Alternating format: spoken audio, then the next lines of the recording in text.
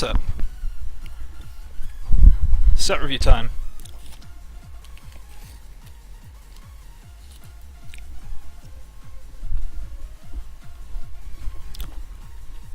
Give a little time for people to show up. But I think a lot of people are going to be watching on VOD or YouTube, so not a big deal.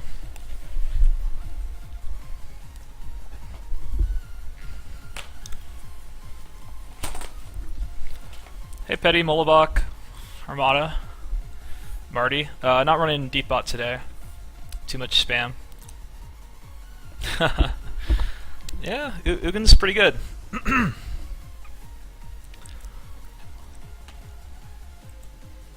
No spoilers to the spoilers. What's up, Solar Beam? Welcome to the stream.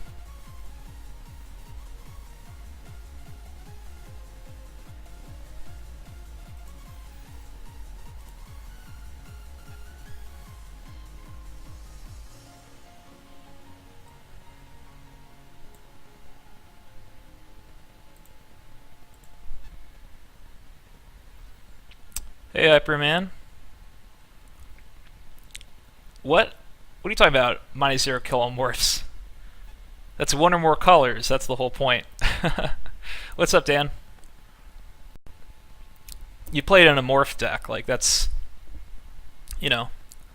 So you make all your creatures colorless. You kill all your opponent's non-morph creatures. 10 out of 10.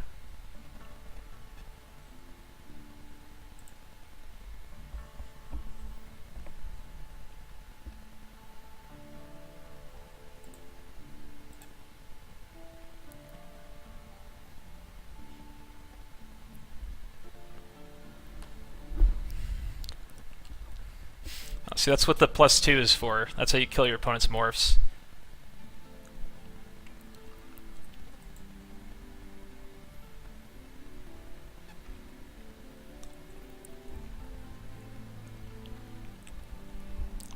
Ugin plus Painter's Servant? So... what? So you're just like, alright, play my Ugin for 8, deal 3 damage to your creature. Next turn I'm going to cast Painter's Servant, picking, say, black. And then I'm going to Ugin for -8. And then, ha ha ha, I got all... oh shit, I lost my Ugin. Is that what the combo is? Oh, I guess it's each permanent, so you kill all lands? Oh, okay, I see. Got it. What's up, Dr. Flamby? Cinnabus? I don't know what my shirt says. It's like Pride NYC, it's Express shirt. They got all kinds of shit on there. Okay, so you kill all lands, and you keep your Ugin in play. That actually seems pretty good.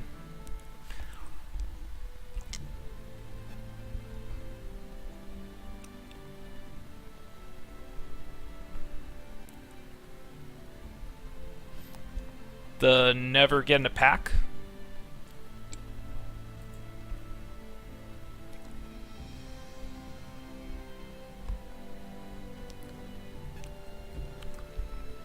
So, Fate Reforged is an interesting set.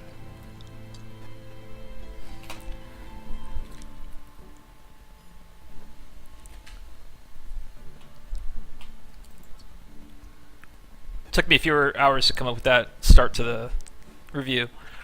I'm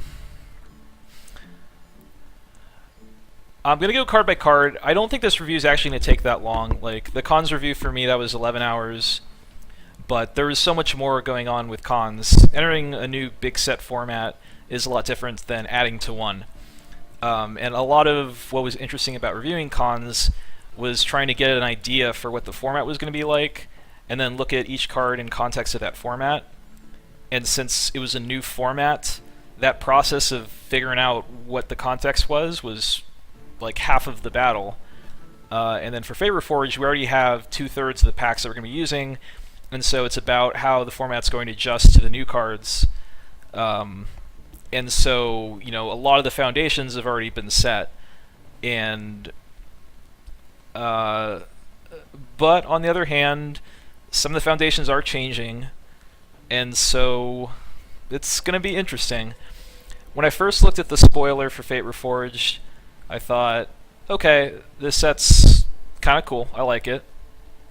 There's some interesting stuff going on. I mean, not like intriguing, but interesting.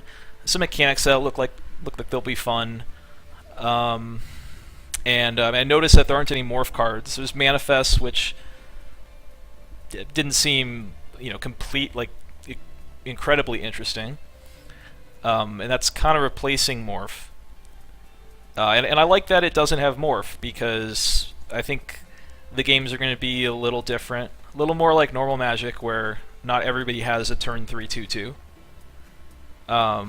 And so the lack of morph is going to change things. Now, you're still going to have 2 packs of morph from cons, but having 1 pack less, I mean, it was so infrequent in cons that your opponent wouldn't have a turn 3 play. It would happen once every while, but it was really rare. It'll happen a little more often now in Fate Reforged, and that will change things a little bit. So, I mean, that's one of the things I was thinking about at first, is like, okay, so there's no morph, so already I feel like this is going to improve cons. I didn't enjoy cons too much. It was... I didn't appreciate the variants, I just couldn't figure out how to win in the format, and I think it was just a little too complex and a little too balanced. It's so weird how I'd normally be saying that's what we should be wanting, as a spike, we would want complex formats and things to be really balanced, and some of that I like. I don't know. I can't really say what it was. I think if the removal was cheaper, if there were more ways to come back once you fell behind in cons, I think I'd like it more. I think all the mechanics were very focused, in a similar manner to Zendikar, where the mechanics were focused on getting creatures out onto the board before your opponent, and then all the mechanics gave you advantages for having all your creatures out early, beyond simply just that you're already... It's already advantageous to get your creatures out before your opponent. But then all the mechanics were, like, if you get your creature out, you can outlast it. If you get your creature out, you can trigger raid. If you get your morph out, you can flip it, and so on. And there were very few ways that you could come back. If your opponent gets a good start, turn 4-5, if you're behind and you don't have a morph in play, there's not much you can do. You're kind of just beat at that point. Other than like the tricolored 5-drops that, like Bear's Companion, could maybe bring you back into a game, or in End Hostilities there were rares that could do it. A lot of games you fall behind, you just lose. Yeah, so anyway, so that was my thoughts about cons, and I'm happy that Fate Reforged is different. It doesn't have morphs. I mean, like, that's a big deal, that less games are gonna have just the guaranteed 3-drop, and that'll change things a little bit. I think you're gonna have to worry about your curve, at least pay attention to your curve a little more than you did in cons, where you just always had plenty of 3-drops. So that's going to change some things. So that's one of the things I was thinking about. And then as I looked closer at the set, it seemed like, at first, it's just a continuation of con stuff. So you have Ferocious, you have Bolster instead of Outlast. Like, it seems like, okay, it's pretty much just the same clans, but there are some different abilities. You have Raid you have Dash instead of Raid. Similar aggressive attacking mechanics. There's still Prowess. Like, everything seems sorta in place. We got the dual lands, so while it seemed like, we didn't have as many... There aren't as many gold cards in Fate Reforged. It's only 1 pack difference, so you'd think, well, okay, maybe 5 colors not going to be as good. And there's not as many gold cards. And there's more single color, double... however you call them, like double casting costs, like 2 black and 3. There's more of those cards, so there's a bit more of a reward for being just 2 colors and being heavy in one of your colors. And there's less gold cards. There's less incentive to be 3 or more colors. And there's very little that's pushing you to be enemy colors necessarily. The colors are a lot more open. So there's more just like green cards that are just good green cards. What's up, Wally? And you can play them with basically any color. Especially some of the rares, they do want you to be somewhat based in clans, but you can be pretty much all over the place. Yeah, just finish it multicolor. You have a lot of options. Like if red seems really open and you started in green, you could build a red-green deck. If you start in black and red's open, you can build a red-black deck now. So there's a lot less of a reliance on the clans themselves, and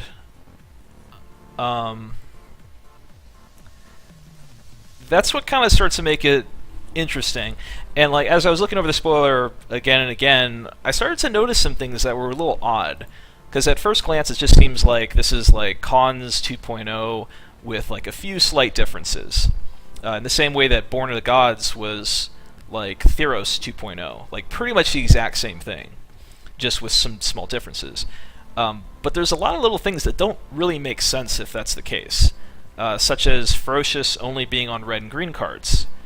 And that's one of the big things of this set, is that it might take a little while to really grok, is that the clan mechanics have, I believe in all cases, or at least to some extent, have been now placed on the two allied colors.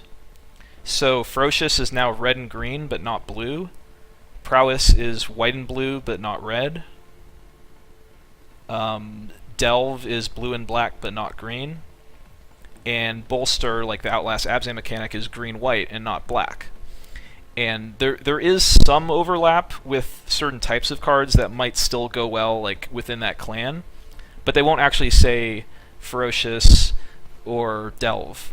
I mean, there are some green cards that could go well in a Delve deck, but nothing with the actual mechanic. And so it's strange, but I mean, there is a lot more support for allied colors.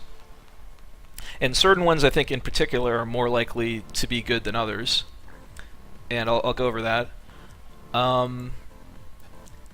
And also, I think you're going to want to be either just straight two colors. I mean, really, I think you're going to want to splash a third color, because since you start with Fate Reforged, basically everybody's going to be taking the 1 and 2 color cards, pretty much staying within 2 colors.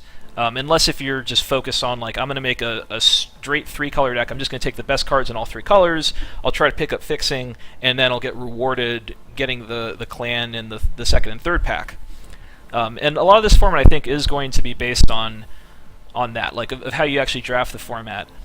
You have to consider, because in Cons, if you see like a Savage Knuckleblade, first pack, you can just take it.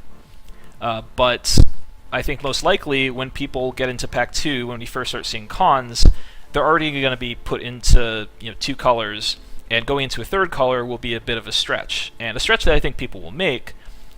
But what it means, and especially going into pack 3, is that if people aren't already settled into a particular clan, you're going to get cards that are more powerful later than you would in Cons. And I think that there is a big benefit to actually at least being able to splash a third color, is cards like Butcher of the Horde. If people are now, because of the first pack, really focused on having like red-white deck with double red, double white cards, and you're just very focused on that, and then you see a Butcher of the Horde, I mean, yeah, people could take the Butcher, but it's harder to take that type of card. And maybe something less good is not as good as Butcher, like Marty Charm. People are less likely going to go for the Marty Charm, because it's going to be harder to make it work. So I think if you actually are in on a clan, I think you're less likely to be fighting people. I think you're more likely to get paid off in a bigger way than you were in Cons, when more people were just like a straight clan. I think there's going to be more people who are just 2 colors. And I think it's more going to be about splashing your third color, but there's definitely the rewards there. And I think the maybe the like 5-color archetype, which I don't think 5-color is really a deck anymore. There's really no reason to be 5-color in Fate Reforged. I mean, you can splash, 1 card like a dragon. That's really good. You got to get the fixing for it. You're still gonna have to take the lands pretty high. pretty highly. There's no tri-lands anymore. Um, and I guess that also means that less people are just going to poach the good cards from your clan. So there aren't going to be the 5-color drafters who they see, a Dune Blast, are just going to jack it. And so you're more likely to get past the Dune Blast, I think, in Fate Reforged cons than you were in triple cons. So that's another interesting thing. And there's one other point I was going to make. I can't think of it right now. But basically, there's going to be more 2-color decks, and that also means that you're going to get rewarded more in Pack 2 and Pack 3 if you are 3 colors, or if you can splash. But I think because there's a lot of good like monocolor, 2-color type cards in Fate Reforged, if you're looking to build a clan deck, or maybe 4 colors, some kind of control deck, I think you can basically just be picking lands, just be picking the dual lands, because a lot of the cards that would normally be good in the 2-color decks won't be as good in your deck.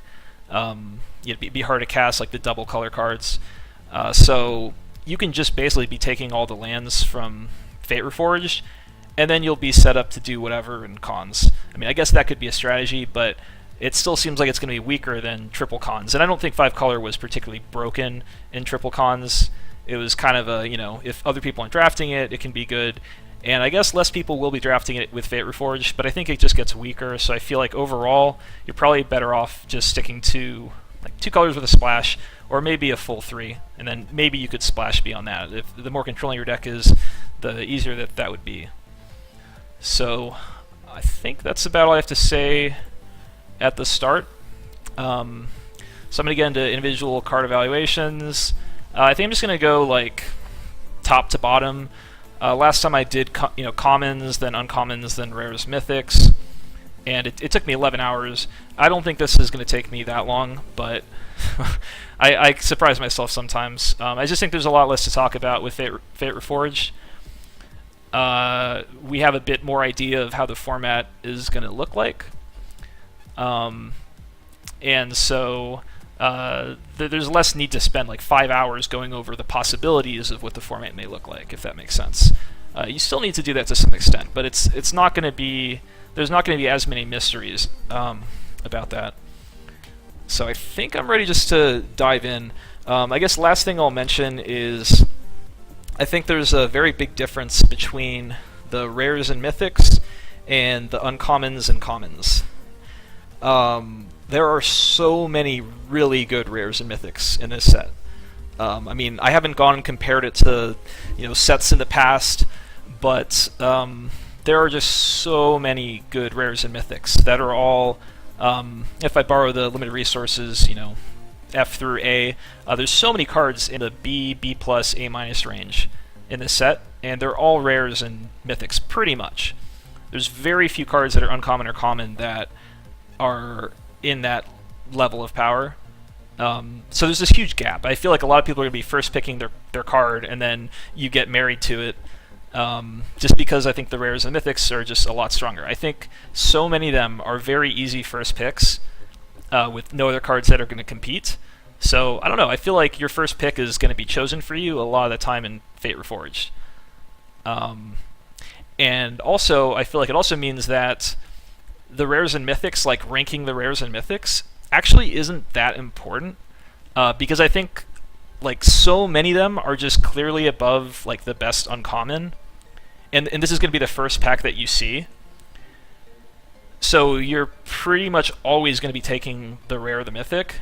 So it doesn't matter like which rare or mythic is better, really. So like when I go over them, I'll say, okay, yeah, this is like a B+. Like I'll give a letter grade for them, but I think it doesn't matter that much, whether it's a B, B+, A-, or A, because you're always going to pick them first pick out of any pack. If you get a foil, then okay, there's a little value there. But pretty much, like something like Ugin, I think I'm actually just taking Ugin out of any pack I ever get at Fate Reforged. It's just going to be Ugin. Not because I think Ugin is like an A+. I'm not exactly sure where it falls, and it's the first star we're going to go over. But I just don't think that there's an uncommon or a common that's worth taking over it. So it's pretty simple. There's just this category of like you either first pick it always, because you're not going to have any other cards in your pile. So, You don't agree that the rares and mythics are super insane? Well, I think they're very strong. Whether you say they're super insane or not, if you feel like there's lots of commons and uncommons that you'd be taking over them, please let me know, because that's the point of my comment. It's not that, like, this is a super bomb-heavy format. I mean, we'll see about that. But it's just the fact that when you open your first pack, you're going to have a choice between one of these, like, very good rares and cards that just aren't as good. And you're going to have no cards in your pile. It's going to be first pick. So you're just going to be taking the rare or the mythic basically every time. Does that make sense? I'm not like saying it's just like, oh, it's super, you know, I mean, I think there actually are a lot of really, really good rares and mythics. There's no pack rat or anything. But I think it is very unbalanced, more so than normal. There's no triplicate spirits, Mole Drifter, kind of really power common, and that's similar to cons, which didn't have any really powerful commons, had a few powerful uncommons, and most of the power came in the rares and mythics. So let's get on with so Ugin. It's 8 mana. For being 8 mana, as Cinnabus just says, it's pretty much resolve this, win the game. You can -6 it, and it should kill just about everything on the board. You can set it up like you can. I mean, not only when you draft it, you're going to be looking to draft a controlling deck. It can go in any deck. In fact, I do feel like I'm the kind of player where, unless if I just have this like turbo super aggro trumpet blast type deck, where my curve ends at 4, even if my deck is aggro and tempo based, I'll typically still just throw the Ugin in. Okay, a lot of times it'll just get stuck in your hand, you're down a card. But sometimes things don't go as planned, and it's like how I like Elspeth Sun's Champion and Cube. Like, even if you're this, super aggro weenie deck with Armageddon and Winter Orb that curves out at 4, I still like putting Elspeth Sun's Champion at 6 into your Cube deck, because if things don't go well, you might just play an Elspeth, and that can just win the game. And Ugin is that way. It's colorless, so any deck can theoretically play it. I mean, you would want to be playing, say, at least 18 lands. I mean, if you're playing 17 lands, it's going to be really hard to actually cast it. And I'm not saying that I would never cut the card. The card is cuttable, but I feel like it's just win the game enough in enough situations if you get to 8 mana, and hopefully you can win the game being down 1 card. Like it's a mulligan in some games, but other games, and your opponent has no idea that this is happening. Like, they don't know you have an Ugin. You obviously first picked it. So they think that they're way ahead, and then suddenly you play Ugin, and then it's just game over. So not only can you play more controlling cards to set up the Ugin, and that's how it is with bomb cards, with Dune Blast. If you start the draft with a really powerful card like that, the longer the game goes, the more mana you end up play, the more you just draw things out, the more likely you are to draw your card and be able to cast your card. And if the card is powerful enough that it basically says win the game when you play it, then that's actually worth making your deck designed to fit that card into it and make it really, really good. I agree, Septile. Villainous Wealth wasn't that good if less than 5. And so we got a donation from Memento Mori for $10. Love your set reviews, and I'm looking forward to this one. Thanks for taking the time to do this, Noah. Thank you, Mori. If a card is good enough, it's worth designing your deck to fit that deck in. And so as far as how it actually plays, like, you play it for 8, you can set it up so you can actually leave a couple of your morphs or manifest creatures in play. You can target your opponent's morphs or manifest creatures a little more than you normally would. So you get their colorless creatures off the board, then you can use the -X, you wipe the board, and then if they don't immediately somehow just kill Ugin the next turn, you just start +2ing it, and the game should get out of hand from there. And then if you already have the board controlled, you can just play it, +2 it, and it's going to be so hard for them to deal with it. So either way, you're pretty much winning the game when you cast it. So I think this is just a slam first pick under any circumstances, pretty much. I wouldn't say it's like the best card in the set, because it does cost 8 mana, but yeah, it's an easy first pick, so there's not much more that you have to do for that. Well, face-down creatures have converted mana costs of 0, but they're colorless, and this is only exile permanents that cost X or less that's 1 or more colors, so it's not going to actually do anything to face-down creatures. That's why I was saying you can play your own morphs, so after you activate the ability, you're still going to have some creatures in play. And again, you want to target your opponent's morph and manifest creatures before you get Ugin out. And perhaps you'll just play Ugin and, ping their morph for 3, and then next turn set up the minus. So, really powerful. Alright, next card. Abzan Advantage. It's a colorless white, instant, target player sacrifices enchantment, and bolster 1. So, not many enchantments in Cons or in Fate Reforged. There are a few more in Fate Reforged. There's some good ones, but even the good ones, the Rage Form, Cloud Form, and the white one, those are probably the best auras. I guess there's the Cons or Dragons stuff. So there are some good enchantments. There's the Ascendancies from Cons, but not that many. Erase was never a great sideboard option. Naturalize in the first set. So if you can make them sack their good enchantment. But I was going to say, sorry, the forms, they still keep the manifested creatures, so that's not very good value. You're just taking away the abilities on the manifested creature. So making them sack 1 for a card is not that great. But if you can, the +1/+1 to your creature and make them sack, yeah, that's fine. I think it's just something that you would side in if you see a lot of enchantments. And even then, maybe they have one of those really good Cons or Dragons, the outposts, but then they also have some crappy rune mark, and then, they sacrifice the rune mark, and you don't even get to kill the one that you wanted. So, overall, I'd say it's relatively unplayable. 2 mana, instant speed, put a counter, +1/+1 counter on a creature that you don't have control over is not worth playing. So, next card, Abzan Rune Mark. This cycle, their auras give +2/+2 to a creature, and then potentially another ability. They cost 3 mana. We've seen lots of cards like this throughout Magic history: Giant Strength, Unholy Strength, Dragon Scales. Some of them end up being pretty good. They're cards that can be hard to evaluate. If your opponent doesn't have an answer, then you can frequently take over the game with one. And the abilities on these that are usually good are Vigilance. And in morph formats, typically, like in Onslaught, there's a card, Indomitable. Was it Will or something? Nah, can't remember the name of it. But it gave +2/+5 for 4 mana, and it was actually very good in Onslaught because everyone was just playing 2/2 morphs, and if you made yours much bigger, then your guy was just great.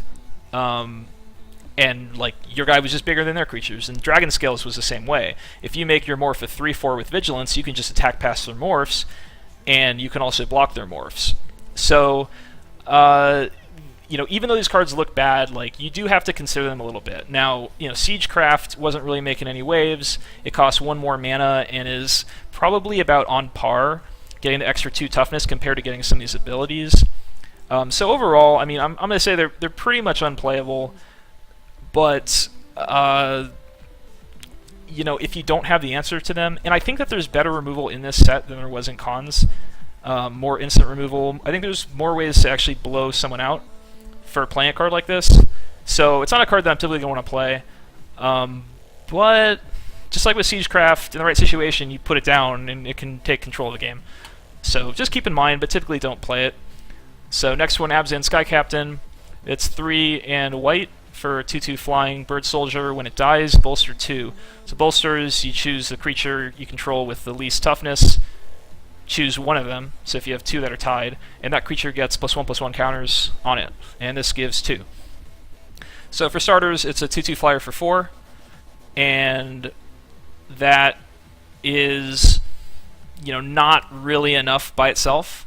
Scaldkin was marginally playable. It had a little bit of upside that didn't really do that much, and that's a card that I would typically prefer to cut, but if I had to, it was okay. It's evasive. You can trade it for something. Not the worst. But Sky Captain is a lot better. Scaldkin was really hard to use because pretty much you wanted to trade it with something else, so whether you spent mana or just dealt the damage, you weren't ever going to get more advantage out of it. But Sky Captain getting +2/+2 counters on a creature you control is actually quite powerful.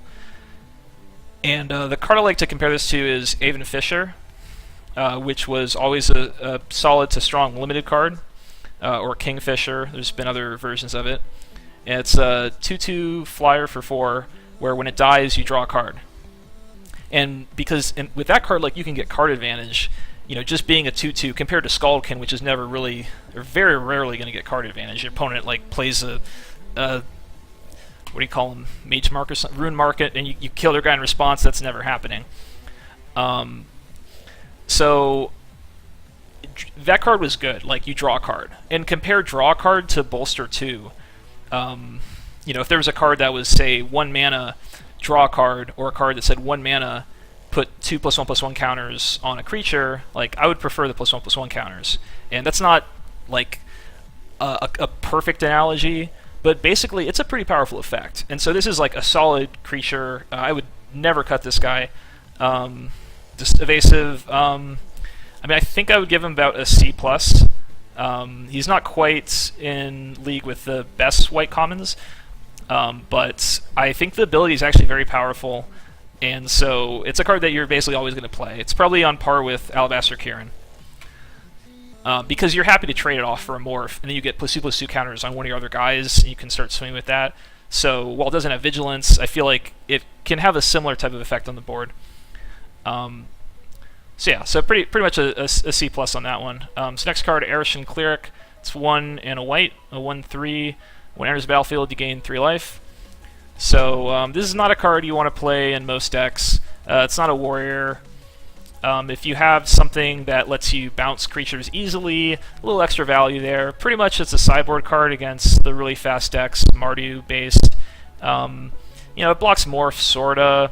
It blocks some manifest creatures, but it's, if they flip him, it just dies. So not very good.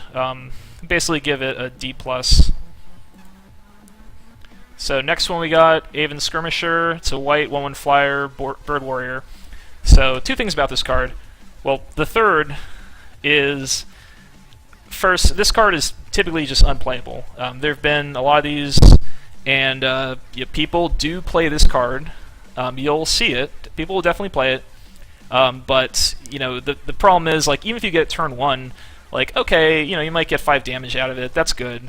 But if you don't get it turn 1, if you draw it late game, it's just really weak. The clock by itself is just too slow. Gives your opponent too much time to come back. That it's not really worth it. So you need some other reason to make it worth it. So one is, if you're playing raid cards, this is a 1/1. It can trigger raid from turn 1 to whenever that you need to get raid. So that's some value there. 2, it's a warrior, so benefits from any of the warrior cards, and the fact that it has flying, stuff like Raider Spoils and Chief of the Edge, that gets some bonus value there. And then the third that people may not be thinking of, and I feel like overall this doesn't really make it that playable, but it's very good with Bolster, because it's just cheap to put into play, and then anytime you have something with Bolster, now you can target your Skirmisher. So like there's the green card that's Bolster 3 for 3 mana. So you can go turn 1 this, turn 2 something, and then turn 3 you make a 4/4 flyer. And because it has 1 toughness, like, you can always target any of your Bolster stuff on top of it, like with the Sky Captain. So it means that your bolsters are going to be going onto an evasive creature. So all in all, I don't feel like that really makes you want to play the card, but I do think that there are some situations where it is okay, and I think they're going to involve Bolster and like raid. So we'll see, but typically not going to be taking that card. So I'd give it like a D+ also. So next one, Channel Harm. It's 5 colorless, a white, instant, prevent all damage that be dealt to you and permanents you control this turn by sources you don't control. If damage is prevented this way, you may have Channel Harm deal out much damage to target creature. So first of all, I believe if your opponent removes the creature in response, the entire card fizzles. So that's kind of annoying if they bounce it or whatever. The upside on this card is potentially very high. The Magic Chrysalis Land situation is your opponent makes a big attack, you make a big bunch of blockers, or sorry, you make a big bunch of blocks, and yeah, sure, Cinnabus. I agree. I think it'll be in a rare few decks, but if you do have a lot of bolster, like being able to just throw the bolster on a flyer is sort of nice. But typically, I'm not going to play the card. So yeah, Channel Harm. Yeah, so it'll fizzle. So that's one thing about. The upside is your opponent makes a bunch of attacks. You make blocks. where you're normally going to trade multiple creatures, and then you play Channel Harm, and you kill one of their guys, and then you kill whatever other creatures that you threw your guys in front of, and then basically fizzles their attack and kills one or more, well, basically two or more creatures, I'd say. Minimum one. Like, if they make a big attack and you just play it, you can basically kill whatever creature they have, pretty much. Like, kill one of their guys in Fog.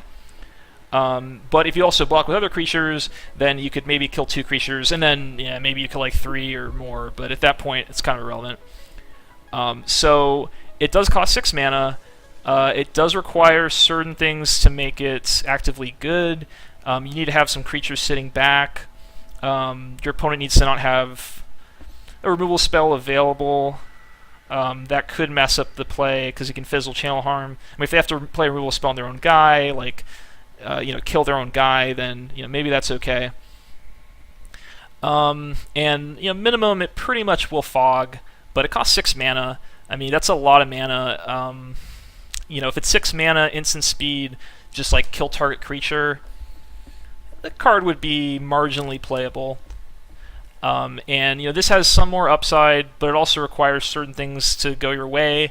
It's also, I'd say it's pretty bad if you're on offense. It can be used. So if you attack with everything, and they, block with like, you attack with a bunch of 2/2s, they block with a 4/4. You can play Channel Harm and target their 4/4, so their 4/4 is going to die, it's going to kill itself, and it's going to protect your 2/2. But that's 6 mana, so that's not great. I mean, like, there's a little extra value there. So overall, the card's powerful. If people start playing around it, the thing is with Fate Reforged, you're not first picking this card, so a good number of people at the table are going to see this card be passed. And if you see this card be passed, considering, let's say, people are going to be taking like 5th pick maybe, you'll know that it exists. There's only one pack of Fate Reforged, so if your opponent just passes with 6 mana up, including white, it's certainly possible to play around the card in some situations. And your opponents might be able to play around it if you get one, 7th pick. Most people in the draft have already seen it, so they might be aware that it's out there, and it might be hard to really get somebody with it. So it's playable. I'm just gonna give it a C minus. I feel like I'd rather just not play this card. It's just a little too expensive, but it has nice value. I think it's similar to Blinding Spray, where it can be really nice. The floor is not terrible. Like, you'll get some value out of it, but it is kind of expensive, and it requires certain situations that you can't always set up. So yeah, not a huge fan. I guess I'm going to go a little below this card than I think other people might. So next card, Citadel Siege. It's 2 and 2 white enchantment. When it enters the battlefield, choose Khans or Dragons, and you either, on the beginning of your combat during your turn, put 2+1/+1 counters on target creature control, or on beginning of combat, on each opponent's turn, you tap a creature that they can control. So you get the flexibility of choosing, either of the options. For this particular card, both options are insane. Like, either one, if it was just that card, would be a really strong card, would be a bomb. The ability to playing around it means not attacking or blocking ever. That's not true. It means, like, you don't make this giant attack where you attack with all your guys and they, like, triple block and then play Channel Harm and you have nothing. So I wouldn't say it's something that you can't play around. It's hard to stop it from, say, trading for one creature. In fact, what if you just play a creature and pass or something? Then what are they going to do? They have 6 mana up. Maybe they flip their morph. So I think it is possible to play around the card. But I understand what you're saying. Like, it's not like they can just easily do it. Yeah, Martial Law was really strong. And this is very similar to Martial Law. I think the first ability is probably stronger. I think it's more powerful. It's really hard to lose if each of your creatures every combat, you're just pumping one of your guys every turn, +2/+2. But if you're losing, if you don't have creatures out, then the Dragon's ability is great. So the flexibility there, I feel like just, if you're already winning, or you already have creatures out, I feel like the first ability is more powerful, But either way, the second ability is always going to be good. Whether you're on offense or defense, you're always going to like the second ability. So, whichever one you choose, it's fine. I think the second one's a little safer, but I think the first one's actually a little more powerful. So, we'll see. Yeah. So yeah, this is one of the best cards in the set. It's just, it is double white, but I think there's going to be more just two-color decks, so I don't think double white's going to be that punishing. And again, there's no uncommons that are like anywhere close to this or a lot of the other rares and mythics in this set, so it's just an easy first pick every time you see it.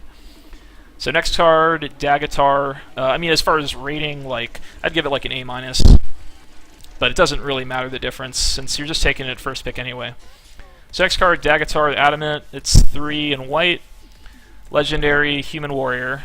It gets 4+1/+1 counters when it comes into play, has Vigilance, and you can pay green-black hybrid, 1 colorless, 2 green-black hybrid, move a counter from a target creature onto a second target creature. So it's a 4/4. It gets the abilities of the Outlast Lords. It lets you move counters from it. Since it starts with counters, you can move counters from it to other creatures, also helping your Outlast Lord, like helping those creatures get those abilities.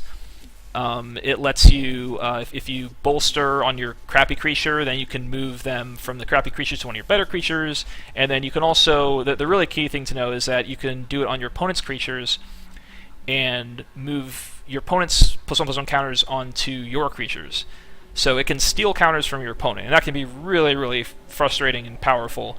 In certain matchups, you'll just get lucky enough that they're going to play, +1/+1 counters, and then this card is just like the what's the word? It's dynamite. No, this is like the perfect counter to those types of decks, and it's just going to be like unfair. Ugh, okay, I guess you have this card, unless you kill it immediately. So it's another card, you just take it over everything. It's a warrior.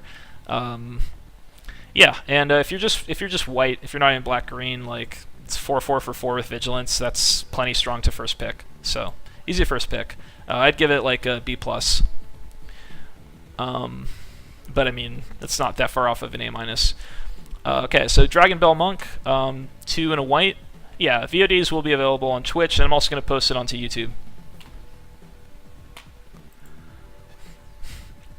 So Dragon Bell Monk, it's 2 and a white. It's 2/2 Vigilance, Prowess, and that's all.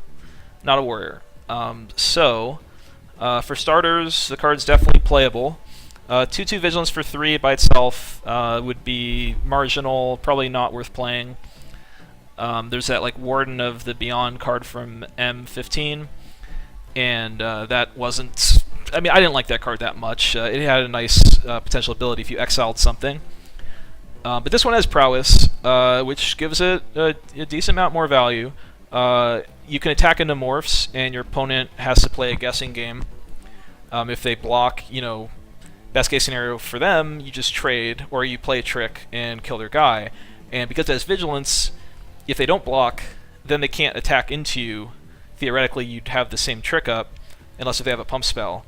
So sometimes it's just going to sit there attacking for 2 every turn, playing offense and defense, and that's pretty nice. It's only going to do that for the first few turns where it's, that powerful. But later in the game, you're more likely to have a non-creature spell or some type of instant to push it past something. So get some value there. It's a very solid card. Ranking-wise, I think I would give it a C+. And the more prowessy you are, the better. But it's nothing insane. You still have to play a spell to make it a 3/3 Vigilance, which 3/3 Vigilance for 3 would be very good card. A pretty reasonable first pick. So it's somewhere in between the 2/2 and the 3/3, but pretty nice. Something I would basically always play. Yeah, Poom goes in Iron Man if that's what I was going for. All right, next card, Dragon Skull General. It's a 2/3 for 3 and a white. Human Warrior, at the beginning of your end step, bolster X, where X is the number of tapped creatures you control. So, most of the rares and mythics that I feel like are above the uncommons are just pretty flexible. They're just very clear, like their power and toughness are very clearly just better than other cards in the set. And then they have some ability that, with the right synergy becomes really powerful. This card is a lot more synergy based. it takes a little bit more work, but it has a very high upside because the effect scales.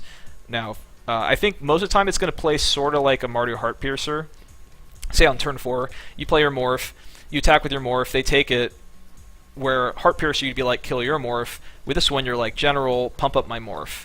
And now you have a 3-3 and a 2-3. If you have any pump spells behind, it's going to be really hard for your opponent to win. Because already your guy's bigger than theirs, and every turn after, since you've got 2 guys in play with 3 toughness, and if your opponent's playing morphs, unless if they have a 3-3, you should be able to attack the next turn with them, and then you get to bolster again. And keep making big creatures, and the more creatures you have, the bigger they are, the more you can keep attacking, your opponent can't stop you. So, yeah, it'd be really good with Convoke, that's true.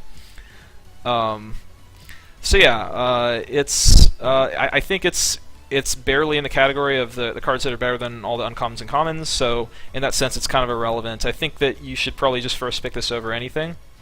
But I feel like it's probably on the lower end of that compared to some of the other cards. Completely irrelevant, who cares? Take it anyway. So, on to the next card, but I think I'd give it like a B. I think I'd give it a B. It works with Outlast and all, but it's not that hard to get this card working. And because it has 3 toughness, like it's not that hard to just attack with it on turn 5 to start it going. And the more pump spells you have, the better. So, next card, Elite Scale Guard. It's 4 and a white, 2/3, not a warrior. When it enters battlefield, bolster 2. Whenever a creature you control with the +1/+1 counter on it attacks, tap target creature defending player controls. So if you have no creatures in play, and this is good to do with bolster just to get a feel for it.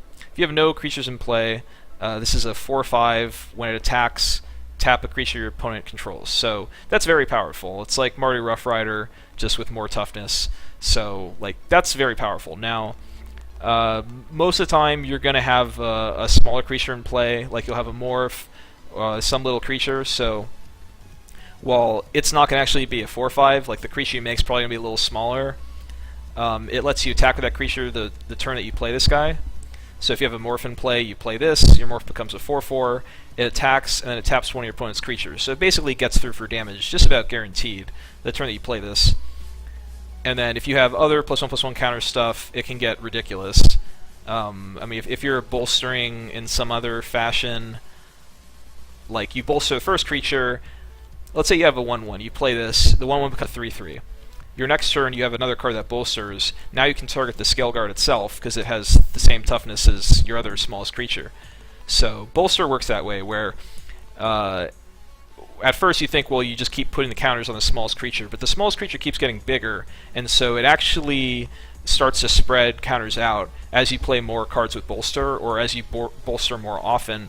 You're going to end up with like a lot of like reasonably sized creatures, and a lot of creatures that have counters on them. So this being an Outlast Lord, that's pretty awesome. And if you start with like creature that has a counter on it, creature that has a counter on it, then play this, it's really hard to lose. They have to kill a Scale Guard or they're basically dead, because they just can't block, and you have a lot of large creatures. And it also, as a 2/3, it blocks the turn that you play it.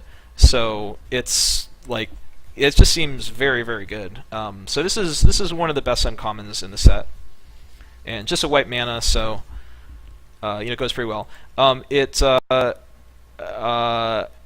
of the cards that I feel like green-white might be one of the new archetypes from Fate Reforged that didn't exist that much before. Because the abilities of the clans are now being narrowed down to just the 2 allied colors, like Delve is now just a blue-black ability, Ferocious is just red-green, Bolster and like Counters Matters stuff is now just white-green. I think that you can draft just like a white-green counters base deck, and that could be pretty good.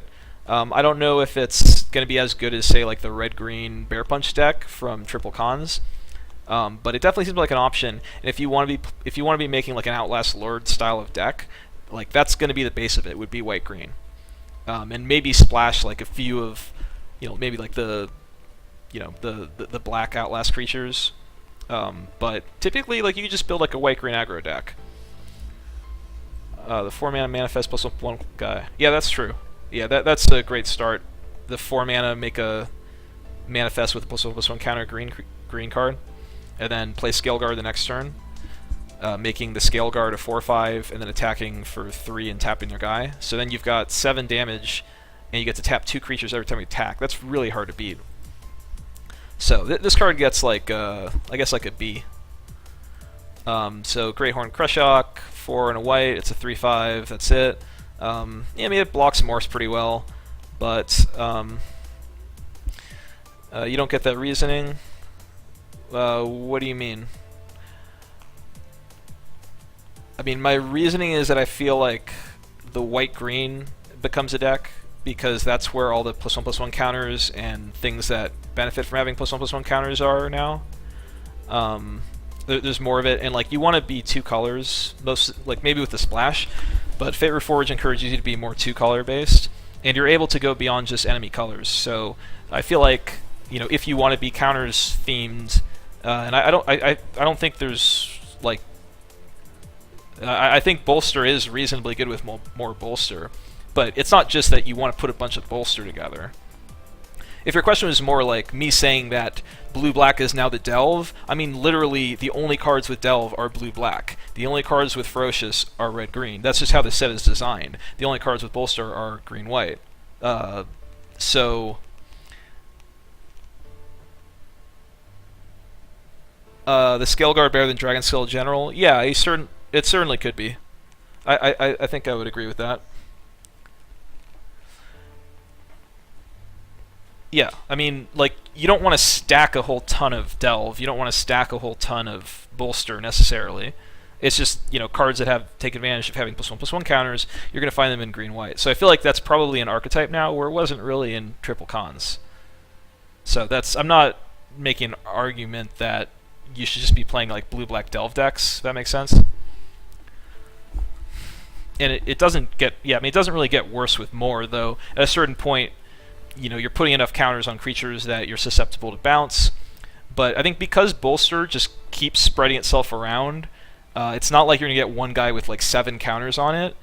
You're just going to get counters constantly making all your creatures slightly bigger and a little more, getting them all about the same size eventually.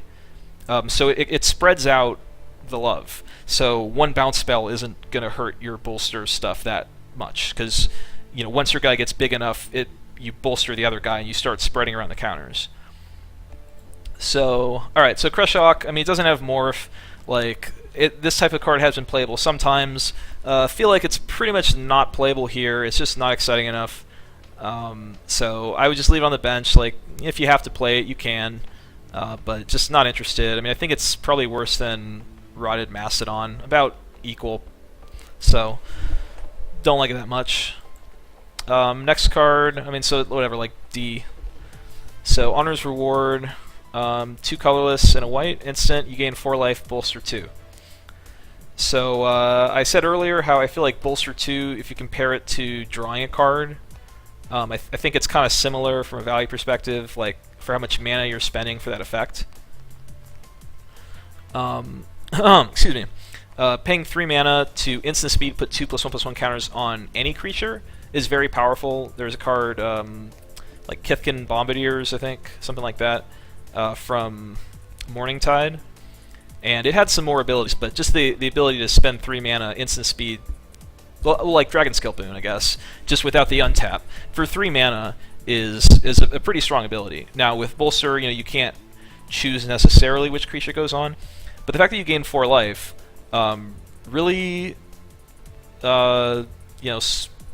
that's nice. I mean, gaining life when you're getting a solid effect out of a card is really nice. Like, it helps you slow down the game. You're getting beat down. If you can get a free card out of it, make your creature bigger, and then gain 4 life, that's a pretty big blowout. And if you have a couple creatures in play, even if they remove one of your guys in response, the bolster is going to go to the second creature. So, if someone has a shock and you have 2 creatures in play, it's hard for them to get you if you play Honor's Reward. So I think this card's actually pretty strong. Also with prowess, pumps creatures. So I think it's like probably a C+. Yeah, common bonds split them up. But yeah, so I think it's like a C plus. Somebody I would take about 4th to 5th pick. So next card, Jeskai Barricade. It's 1 and a white for an 0/4 flash defender. When it enters the battlefield, you may return another target creature you control to its owner's hand. So 0/4 for 2. It blocks morphs.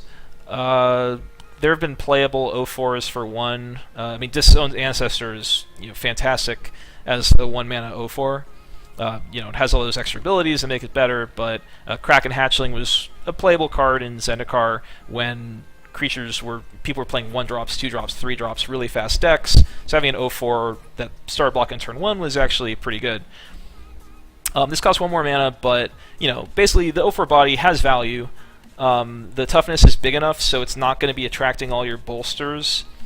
One thing to think about is if you have like a defender in this set that has 1 toughness. There's a 5/2 defender in green. That means that if you have bolster stuff, you might have to use it on your defender potentially. It's just something to think about. So like something that has like big toughness that's a defender is nice. It just means your bolster's just about never going to have to touch it. But basically the reason you play this is you get the 2 mana, you protect one of your creatures, you get to replay a creature. Whatever you want. So if you have counter play abilities, this can let you reuse them. With the modal guys from Fate Reforged, that's good. You protect from removal and you get an 0/4 left over. That's mostly it. If you have 2 of these guys, you can just keep bouncing them. Block, return it. If your opponent has like a 5/5 ground creature, that can be nice. But since this is just 1 pack of Fate Reforged, probably not going to get 2 of them. So, how good is it? I mean, if you're being aggressive, not very good. It's more of a controlling card. No. If a manifest creature leaves play, it's not in play when it flips up. So, you don't get the triggers. I mean, you can use this on a manifested, like, spell. So, yeah, exactly 0. So if you have, like, Rite of the Serpent that you manifested, you can use Barricade, bounce your right, and then cast it. So, yeah.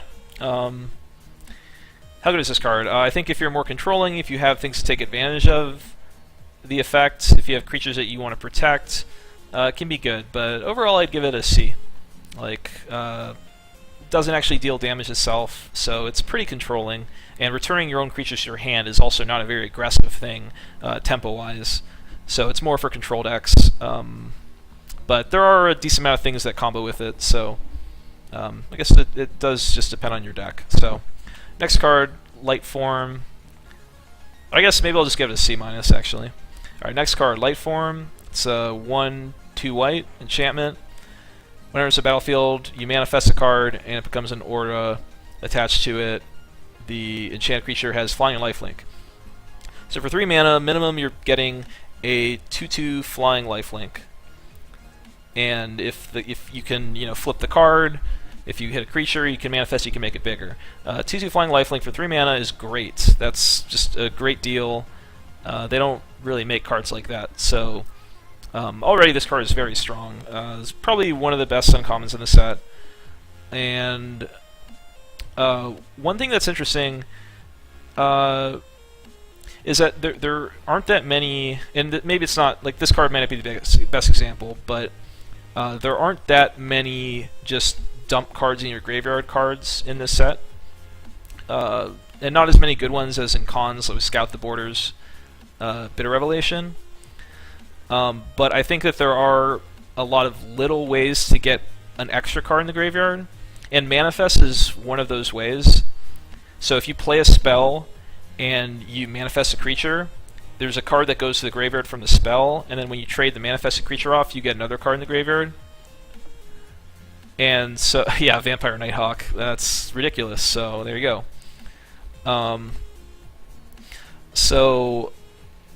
There's also Light Form's another one. So, like, you play Light Form, if they kill a creature, now you have 2 cards in the graveyard. So there's a lot of little ways of getting a little extra, like, delve power just by playing your normal game. I think that for delve decks, you're going to have to rely more on that than you did in cons, where you just play your scout the borders and then you go from there.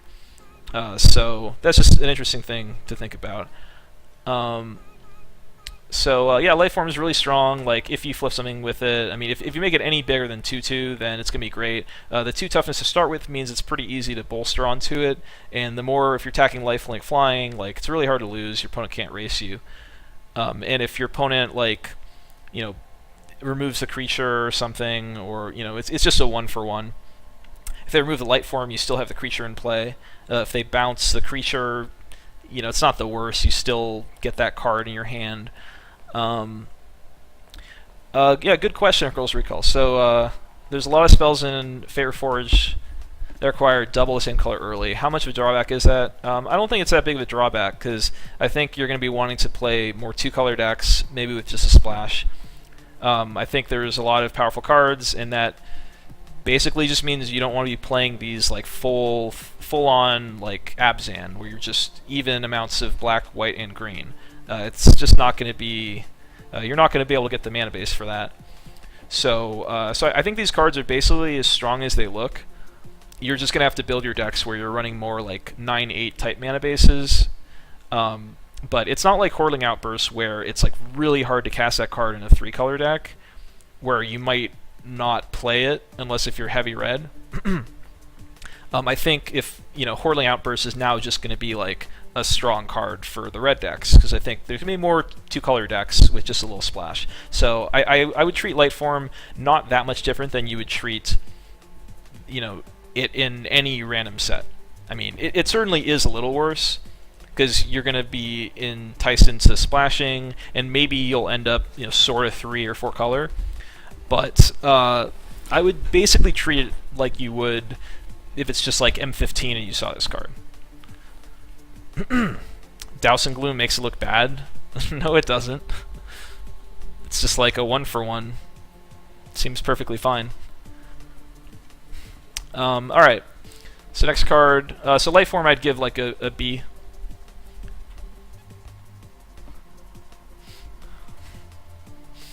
Is a 2-white too hard to play in a Delve deck that likely isn't running white? You're saying that decks might become more 2 colors. If you're referring to, I said like Lightform isn't the example to use. I was just pointing out that there are a lot of cards like Manifest. There's a lot of little ways that you get an extra like free card into the graveyard that are more subtle than in cons, where you just dump a bunch of cards into the graveyard. And I'm saying Manifest is one of the ways that happens. For example, Lightform. Not that I think Lightform is typically going to go in a deck with a lot of Delve. You could have some Delve, like just a white-black deck, Sultai Scavenger, Lightform, they kill it, now you have 2 cards in the graveyard. There's little bits of value there. Do I think it is real to draft solid 2-color ally deck? Yeah, I do. I might get into that a little later, but I think the most likely one is white-green. We already had the red-green Bear Punch deck, but I feel like that actually gets significantly worse, and I think that might basically just not be a deck anymore. I mean, I think you can basically make any allied 2-color deck now, just because if you have strong white cards and strong green cards, you just put them together. Because this Fate Reforged, there's more just like solid, strong, monocolor cards. You can, like with Theros, you can kind of just put any 2 colors together. To some extent. You are getting punished. You lose access to some, of the triple color cards. Something like Ice Feather Aven. There's no similar card for allied color once you get to cons. So I think you do want to be enemy color, but this does open up the possibility to draft like a white-green deck where that wasn't really a thing before.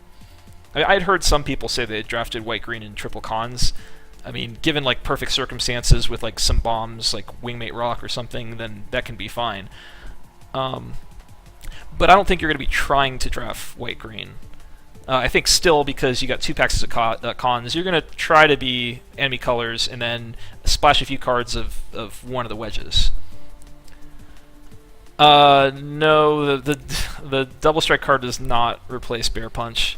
I mean, that is one of the cards that theoretically would fit into that deck. And there are cards that you could play in the Bear Punch deck. You could fill the Bear Punch deck in, like, you can fill that deck out with, well, sure, I mean, but like you would be white-green based, and then you would splash black. Compared to in the past, you pretty much had to be like white-black or green-black and splash white, or white-black and splash green. Like, it was hard to be a white-green deck, base Abzan deck, and then just have a small splash of black, because all the black-green and then the black-white gold cards, and there weren't just like white-green gold cards. But now it's a little more even, I think. So if you want to build like a green-white based Abzan deck, you can do that, where before it was really hard to. Make sense?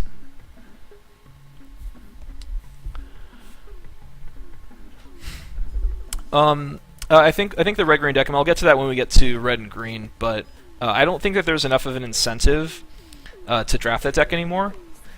I think that you can make a red-green deck, and you can fill it with cards, and it'll be fine. But in cons, there was incentive. There were cards that people didn't want that became actively very good in your deck. There's one less pack of Savage Punches, and I don't think there's much that really, really rewards you for being red-green. So I feel like the deck might not be a thing anymore. But again, you can draft any two-color deck. Like, you can do it. You might just get punished. It may not be correct too. So like, if you just you somehow get some bombs in those colors, you can make that the base of your deck. But like, you can have a red-green based teamer deck. But I think you're more likely going to be wanting to splash stuff. I think that the deck just gets worse having Fate Reforged than it did with just triple cons. All right, so Lotus Eye Mystics. It's 3 and a white, 3/2 with prowess. When it enters the battlefield, return target enchantment card from your graveyard to your hand. So I mean, there's not many good enchantment cards in the format. I mean, if you had like a lot of self-mill, which I don't think there is a lot of, especially in white, maybe you could get your light form in the graveyard from your deck somehow. But I don't think that that's going to be happening too often.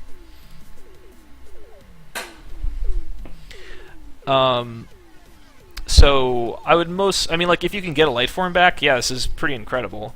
But most of the time it's going to be a 3/2 with prowess for 4. So how good is that? Yeah, good point, Septile.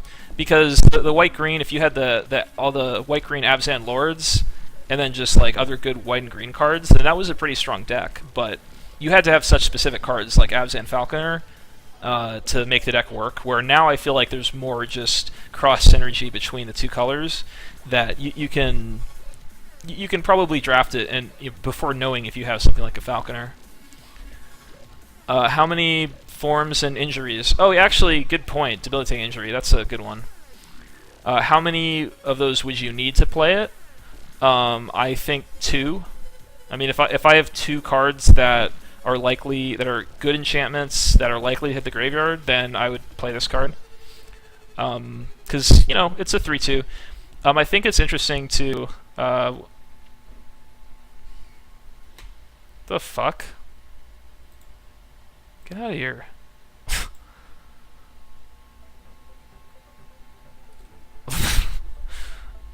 Okay. How long do you think it's gonna take? I don't know. Maybe 4 hours. We'll see.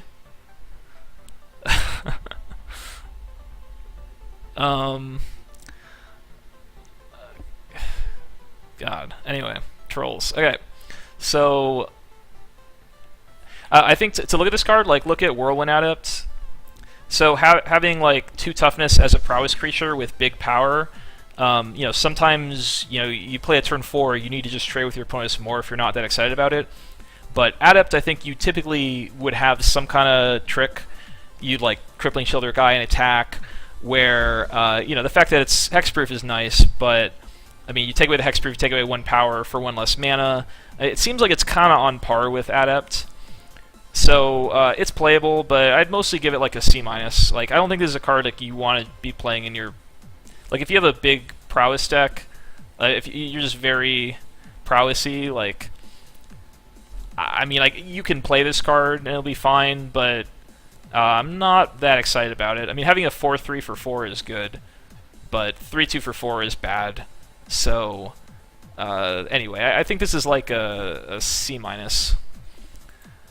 So next card, Martyr Woe Reaper. So white, 2/1 Human Warrior. Whenever it or another warrior enters the battlefield under your control, you may exile target creature card from a graveyard. If you do, gain 1 life. So this is a Savannah Lions, 2/1 for 1 white. It is a warrior, so it has all those synergies, good with raid and all that. Yeah, I agree. I mean, if you have injury is an enchantment that easily goes to the graveyard because it kills a creature, it hits the graveyard, you get it back, it'll have value in the late game. So if you have injury, that said, you don't have injury when you're actually taking this card. So like, you're just gonna pick it and hope to get a debilitating injury out of 2 packs. Like, you could, but you know what I'm saying. It's not going to be a very high pick. Yeah, I think this guy is replacing Savannah Lions.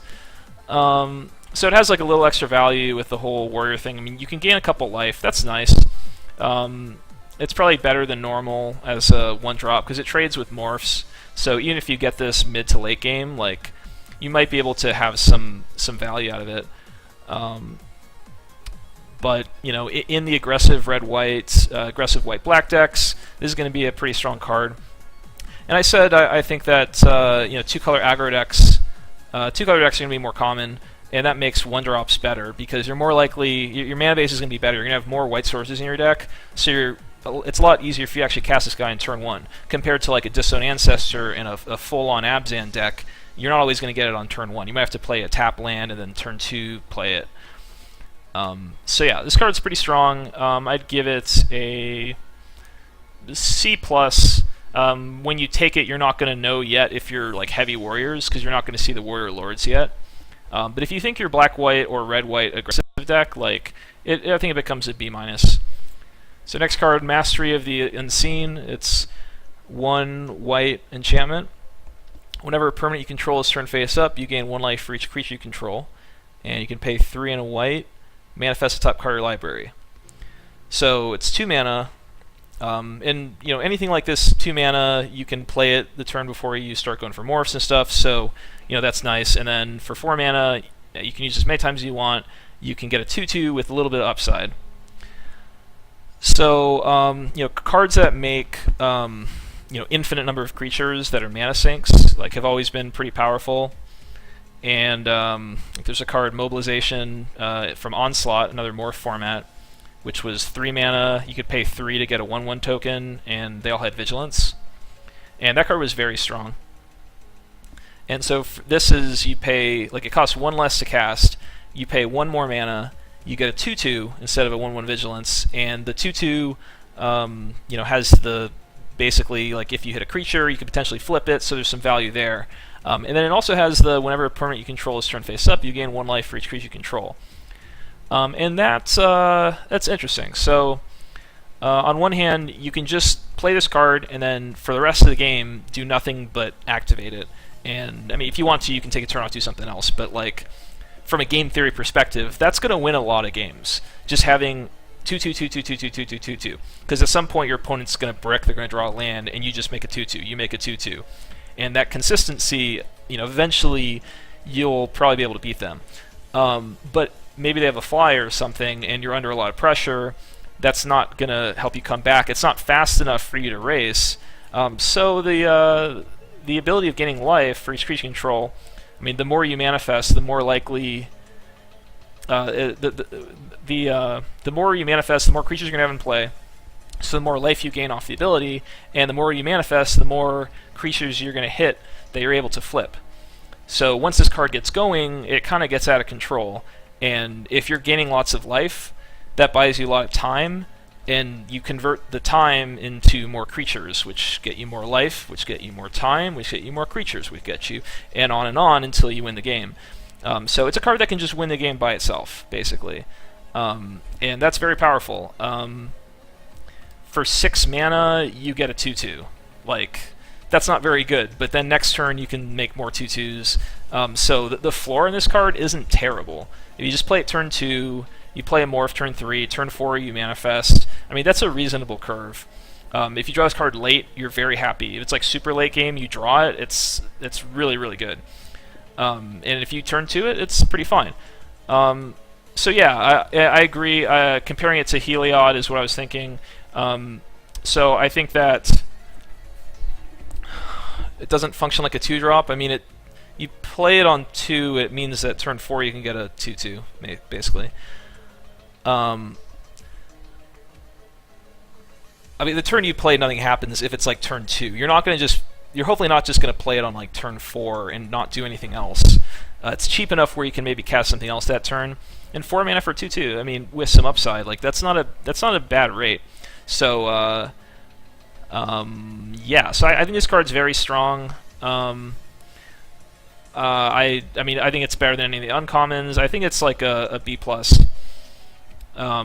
Sure, sometimes your opponent is just gonna like super, aggro you, and you don't have time to even make 2/2s, and you die. Well, you're probably gonna die anyway. But there's a lot of games where this is just gonna dominate and be like impossible. Like if your opponent plays this, I can see a lot of situations where it's just impossible for me to win through it. Like it's just too many creatures, too fast. I mean, it's not fast, but like the consistency means it's just a little too fast for me to get through. And they can always, play lands, cast spells if they need to. You can use it at instant speed, so you can leave up mana, you can morph guys, you can activate it. That's going to be tough. I mean, you play this, you manifest it, and then next turn you just untap and pass. You leave up 5 mana, your opponent is going to attack into you. You could have, like, a removal spell, you can flip, like, manifest your guy, or flip a morph, you can just make a 2/2, like, you can just play the rest of the game on your opponent's turn. So, it's pretty cool. So I give it, like, a B+. Yeah, it and Trail of Mystery should be pretty funny. And yeah, I agree, it's definitely different than Ascension. And yeah, it does, like, as a 6-drop, I think it's perfectly fine. Oh, okay, I see what you're saying, yeah. I mean, like, you can consider it like a 6 mana, but I think using on turn 4 is solid. If you just go turn 2 this, and then go turn 4, just keep using this unless you have something better to do, like, I feel like that'll win a decent number of games. So yeah, so give us like a B+. Alright, Monastery Mentor, 2 and a white. It's a 2/2 prowess. Whenever you cast a non-creature spell, put a 1/1 white monk creature token with prowess on the battlefield. So it's like Young Pyromancer, it costs 1 more mana, has 1 more toughness, has prowess, so it can get bigger itself, and then the creatures it makes also have prowess. In Limited, I think this is better than Young Pyromancer. It's obviously weaker and constructed, but 2/2 prowess for 3. We looked at the Vigilance guy earlier. That guy's a little, he's better than playable, but if he didn't have Vigilance, like, you wouldn't be that happy to play him. He'd be a lot worse than Wind Scout. But this ability, like, if you have cantrips, like the next card, Pressure Point, you go off pretty quickly, and by the time you play your like second card, you get your second token. They all pump themselves. It should be pretty easy to go off. So yeah, I'd give it like a B+. I mean, you sort of need to build your deck around it, sorta, but it's basically just going to go in any white deck. And best in prowess decks where you have some more non-creature spells and some cheaper stuff, but can really take control of the game quickly. And it's similar to Mastery of the Unseen. Like, if your opponent gives you enough time, it should take the game over by itself.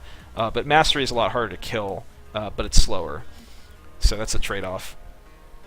So yeah, like a B+. Next card, Pressure Point, 1 and a white, instant, tap target creature, draw a card. Now, I did look at LSV's white and blue rankings so far, and he gave this in the blue version of it that untaps like a 3. I don't think it's that good. I think it's I would rank it similarly to Defiant Strike. So we've had cards like this before. There's Niveus Wisps, which was like it was a good card. It was just 1 mana, and it also had the ability of turning the creature white. That was from Shadowmoor Eventide. That was from Shadowmoor. Yeah. And that card was pretty strong. It tapped a creature for 1 mana, and you turn the creature white. There's some nice things you could do with the whole changing it white. And that was a card that you basically play in any deck, and is solid. Then there's also Ice, from like Fire and Ice. And Ice tapped any permanent for 2 mana, and you draw a card. But it also had the Fire part of it too, which was a huge benefit. But you would play the Ice by itself. I mean, it would be reasonable. It'd be a pretty solid card in this format. You know, it's like you cycle something, but with Ice you can tap a land. Like you can turn 2, you can just cycle your Ice. If your opponent doesn't have a creature out on turn 2, you can't cast this card. So like if you're mana screwed on turn 2, like if you're on the play, your opponent plays land, you draw a card, like you have to pass, and then on your opponent's turn, like they play creature, now you can use it. But then you don't get any value from it. Anyway, I think it's worse than Crippling Chill. Tapping for 1 turn, not as good as tapping for 2 turns, even if it costs 1 more mana. I think going from 1 mana to 2 mana is kind of significant. I mean, the real benefit of it is that it triggers Prowess. So if you're in a very, heavy Prowessy deck, like the card's good. But in the same way that Defiant Strike is good, and I think I prefer Defiant Strike to this card. Because with Prowess, really what you want to do is just like attack with your guy, they block, you play a card, you draw a card, you kill their creature. And Pressure Point doesn't really do that. Like, with Prowess, I mean, if you have Monastery Mentor, sure, like, that's fantastic. Like, you get a 1/1, you know. But Prowess, usually you're just getting +1/+1 to your creature. So, like, playing a card just to get a pre-combat +1/+1 to your creature, which Pressure Point is mostly doing, I mean, you can do it mid-combat, but then you're not getting the effect of the draw card. It could literally just say, do nothing, Prowess, draw a card for 2 mana, and that wouldn't be a card that you'd want to play. I mean, it would be fine in that situation, but you wouldn't really play it for that. No, Pressure Point is not the 3rd best white common, not even close. Not even close. LSV had it on the list, like, in the top 5 or something. I certainly don't. So yeah, I think it's like a C-. It's just like, if you had to play it in any deck, you're fine doing that, but I would rather have another card, and unless if you're very heavy Prowessy with a lot of Prowess creatures, and you're playing like super tempo type deck, like, it's just not that good. I think Defiant Strike is typically better. So, and LSV has Pressure Point ranked over Master of the Unseen. I think that was a little off. Alright, next card, Rally the Ancestors. It's X, 2 white, instant. No, actually, I think the white commons are fine. I would disagree with that statement. We're going to get to 2 of the best ones in a moment. So, Rally the Ancestors, X, 2 white, instant, return each creature card with converted mana cost X or less from your graveyard to the battlefield, exile those creatures at the beginning of your next combat upkeep, exile Rally. It's basically like you get creatures from your graveyard into play for 1 turn, they can't attack, you get the come to play abilities of them, you can block with them, and then they get exiled. I think it's crap. There's just too much that has to be set up for it to work, and it's just very, very narrow. I'd much rather have that 6 mana charm thing that kills a creature and prevents damage than this. So it's just awful. It's an F. Wow, that sucks, Elements. Yeah. Okay. So next card, Sage's Reverie, 4 mana, or when it enters the battlefield, draw a card for each aura you control that's attached to a creature. Check creature gets +1/+1 for each aura you control that's attached to a creature. So there's not that many auras. They're not very good. Like, even if you already had an aura out targeting one of your creatures, do you really want to just play another aura? Like, make another creature bigger? Like, not really. So by itself, it's +1/+1, trigger prowess, and draw a card. It's not very good. So yeah, I don't really like that. And you know, I strongly doubt LSV misrates cards intentionally. That sounds ridiculous. It's hard to rate cards, so like everyone will get stuff wrong. Like I thought Singing Bell Strike was potentially like up there with Force Away as the best blue common, and Mystic and Wind Scout. But I really overrated Singing Bell Strike. So I mean, everyone gets some things wrong. All right, so yeah, so this card's basically like an F, like D minus. I just don't think I'm ever gonna play it. Like it's okay. It's just worse than other cards you could be running. So I wouldn't want it. So next card is Sandblast, 2 and a white, instant, deals 5 damage to target attacking or blocking creature. So it's basically, I mean, it's Divine Verdict pretty much for 1 less mana, and having it be 1 less mana is pretty significant. Since you're using it mid-combat, it works well with Prowess, so you can get like nice blowouts with it, triggering all your Prowess creatures, killing their blocker. That can be a really nice blowout. It's gonna kill just about everything.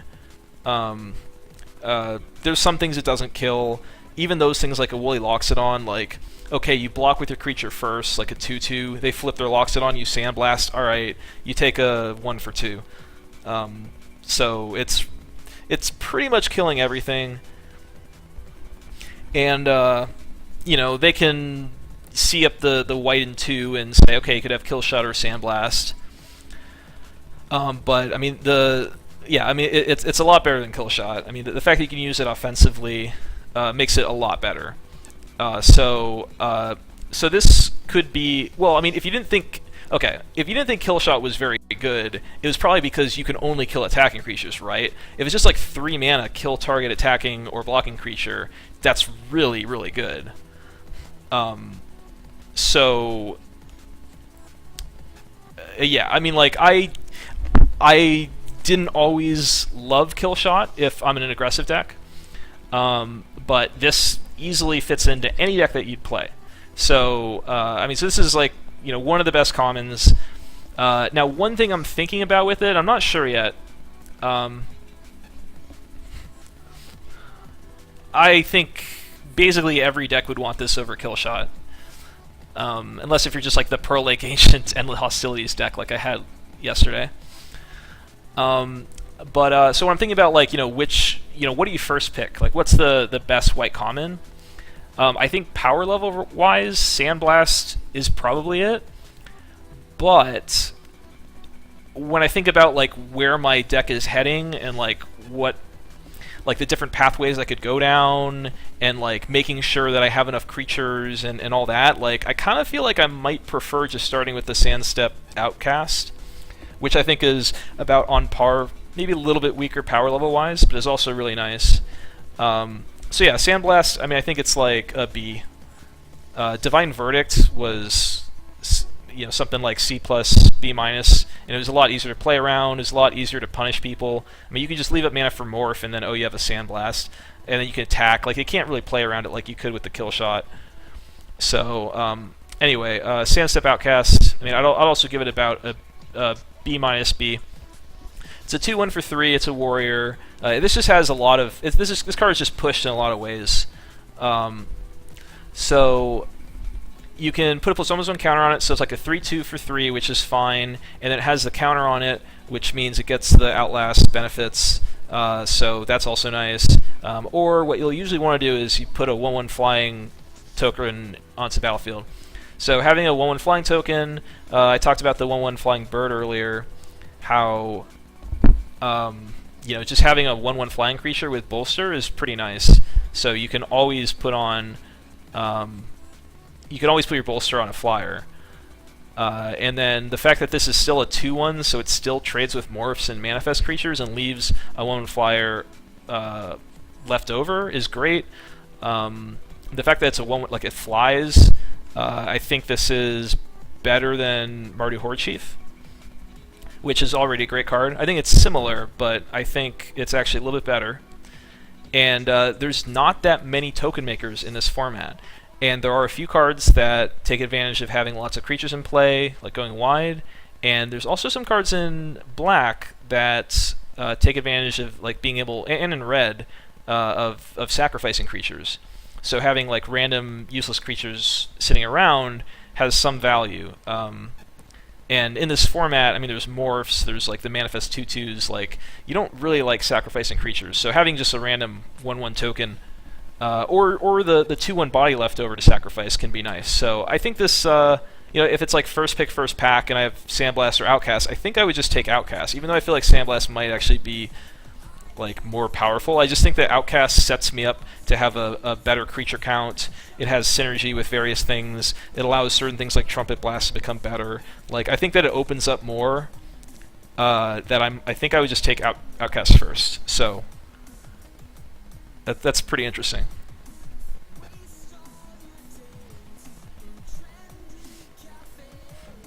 I mean, I don't know about deck dependent. I mean, like, they're both warrior. I guess if you have like infinite like pump warrior stuff, you get 2 warriors out of the Horde Chief.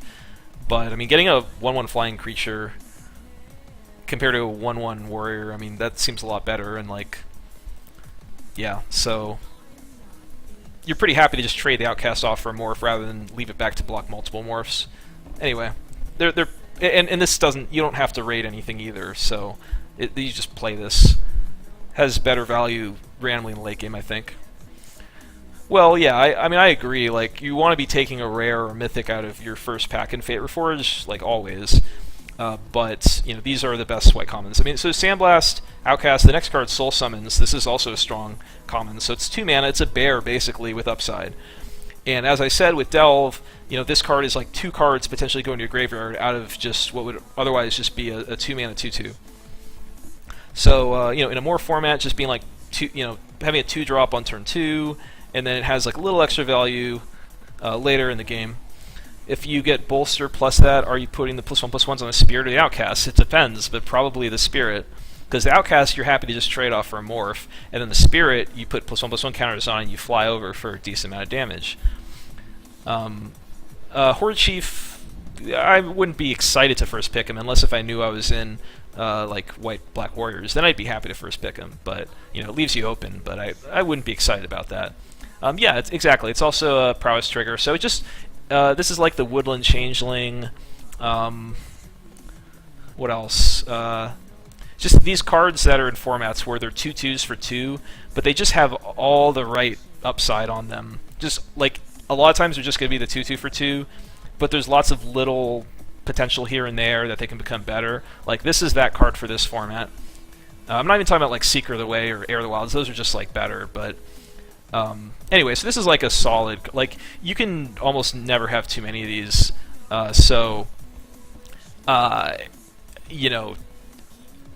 Having just like multiple of these, your curve just starts well. It's reasonably powerful.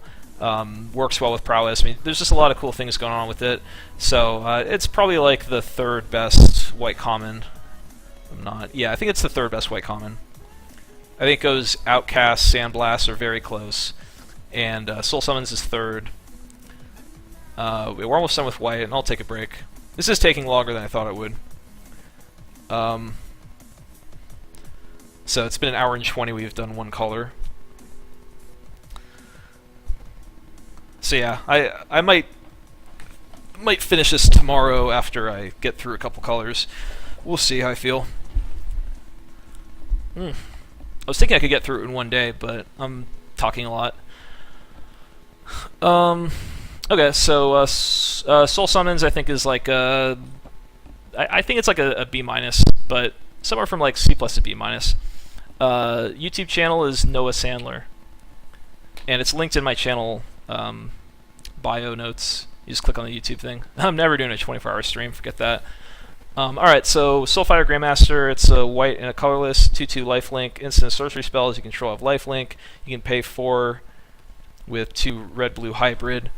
The next time you cast an instant sorcery spell from your hand this turn, put that card back in your hand after. So mostly it is a 2/2 lifelink for 2, which is solid. Something you definitely, well, sort of EGK, but I still have a lot of draft theory left. So, I mean, it'll speed up a little bit. That's just how it works. Like, because every time we introduce a new topic, I'll go over it. Where later on I won't have to go over it. Like, I've already gone over Bolster. I don't have to go over it when we get to green. So we'll speed up a little bit, but I still have a lot more to talk about. So yes, so it's a 2/2 lifelink for 2, like with just one white symbol. So you're happy to play that. That makes it a C plus B minus, I think, by itself. The abilities aren't that useful.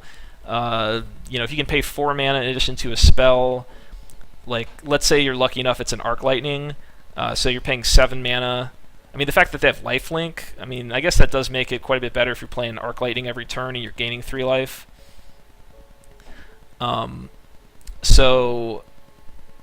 then also there's Bolster too. So, just having like a 2/2 with lifelink, it's, turn 3, you play the green Bolster 3 card. Now you have a 5/5 lifelink. So that's a big deal. But yeah, the instant sorcery spells getting lifelink, I mean, that's not particularly great. I mean, sure, it's nice with the Sandblast, and late game with Sandblast, that's pretty nice. It's a good card. It's probably going to be worth something, because it's a mythic, and is sort of decent. You might just be picking it for the money, and it's also a solid card, but there's probably some uncommons that are more powerful than it. I mean, you'll probably first pick this out of a pack, but I mean, I don't know if it's actually better than the Seeker of the Way. I think it's probably pretty similar. I think Seeker of the Way is actually probably better, but I think they're pretty similar. So I would give it like a B, I think. Like, it's not just like this broken bomb, it's just like a very efficient creature with some reasonable upside. And yeah, I mean, late game you could just go off with it, but I don't think that that's could happen too often. So next card, Valorous Stance. It's colorless white, instant. Choose one, target creature gains indestructible until turn, or destroy target creature with toughness 4 or greater. For getting prices, it might be better. I'd have to look a little closer at the uncommons. I don't think that there are really insane uncommons, but it seems about like equal to the best uncommons, maybe. So I don't think it's like a pick. I think it's like a first pick card, but there might be cards that you would take over it. I don't think it's like a bomb or anything. It's just very solid. Like I think you'd pick it as often as you say like pick Air of the Wilds, given no more that you don't have a rare in the pack because it's the mythic. Anyway, so Valorous Stance. So Stance is pretty sweet. 2 mana, destroy target creature with toughness 4 or greater. I mean, most creatures you really care about have 4 or more toughness, so that's nice. If it was like creature with 1 toughness, wouldn't be as excited. And then you get to choose between 2 options. So, if they don't have a creature with toughness 4 or greater, target creature gains indestructible. That's a way of getting a 1-for-1. So it gives you 2 nice ways of getting a 1-for-1 for just 2 mana and with prowess. And then you could even get a 2-for-1 with like your opponent plays Rune Mark on their guy and you Valorous Stance it or something. So this card is very strong. One of the best uncommons in the set, and is probably around on par with Soulfire Grandmaster as far as an early pick. I'd give it a B. I mean, it doesn't kill everything, but it shouldn't. You should be able to get a card out of it, either by blocking your morph on their morph and giving your guy indestructible, or killing their 4 toughest guy. So choose one or both. Yeah. So next card, Wandering Champion. It's a colorless, a white. It's a 3/1 human monk. When it deals combat damage to a player, if you control a blue or red permanent, this is part of a cycle. You may discard a card if you do draw a card. So it's the Resco's Swiftclaw, 3/1 for 2. I think there's going to be more aggressive 2-color decks, so this is going to be pretty strong in those decks. The looting ability is nice. I think it's really hard to actually hit with this guy. Most people have a creature out by the time you attack with it. If you're on the play, maybe they don't have a 1 or 2 drop, you can get in for 3. But even then, to actually have a blue or red permanent, you couldn't just play a morph on turn 3. You'd need to play like some blue or red permanent, and then you'd get the card. But also, the threat of it is nice. It adds a little more value mid-game, where they could just not block your 3/1, but if you play like a pressure point on their guy and then again with the champion, you get to loot. Like it makes it a little bit better. But I'd basically give it like a C+.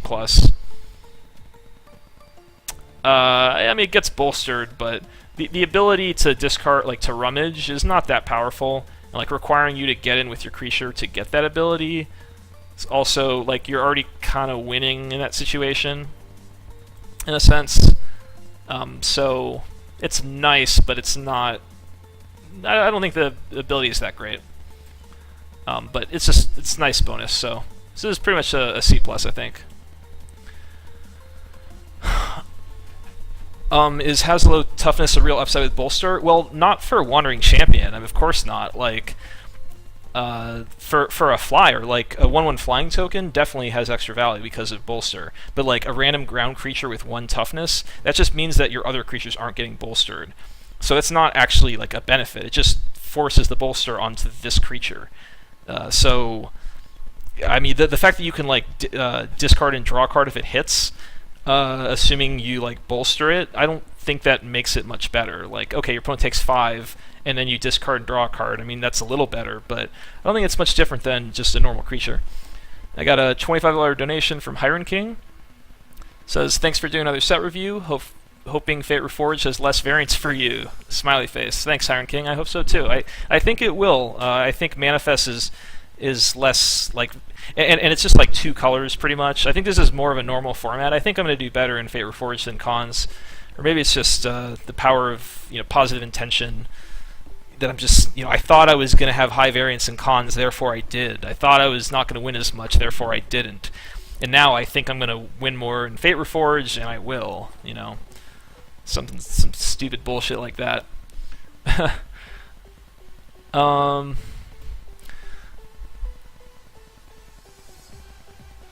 Yeah, there's more stuff that hits 1/1 or 1 toughness creatures. I think there's more 1 toughness creatures, so that's interesting.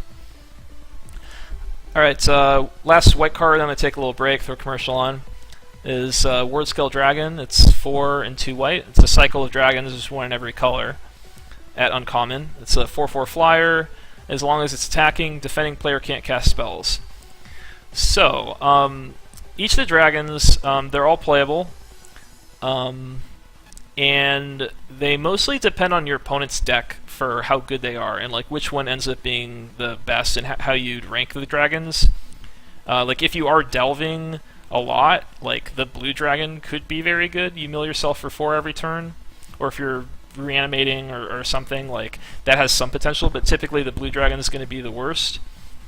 And beyond that, it's hard. Like it really depends on what your opponent's doing. So the white one, defending player can't cast spells as long as attacking. Well, how likely is your opponent going to be playing spells when it attacks?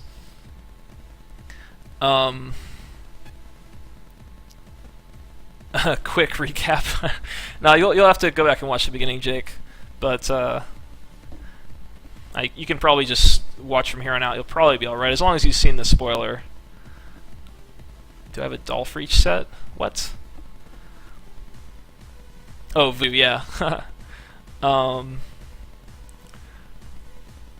KTK had more token makers. Well, like a 1/1 creature in KTK, other than Trumpet Blast, didn't do that much. Like, what did it trade with? A Highland Game? Like, because most creatures were just morphs anyway. So, I mean, I'll have to look closer, but I feel like there's a little more, like 1/1 type stuff going on. 1 toughness stuff, but I'll have to look closer to see. Oh yeah, so Word Scale Dragon. So if your opponent's going to be playing, yeah, rares are good, Sandblast Outcasts are good. Yeah, I mean it shuts off like kill shot type stuff, shuts off pump spells, shuts off bounce, your opponent's prowess effects mid combat, stuff like that.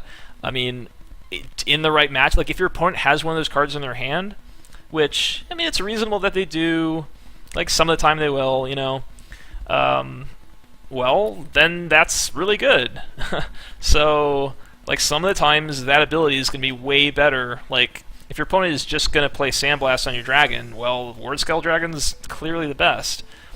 I think typically the black one, destroying a converted mana cost 3 or less creature when it dies, as like the safety, where like if they're just going to kill it anyway, you kill at least like a morph, a manifest creature, or something like a Wind Scout or something, some flyer.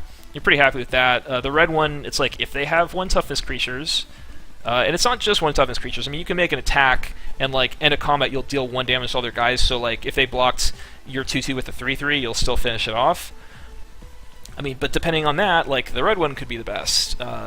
If they have a really good non-creature permanent, the green one could be the best. Typically, aren't that many great non-creature permanents in this format, and killing a land is sort of nice, but incredible. So, I wouldn't say it's an unbalanced cycle, because I think it really just depends like what situation you're in, like which one's better. I mean, Magic's always that way, but it just seems like sometimes word scale is going to be incredible, and you know, it kind of just depends.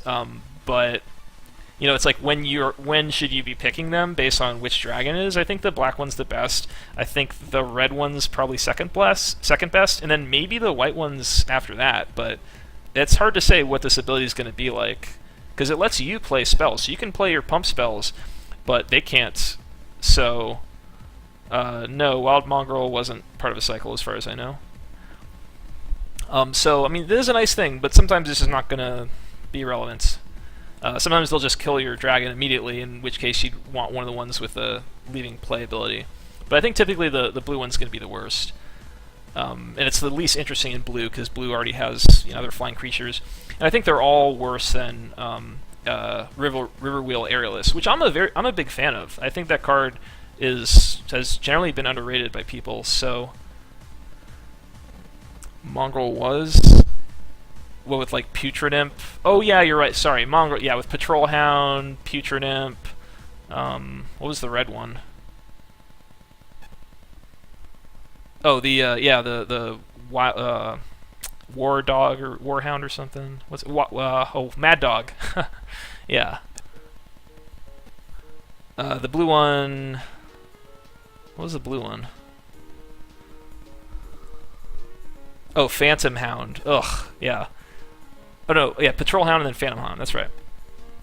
Yeah, so I liked Aerialist. I mean, these cards are like not that much worse than Aerialist, but I think Aerialist is better. So, oh yeah. What was the black dog?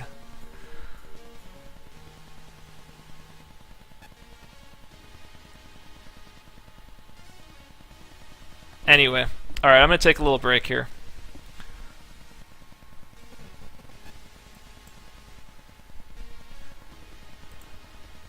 So, yep, I'll be back in about 5 minutes. Just throw commercials for a little bit, and if you have any questions to ask, I'll check them when I get back.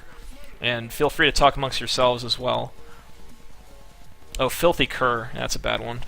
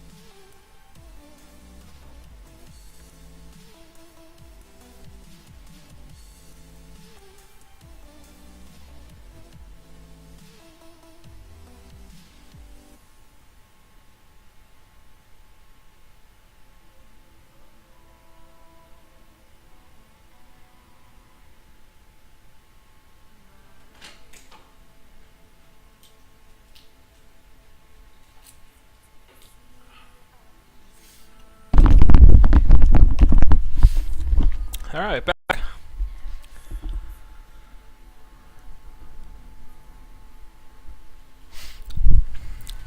was looking on some of what people were saying. I think blue might be the strongest individual color, and red probably the weakest.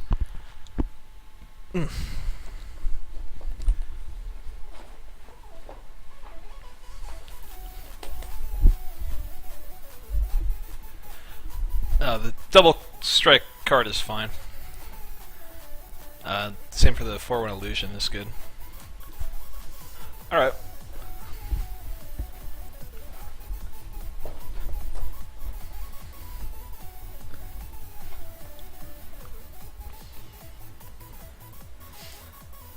Oh, there's also a 4-1, the 3-mana 4-1.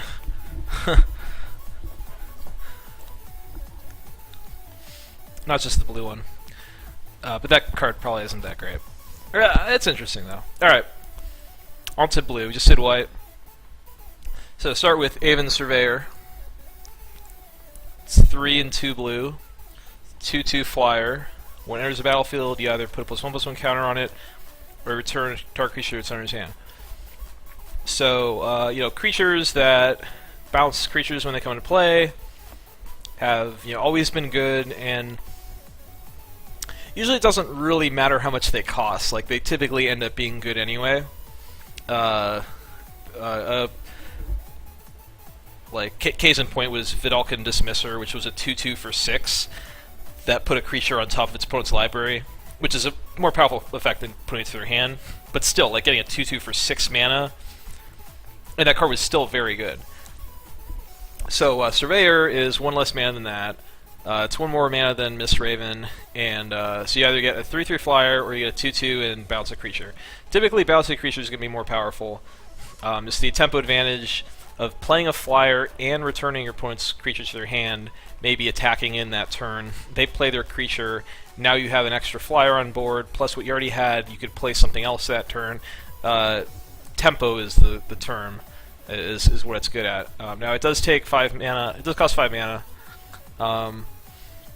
It's double blue, but I feel like typically you're going to be playing like 2 main colors with the splash, so double blue's not that punishing.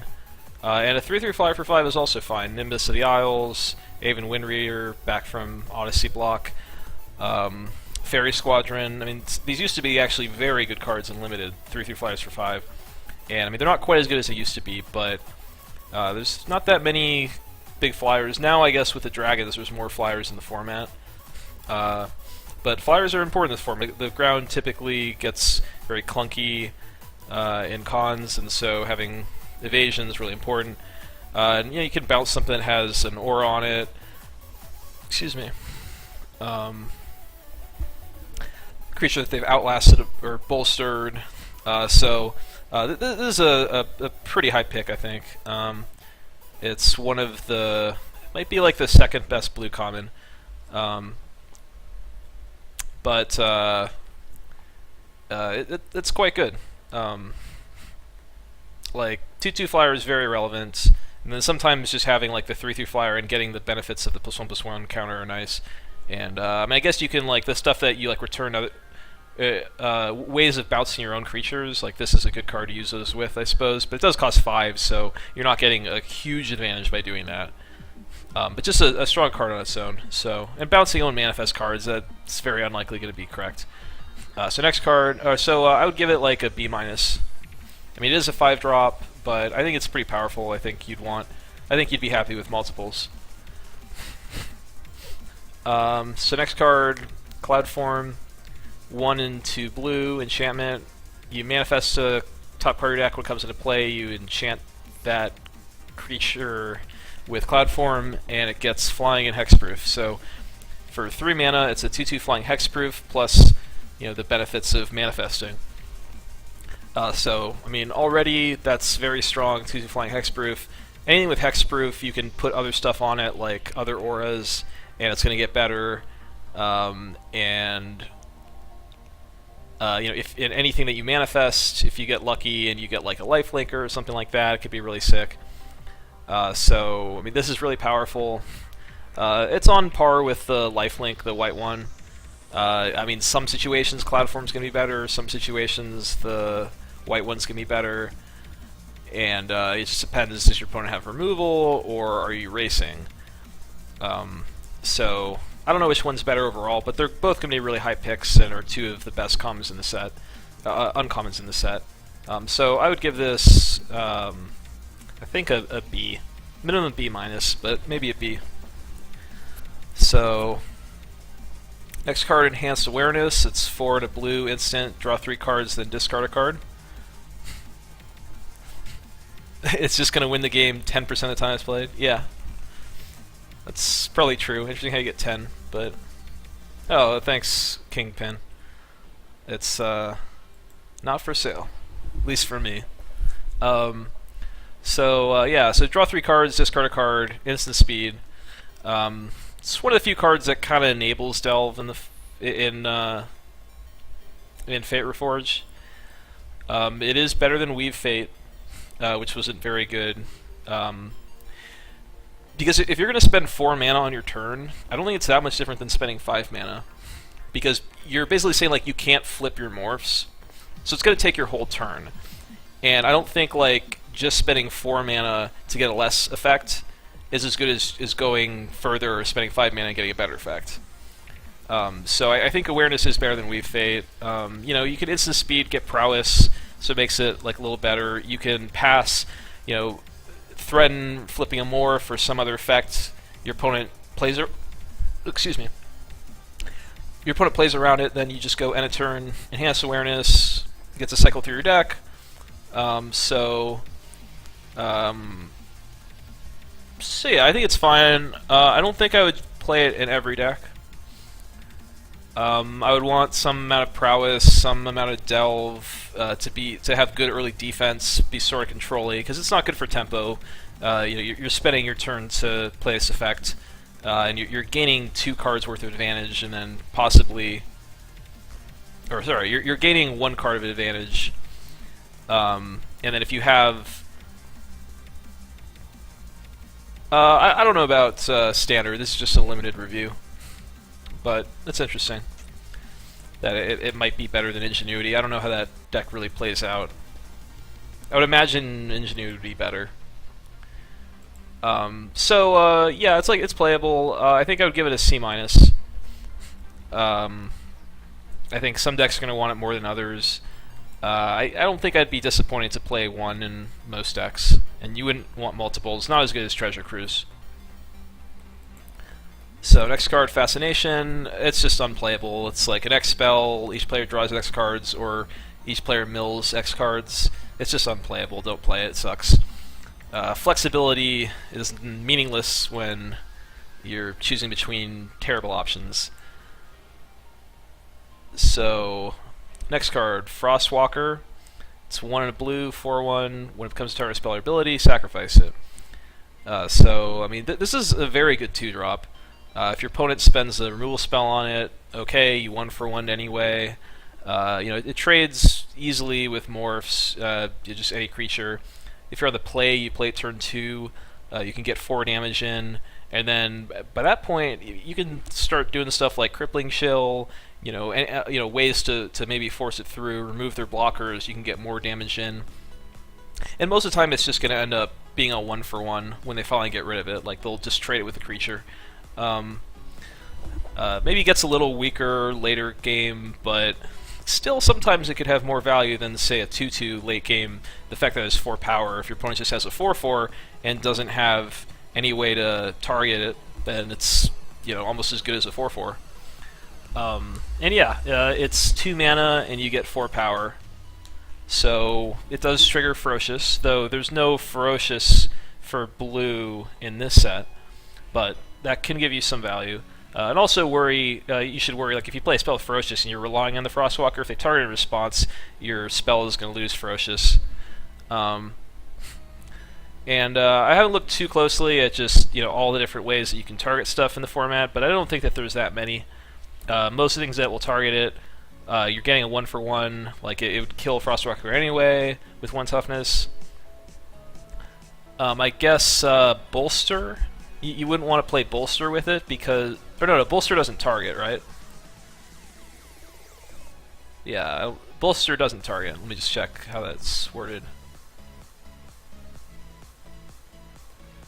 Yeah, you just choose a creature and put counters. So bolster doesn't target, so you can actually bolster this, but you wouldn't really want to. And yeah, cantrips get fizzled, so if your opponent crippling chills it, like they don't draw the card, so it's hard for them to get like advantage off this. They'd have to have a creature that has some activated ability, and I don't think there are that many. So yeah, so it's pretty good. I think I'd give it a C+. I think you'd basically play this in any deck. Like even in a control deck, it trades off early. Compared to the Wetland Sandbar, this card just seems better. And then in aggressive decks, it's a lot better. Like in a red-blue aggressive deck or blue-green, can be quite good and gets more into maybe the B- range in those decks. So next card, Jeskai Infiltrator. It's 2 and a blue, 2/3. Can't be blocked as long as you control no other creature. When it deals combat damage to a player, exile it and top card of your library.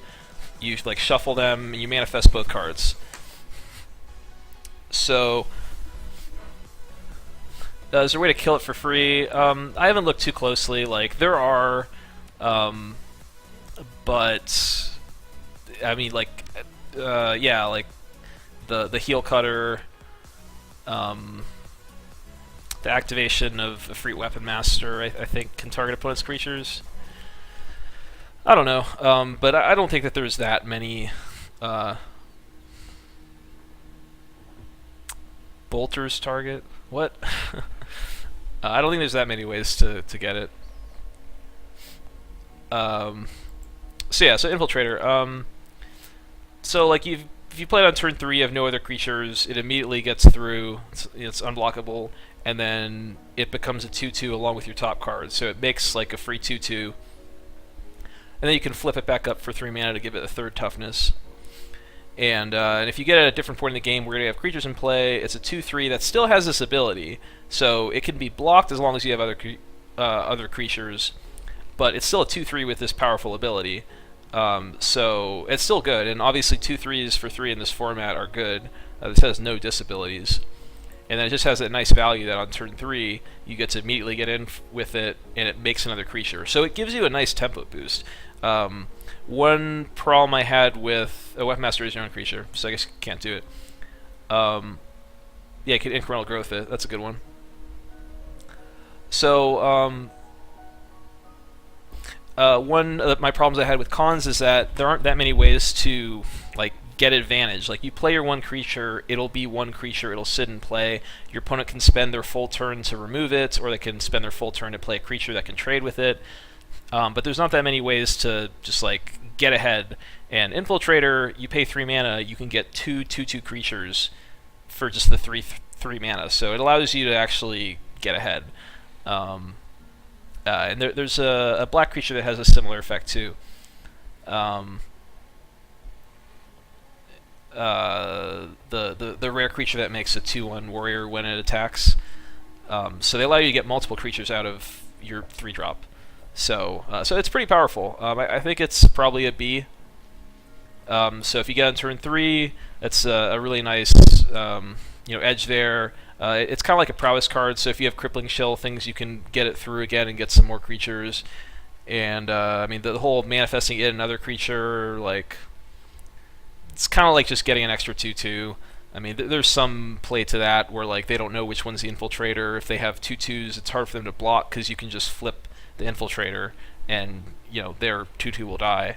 So it's kind of interesting, but I don't know if there's like too much to say about like manifest stuff. It's kind of random, like depending on what you get. But I like that with the Infiltrator. So like they don't know which of your creatures to block because one of them is just going to be most likely a random 2/2, and one of them has 3 toughness. So if they have a 2/2, it's hard for them to block if you have mana up. So next card, Jeskai Runemark. Yeah, Mardu Strike Leader. That's it. Again, Runemarks are all pretty weak. They're fine if they stick in the right situation. Like it's worth a card in those spots, but I think there's more like cheaper instant speed removal in this format than there is with just cons. So I'm not super excited about playing auras. There's a card Spectral Flight for 1 less mana that was decent in Innistrad, but it wasn't like an auto-play great card either, and that was 1 less mana. Yeah, not really huge on it. Like, it's playable. If you're very consistently going to have red or white permanents out, it's still not incredible, but it's playable if you're aggressive. If you think getting a flying creature, if your opponent doesn't have much removal, like, you can play it. But I'd still give it like a D. So next card, Jeskai Sage. It's a 1 and a blue for 1/1 prowess. When it dies, draw a card. I mean, it could be the best rune mark, but I don't know. They're all pretty bad.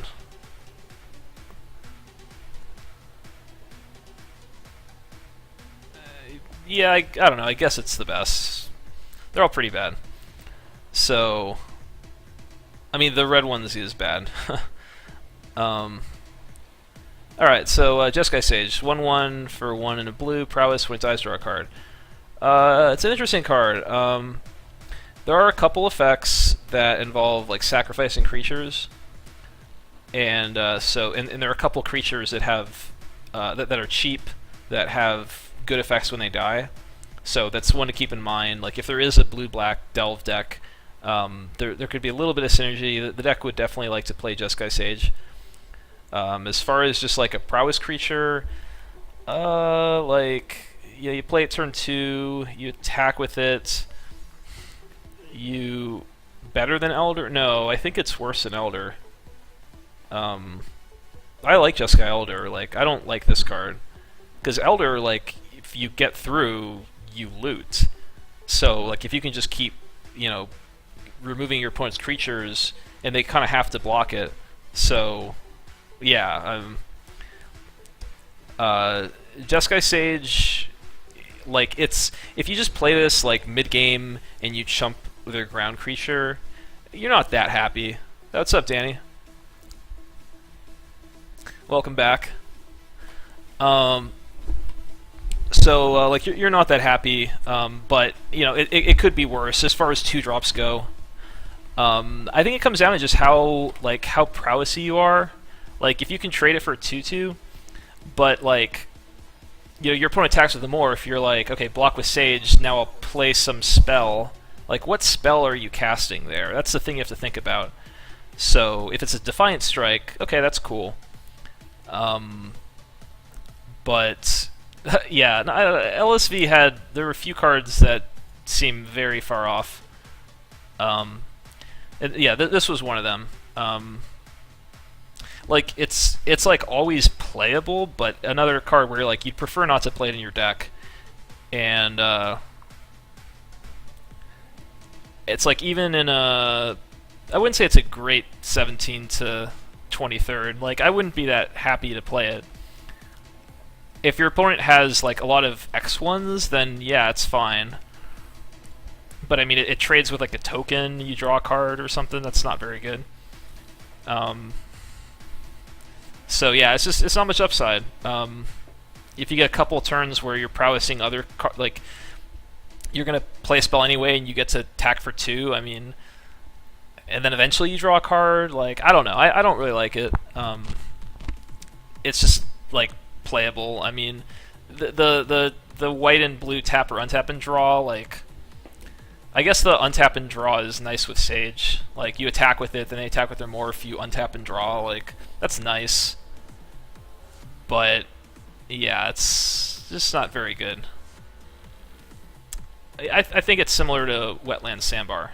It's just some of them, like, they're better in different ways. But I think it's about the same level card. It's true, yeah. There weren't not many things that you were doing in your 2-drop, so 2-drops were a little better, like Sandbar.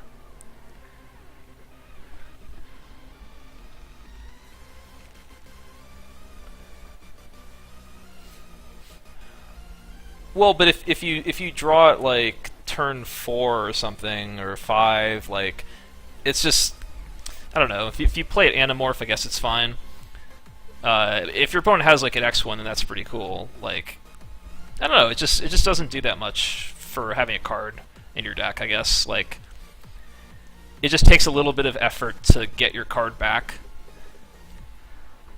Like it's okay. We're still pretty early on in the review. We've just gone through white, so I mean I'm definitely gonna have to. I'm probably gonna have to cut this up into multiple reviews because it's already been a couple hours. I've only gone through one color. I mean, my cons review is 11 hours. I should be speeding up a bit, but I'm also answering questions, so I mean, I'm sure a lot of people don't mind that I'm taking a long time, so it's all right. So yeah, so I'd give this like a C minus, somewhere around like C minus D plus. Yeah, I like Surveilling Sprite better, and that was also kind of just a 23rd type card. So I'd give it like a D plus, C minus. So, and it doesn't always get your card back, but typically it will. And very rarely an extra card, because you have to like play a spell, and like it's a lot of effort, I think.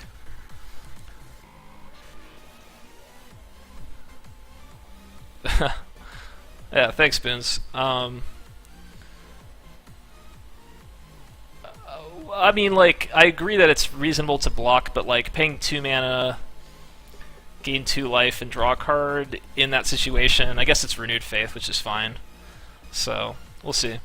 Alright, Lotus Path Jhin. This is one of the better blue commons. Might be the best blue common. I like it better than the bounce flyer. So it's a 2/3 flyer for 4 with prowess. So 2/3 flyer for 4 is already playable. Prowess really takes it up a notch. It means it's dealing the same amount of damage that a Wind Scout deals, but it's going to hold off more, so it plays a much better defensive role. Really nice with the untap instant.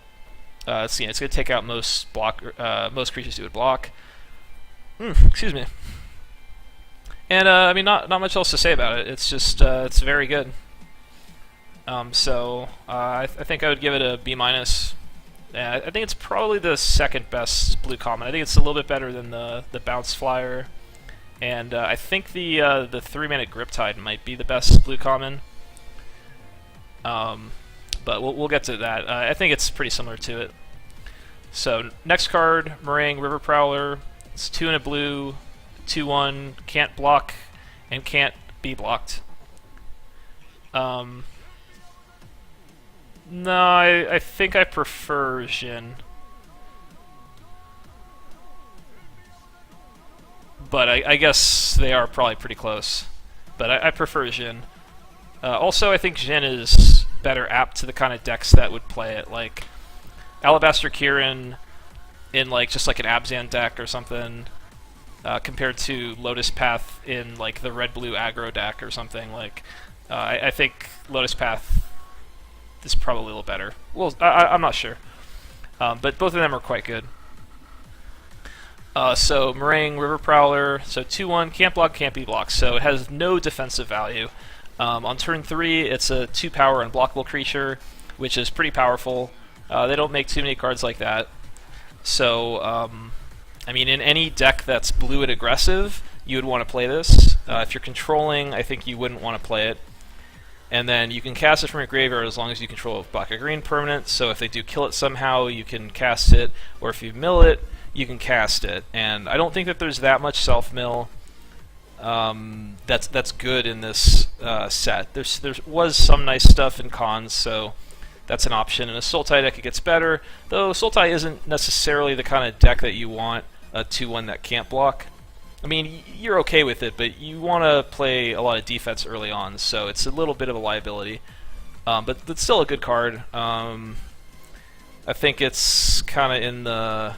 Oh, also with Bolster could be really good. 2 power, has 1 toughness, so you're always going to bolster it. So I think it's like a C plus to B minus. Just kind of depending, but if you're like a red-blue aggressive deck, I'd be pretty happy to play it. Just 2/1 unblockable for 3. Alright, Mind Scour Dragon. It's 4, 2 blue. We went over the dragons earlier, so I think that this is the weakest dragon most of the time. But all the dragons have their upsides and downsides. I don't think any of them is like clearly superior to the others. It kind of just depends on the state of the game and the matchup. But typically, I feel like it's like black, red, white, green, blue is probably the order. I think black is the best, but you know, they each have their benefits. I think they're all typically worse than Riverwheel Aerialist, and so they're kind of in the C plus range, I think, depending on the deck.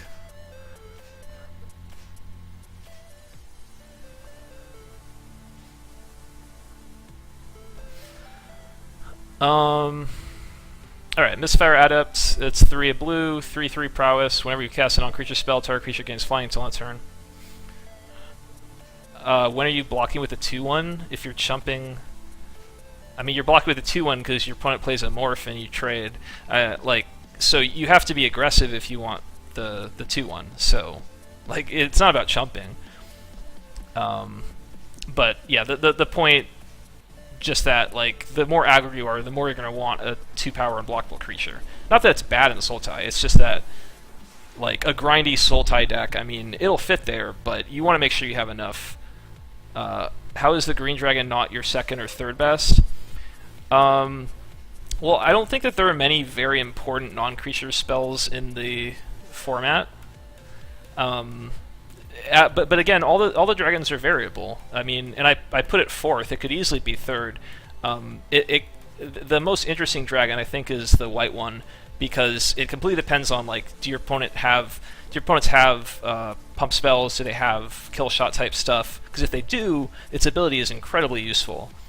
I think more than, like, if it dies, you kill a land, or you kill... I mean, maybe you kill an outpost. You know, one of those... con or dragon or sorry, you kill a siege. But you know, typically you're gonna kill a land, which is fine in cons, but like by the time you kill it, it'll be like turn 7 or something like that. It won't be super useful, I think. But yeah, white's the most interesting. I feel like it might be third, but they all vary so much based on what your opponent's doing, so it's hard to say which one's clearly better. But again, I feel like it's like black, red, white, green, blue, but they're all very close. I think blue is clearly the worst. So yeah, Adept. So Adept is very similar to Lotus Path Djinn. If you're prowessing something, then you make this a 4/4 flyer compared to a 3/4 flyer. If you're just going to target the Adept itself. You do have to play a spell to give it flying, so that's a little bit different. If it's not dying, you'd prefer the white one, obviously, because 2 of them have dying abilities. If it's dying, then you'd want the black or the green. So, I mean, I think Misfire Adept is better than Lotus Path Djinn. Like, it's hard for your... Like, you can attack with the Adept, you play your 4-drop, and it's a 3/3, you attack with it. Excuse me. It's really hard for your opponent to... wait, what? What are you talking about? Tormenting Voice and Prowler, what? It's really hard for your opponent to block. So, I feel like you frequently don't need to play a spell pre-combat to give it flying. Like, I think you can just attack with your Adept, and then your opponent can block, and then you can play the trick and get them, like, what creature they have that's going to deal with a 4/4 or bigger. But if your opponent's at, like, 3 life, then you can just play a spell, make it have flying. You can also give a smaller creature flying if the Adept is going to get in by itself. So, let's say you have a Morph, you have the Adept, your opponent has, like, some, 3/3 creature. You can play a spell, give flying to your smaller creature, and then attack with the Adept as a 4/4, so it can get past the 3/3. So that gives you some flexibility. So I like it. I mean, I think it's a pretty high pick. I would give it a B. I think it's just about on par with some of the rares that I feel like there's this really big gap between rares, mythics, and uncommons. But this is kind of getting towards the edges of the best uncommons, I think. It's not super different from the Jin, but I do think that it's a bit better. Also, yeah, it's being a 3-power prowess, it does get ferocious if you cast a spell, so worth noting. So good with Savage Punch. So next card, Monastery Siege. It's 2 and a blue. Enchantment. You choose Conjure Dragons. Either you draw an additional card at the beginning of your draw step and discard a card, so you loot, or spells your opponents cast that target you or permanent you control cost 2 more to cast. So like Frost Titan ability. I mean, while the second ability, could be useful in certain matchups, etc., like, it's like you just don't know what's in your opponent's hand. Like, you don't know if their method of victory involves targeting lots of your creatures, and even then, it only makes them cost 2 more. So, it might not be worth the card. Your opponent might not target your stuff. I mean, maybe in game 2 or 3, you've seen them play a ton of. I'm in a massage chair. It rocks back and forth. That's the answer to all the mysteries. So it's just hard to know that that's actually going to be worth it. And it's like, even if they are playing lots of targeting spells, they could just pay 2 more mana. So, like, the situation where this is just wrecking them, yeah, okay, let's be real, we're looting. I'm just, like, the second ability is not useless. Like, Frost Titan's ability certainly has value on a Frost Titan. But really, yeah, we are looting. 3 mana to be able to loot every turn is certainly worth it. The earlier you get it out, the better. But even if you draw it mid to late game, since you immediately loot, like the turn after you untap and loot, like, already you're getting some value. I mean, it doesn't affect the board the turn you play it, but it makes it a good card. I think it's other than the blue one, it's the worst Siege. I guess, let's see. I think the red one's probably a little bit better. I think the red one's a little more flexible, even though the abilities are kind of similar. So I think it's the second to worst Siege behind the green one's definitely the worst. But looting, helps with Delve. Looting is just always good. It's a tempo loss, but it usually makes up for it pretty quickly with card selection. So I think I would give this like B-. This is one of the rares. Like, this is one of the few rares that kind of falls in between, like, the uncommon common line, where I feel like you can take some uncommons and commons over it. But it's still almost on that edge. Like, it could end up being better than the best common, but I don't think so. So next card, Neutralizing Blast. It's 1 and a blue instant counter target multicolor spell. I think this is terrible. Well, I did like Sultai. Yeah. I agree, Septile. That's definitely my order as well.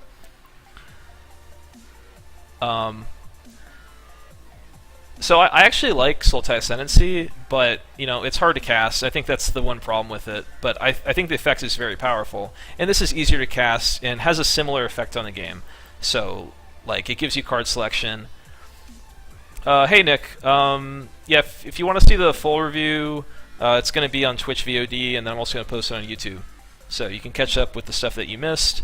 I mean, feel free to hang out and, like, watch what you can now, or if not, you can just leave and, watch the VOD later. But, I mean, this will get posted in, like, an hour or so. I'm going to make this into 2 parts, I think, because this is taking a lot longer than I thought it would. It's not going to be 11 hours like the last one, but it could definitely be, like, 7. Hey, what's up, Marty? I don't know, Twitch has had some problems since AVDQ, but I don't know today, though. I don't know if I've never not had problems with Twitch. That's a good point. Not running Deepbot today, so for less spam. Sorry, guys. Yeah, so Neutralizing Blast. I think this is terrible. There's only, like, a few gold cards in Fate Reforged. I think Disdainful Stroke is just way better. Yeah, I'll get through one more color. I think Disdainful Stroke's way better, and I'm not, like, a huge Disdainful Stroke fan, even though I like the card and it gets it wrecks me quite a bit. So yeah, I think this card's terrible. Like, if you play against a 5-player deck, which I don't think there'll be that many of, like, even... Oh, yeah, exactly. Like, so many of the multicolor critters are morphs. I mean, it just hits so little that I just think it's a bad card. So I basically give it a D- or F. Yeah, pretty much. Alright, Rakshas's Disdain, 2 and a blue. It's like Circular Logic, counter expel, unless it's controlled pays 1 for each card in your graveyard. Yeah, it's very bad. It's just like...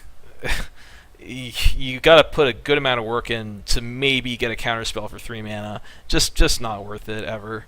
So it's an F. I wouldn't call it the worst card in the set. I've got that one picked out, and it's not the colorless land, if that's what you're thinking, the dragon land. I don't think that's the worst card. But Rakshas's Disdain is definitely up there or down there. It does trigger prowess though, but not when you want it. So next card, Rally Shift. It's 1 and a blue instant. Exile target creature. Its controller manifests the top card of his or library. So this is like the Pongify type effect. So you can either use it on your opponent's creature, and they get a 2/2 in exchange, or you use it on your creature and you get a 2/2. So your opponent uses a removal spell on your guy, and you need to have that many creatures out to finish them off or something, then you can shift your own guy. If your opponent plays a dragon, you can't deal with it, you shift the dragon. So it's a pretty flexible card.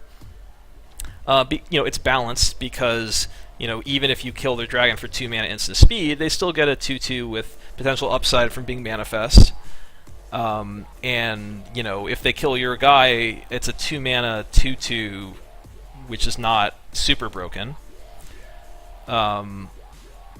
So yeah, I mean, like the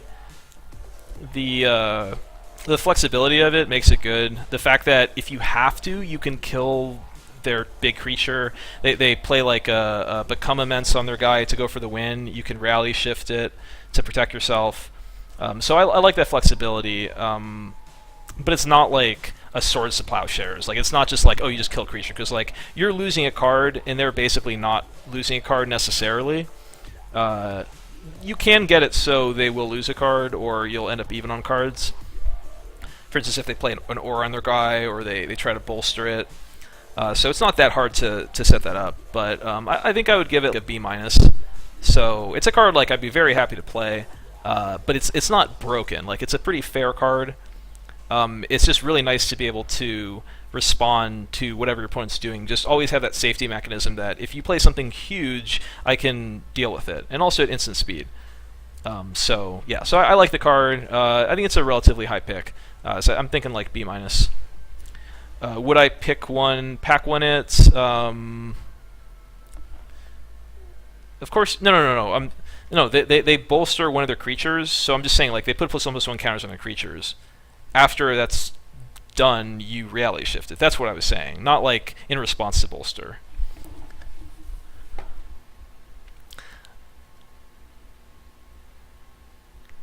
Bolster checks on resolution. Yeah, I would prefer to not... Oh my god, what if you manifest their bomb? That's ridiculous.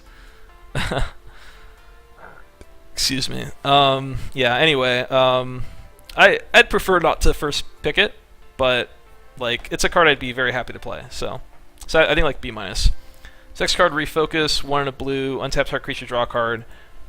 It was another one that LSV ranked higher than I think it should be. So, it's like decent for prowess stuff. I got one, Solar Beam. You just wait.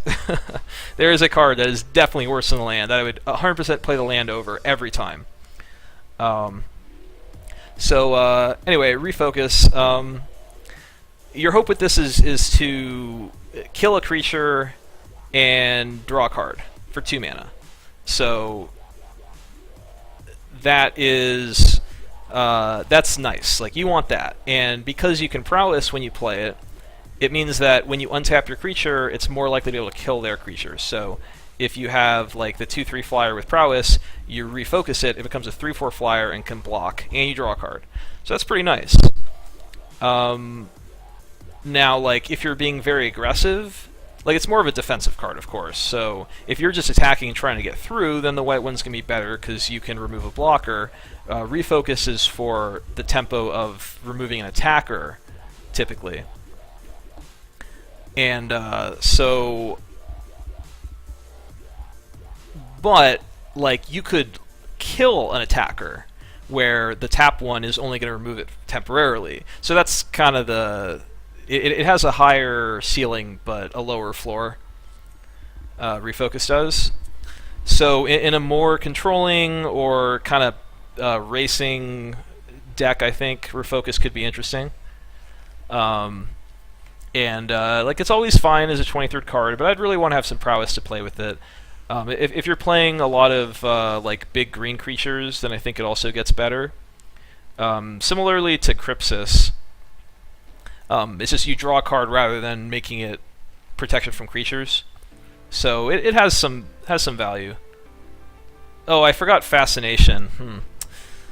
Yeah, maybe Fascination is... I don't know. Fascination Dark Deal I don't think is that terrible, even though you should never play it. Alright, maybe I'm wrong, but still, I frickin' hate this card that I'm going to talk about later. Not tonight, though. Allows you to outlast twice. No one ever wants to outlast twice. For like 6 mana in a blue deck. Never happening. So yeah, I mean, I'd give it like a C-. So, I don't think it's... What? No way! The red dude that draws 2? That card's totally good. Anyway. Okay.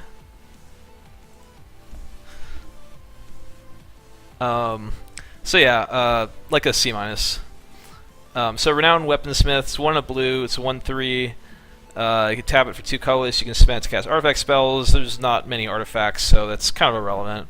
You can pay a blue tap and search your library for a card named Heart Piercer Bow or Vile Dragonfire, reveal it, put in your hand. So it's like, it's a 1/3 for 2. In some matchups you might need to play this card. But you probably don't want to play it. Heart Piercer Bow basically isn't good enough to want to put in your deck and not good enough to want to search for. So it's just, like, I'd say it's pretty much unplayable. Like, you know, the matchups, like, they're just like Super Mardu tokens with 1 and 2 drop ground creatures. Like, yeah, it could be fine, but pretty much you don't want to play this card. So I'll just give it a D. Yeah, I'll just give it a D.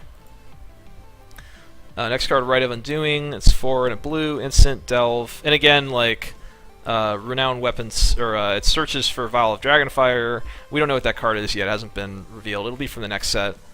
Oh, something I didn't mention, I really should have, is that Fate Reforged is an in-between set. So Khans, Fate Reforged, and then for Dragons of Tarkir, it's going to be Dragons and Fate Reforged, and not Khans.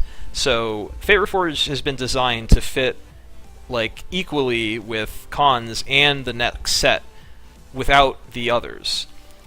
Which is part of why I feel like it seems like an in-between set. There's a lot of weird stuff going on. It's not simply an extension of Khans. I agree, Stiegs. It's a pivot set. It allows them to move away from the stuff in Khans, and I think you can probably anticipate a lot of what the next set's going to look like by the direction that they're taking things in Fate Reforged, as they're looking more towards, like, allied color stuff, less multicolor.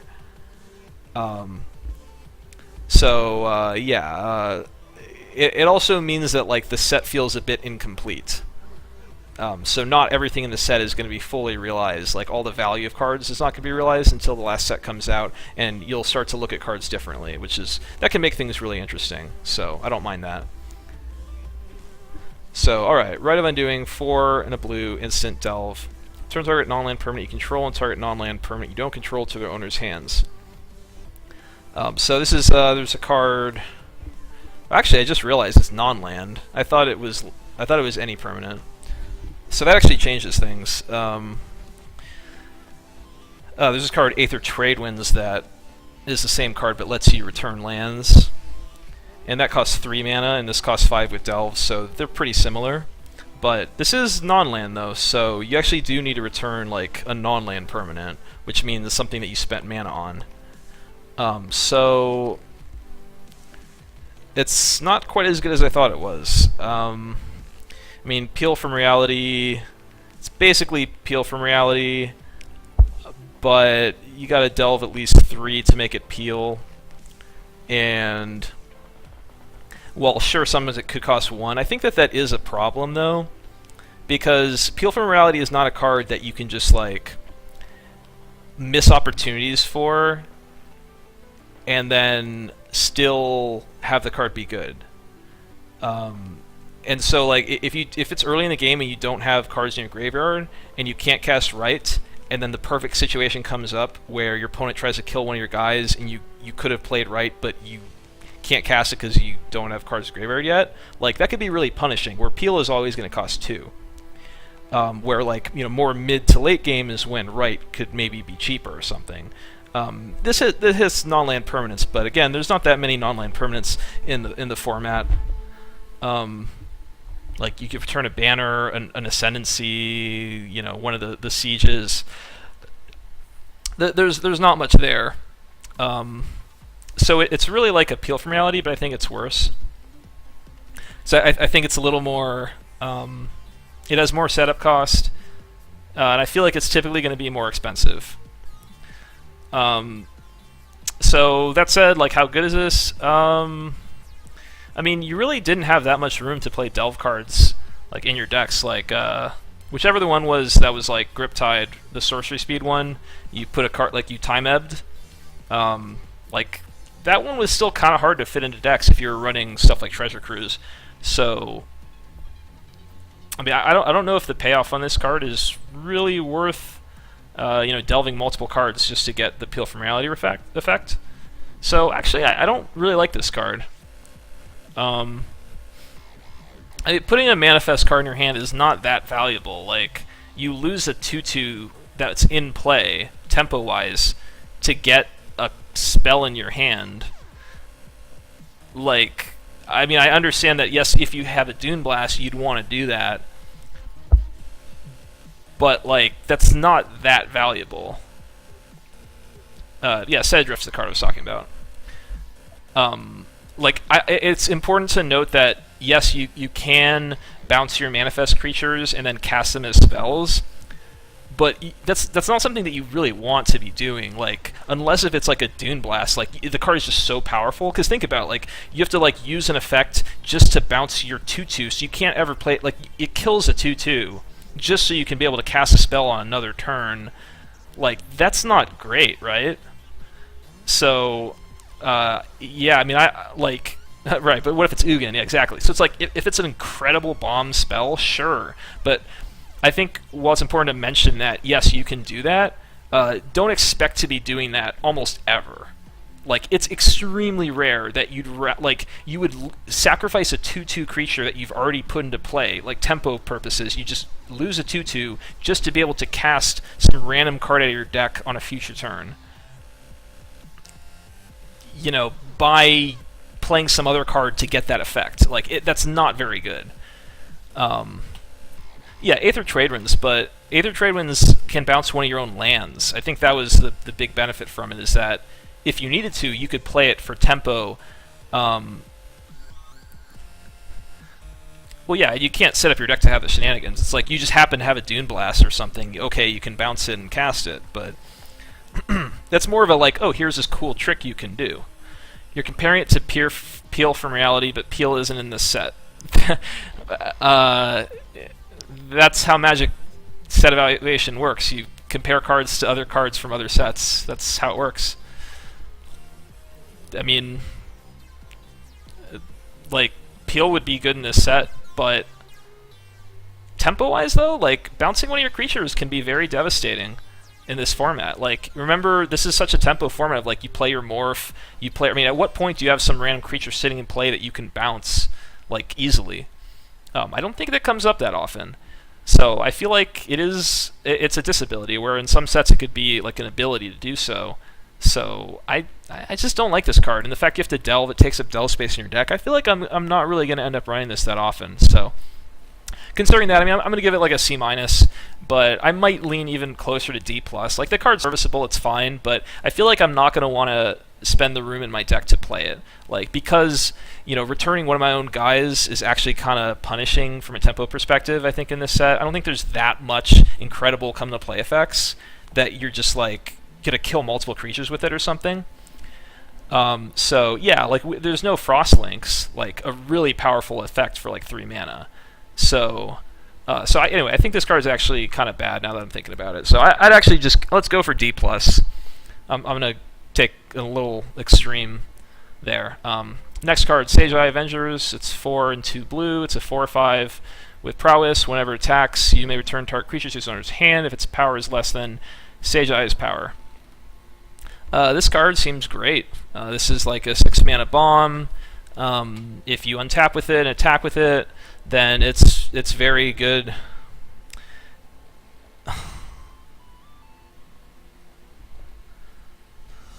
No, like, you're completely missing the point, Zero. I mean, of course I'll be comparing cards to other cards within the set, like which cards are better and all. Like, I'm giving grades to the cards, but when we're trying to evaluate the cards, I need to look at cards from other sets to get a baseline for what I can expect. And if you're paying attention, clearly I'm looking at all types of context from the actual set that I'm reviewing. So I'm not just saying, well, this card was good from this other set, so this card is good. Like, I'm going a lot more in depth than that. I'm trying to figure out, like, is this as good as that card? And I'm explaining reasons why I feel like this is worse than Peel in this format. Anyway, so yeah, Sage Eye Avengers, very powerful. You know, it's so hard for your opponent to come back if you're just attacking with this every turn. It's going to bounce pretty much everything, and if they play something big, you can prowess it and bounce it also. Yeah, it seems like a great... seems like better than Riverwheel Aerialist for a similar type of effect. Oh yeah, no problem, Zero. Welcome to the stream. So yeah, this card's another bomb. It's in the same category as all those rares and mythics that you're going to take over any uncommon first pick. So I'd give it B or a B+. I mean, it is 6 mana, but it's one of the better things you can do for 6 mana.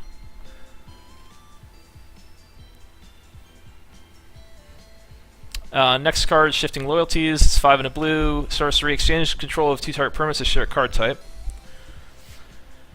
I mean, the best you can get out of this is like a control magic effect with some downsides. So your opponent has some really, really good permanent.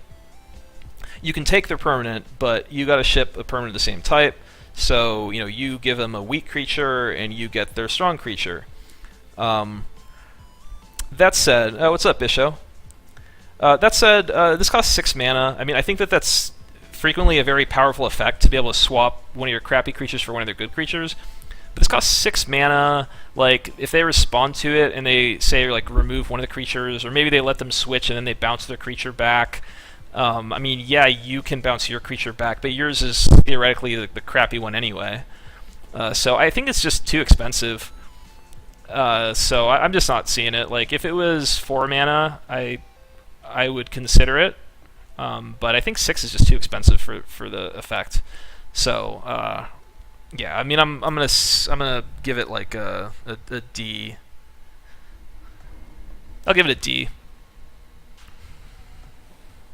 Like, you can't even take your opponent's Ugin because it's just a Planeswalker. Like, you have to have your own Planeswalker out. So, alright, next card, Shuyun, the Silent Tempest. It's 2 and a blue, it's a 3/2 prowess. Whenever you cast a non-creature spell, you may pay hybrid red-white, red-white. If you do, target creature gains double strike until end turn. So, for starters, it's a card's an A. Oh, the Avengers. Well, the Avengers cost 6 mana though, and it, like, the turn you play it, it like doesn't have flying. Like, you need to untap with it and then attack with it to get it going. If your opponent has a Woolly Loxodon on it, might just sit there. But it's very powerful. Like, I think it's B+. Like, it's a bomb. Like, it's very, very good. But, like, there are definitely better cards. I wouldn't put it in the A category.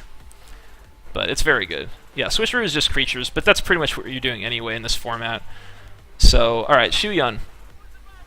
So, for starters, a 3-2 with Prowess. I mean, that means that with any spell, this gets Ferocious going. You get 4 power. 3-2 for 3 mana. You can take their 1 white source. You never want to do that. Like, pay 6 mana, switch an enchant. What enchantment do you have in play? I mean, these are all very narrow situations. If, I mean, the fact that you can do it doesn't mean you should put it in your deck. The 6 mana is way too expensive. Alright, so 3-2 Prowess for 3 is already great. I mean, just the fact that the first spell you play means that this bashes through a morph is huge. And then, I mean, its ability, 2 mana on top. Now, some of the effects are like when you attack with this, you can get some effect or something. And this one is when you cast the non-creature spell, you get the effect. Which means that it's going to be 2 mana on top of whatever other mana that you're using to cast something. So, that means you want cheap spells. If you're casting an Aerostorm, you need to have another 2 red or white on top of the Aerostorm. It'd be 7 mana to get this effect. So you want cheaper spells with it. I mean, the card is obviously great, like, just by itself. And then the fact that, like, I don't even know what you'd play on it, but even just like a Crippling Chill, you tap their guy. So for 5 mana, you draw a card, tap their guy for 2 turns, you Prowess, you attack. It's 8 damage, which is just Shuyun if you give it self-double strike. And then there's other things you can do with it. You can make other creatures get double strikes. So it's just really, really powerful for its cost. So yeah, it's another, like, maybe B+ range, I think. And just the same, just so many of these rares and mythics that are just clearly better than, like, any uncommon in the set, or common. Next card, Sultai Skullkeeper. It's 1 and a blue. It's a 2/1. When it enters the battlefield, put the top 2 cards of the library into your graveyard. So there are not that many... there are not that many Delve enablers, like cards that just put, like, 4 cards in your graveyard in Fate Reforged. There's nothing like Scout the Borders that is that good, or Bitter Revelation. But I've been mentioning that stuff like Manifest, there are a lot of ways of getting just like 1 extra card into the graveyard than you normally would. So if you play a card that manifests, you play a spell that manifests, you get kind of 2 cards in the play arena. If the creature dies, you've basically gotten 2 cards in your graveyard compared to just casting a 2/2. So I think that's how you're going to end up getting Delve. It's more incidental Delve. But this is one of the cards that can actually get you solid Delve. Like, you play this turn 2, turn 3 you would have 5 mana up for Delve. If you trade off the Skullkeeper, then that would be the best. You could play a Sultai Scavenger or Hooting Mandrills, so that would be pretty sweet.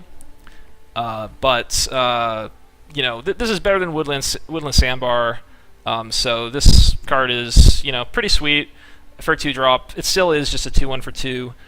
But if you are playing a Delve deck, like, it's going to be a card that you're going to need to pick up. So I think I would give it like a C. In a particularly Delvey deck, I think it'd be a C+. Something that, like, you'd really, really want. But average deck, maybe you'll have like 1 or 2 Delve cards. They'll have a little extra value beyond just being like a 2/1 for 2 in blue. So I think I'd just give it a C. Okay, so Plant Form is 4 and 2 blue, instant. Return target creature to its owner's hand. You put a token on the battlefield that's a copy of that creature. It's kind of like Aether Mutation, which was 5 mana, bounce a creature, and you get 1/1 tokens equal to the creature's casting cost. So, like, the bigger creature they play, the more effect you get out of it. It's instant speed, so you can just wait till their turn. Like, your opponent attacks with a couple creatures, including a large one, you bounce their biggest creature, and then you block with the token you get on their other creature. So it can be a pretty big blowout.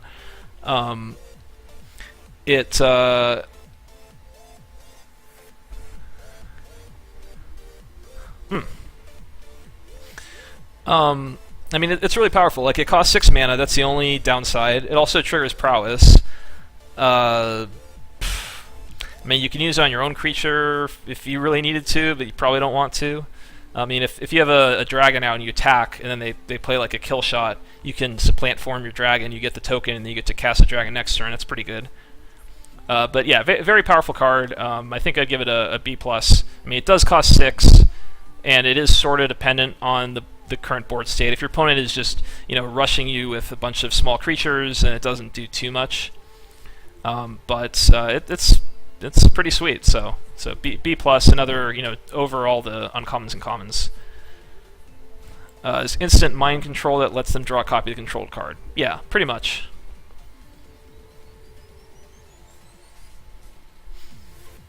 Okay, yeah, I'll restart the review. All right. Well, it's going to be on VOD, Jacob, and I'm also posting on YouTube, so you can check it there. But and I'm going to be finishing it tomorrow. I've taken way too long today, so I'm not going to get through all of it today.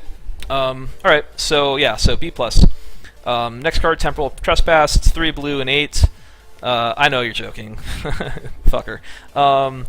Delve, take an extra turn after this one, exile it. Like, I think this card is just bad. I mean, I'll give it a D. I just don't think you should ever. I don't think you should ever be trying to play this. Like, it's just so much worse than stuff like Treasure Cruise that's already expensive with the payoff. Taking an extra turn is nice, but it's also like, ever since they made Time Walk in Alpha, and people are like, "Wow, taking an extra turn is like super broken for 2 mana." They've consistently made like more expensive, more like tougher to use Time Walk type effects. Time Warp was like pretty balanced and good, but like not broken. So paying 5 mana to get an extra turn, it's a good card. Like, in limited, it's a good card. Like, you can get an extra attack, you draw a card, you untap. Like, it's nice. But it doesn't just win you the game. I mean, like, you already have to be in a winning position to just win the game off playing a Time Walk effect. Especially when you're spending your whole turn to play the Time Walk effect. Like, it doesn't really do much on defense. Like, you spend your whole turn, you play a Time Walk. It's like, okay, well, I'm not attacking because I'm on defense, so I guess I just pass. I draw a card, untap, and now I'm in the exact same situation. Had I just not played this card, I would have just drawn the next card anyway, theoretically. I mean, not exactly, but... So, like, it's not very good on defense, and, like, yeah, if you're crushing your opponent and this is the final blow, sure. But... I think it's basically unplayable. I mean, like, I'm sure there's some deck where, like, you just have so much self-mill that you might and you have a lot of blue mana, like, you might as well play it. It's just going to be, like, a Time Warp, and you think that's good, sure. But I just think it's bad. So, yeah, just don't play this card. So, I'll give it, like, a D-. Like, if you have no Delve, you have a lot of blue mana, you have a lot of ways to get stuff in your graveyard, like, I think you might as well play it, but that's just so rare. It also triggers prowess. This is a lot of 11's a lot of mana. I mean, I'm pretty happy if I get a Shambling Attendance out. I mean, this is 3 more mana than that. Plus, you can't, like, Attendance, you could just cast it for 1 black, and you could delve 7. With this, you have to pay 3. First pick and draft, yeah. Yeah. So yeah, just don't play this card. Cantrip for Triggering Prowess, B+. I think LSV would give it that. How many mythics are not worth pulling? I mean, not that many. The mythics and rares in this set are very, very good. I think the percentage, the percentage of like good and awesome rares and mythics to crappy ones is really high. But that's how they've made sets recently. Like, they have not made that many crap rares like in Theros block. Or M15. So, alright, next card, Torrent Elemental, 4 and a blue, 3/5 flyer. When it attacks, tap all creatures defending player controls, and you can pay 3 and double green-black hybrid. Put it from exile onto the battlefield tapped. Activate this only anytime you can cast a sorcery. So, I think... Torrent Elemental, it's an A, and It's up there in the top 2 best cards of the set. My first thought is that it's the best card of the set. But there's one card that I really, really like. That's I might get to it in this review. That may not at first glance seem as good, but is really, really good. So it'd be close. But like, I think like if I had to just bet, I would say Tornamental is the best card in the set. So it's a 3/5 flyer for 5. Like already, that's really, really good. It's just well costed. Like it blocks really well the turn you play it. And then its ability, tap all creatures defending player controls when it attacks. I mean, that's like a falter, more than a falter. I mean, your opponent just can't ever block. Like, that's just incredible. I mean, if you're completely behind, like super far behind, like it's still great as a 3/5 flying blocker. I mean, at a certain point, okay, you just can't pull out the victory. Like, if you just have to leave it back. And yeah, I mean, it only costs 1 blue, so it's totally splashable. And then, I mean, the whole, like, if it's exiled, you can bring it back. Like, if you have self-mill and you have delve cards, slowly you can get it into play. Though I don't think that's going to be that common. But if your opponent kills it, and then if you're able to delve it, you can get it back, that might come up. But it's very slow. I mean, you pay 5 mana to put it into play tapped after you play a delve spell, removing it. I mean, that, depending on the situation, I mean, that could take like multiple turns to get it into play untapped. So, like, I don't think that adds too much value to it, but it's like I certainly don't mind it. And there will be some games that you win because of that ability. We're talking about limited, of course. I mean, in constructed, it's much more interesting for that ability. The ruleless set, I think it's better than in cons. There's more good, like better instant speed removal, and less just like super overcosted removal. So removal is better. So yeah, Tornamental, probably the best card in the set. So, oh yeah, when opponent refocuses, I guess I think you're still good. All right, next card, Whisk Away, 2 and a blue, instant. Put target attacking or blocking creature. Let's restart this playlist. Put target attacking or blocking creature on top of its owner's library. So it's a grip tide that you can only use on attacking or blocking creatures. I think it's very good. I think it's probably the best blue common. But that's another one I'm not sure about. Blue has a lot of really good commons. Blue's probably the, I mean, it's probably like the best color in the in Fate Reforged. As far as like commons, the uncommons are solid as well. The rares are good, and it has the best rare in the Torrent Elemental. Yeah, it's got a lot of good rares. So blue's probably the best color. And Whisk Away is seems very good. I mean, like with prowess, that effect is very powerful. So you trigger your prowess creatures, you like mid combat, you remove their best blocker or something. It's hard for your opponents to really play around it because it's attacking or blocking. Like if you're staying aggressive, it's hard for them to play around. You know, if they play some aura on their creature,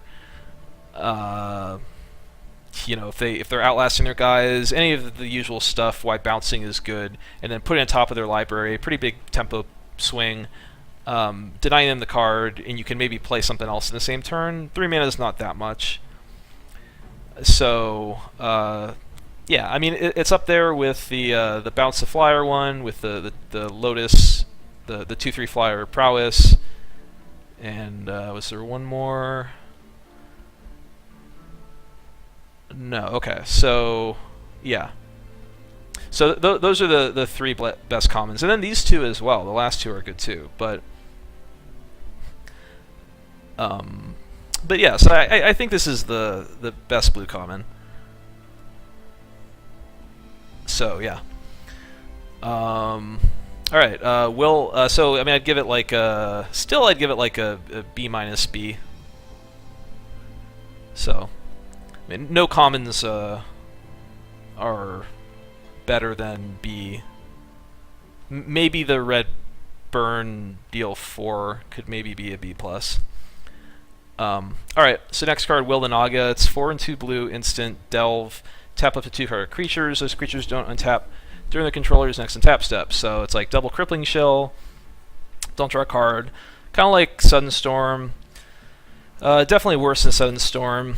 Since you've got to pay 2 blue to begin with, you don't get to scry 1. So, I mean, minimum it's going to cost 2 mana and delving 4. And, I mean, it triggers prowess, it's nice. So, I mean, it's a good card. It does take up some delve space. If you cast it for 6, it's fine, because it can just win the game. Like, you know, like Icy Blast, you just pass your opponent's turn, you play Will, and then you get a couple turns of attacks. So even at 6, it's reasonable. So I think it's good.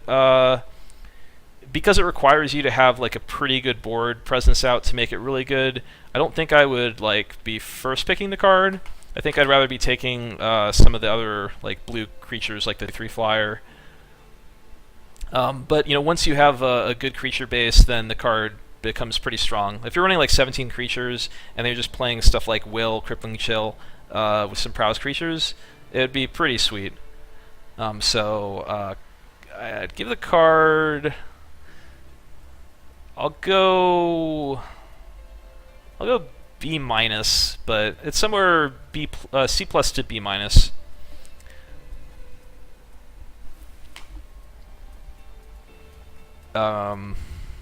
Like it's okay on defense also, but it's not ideal.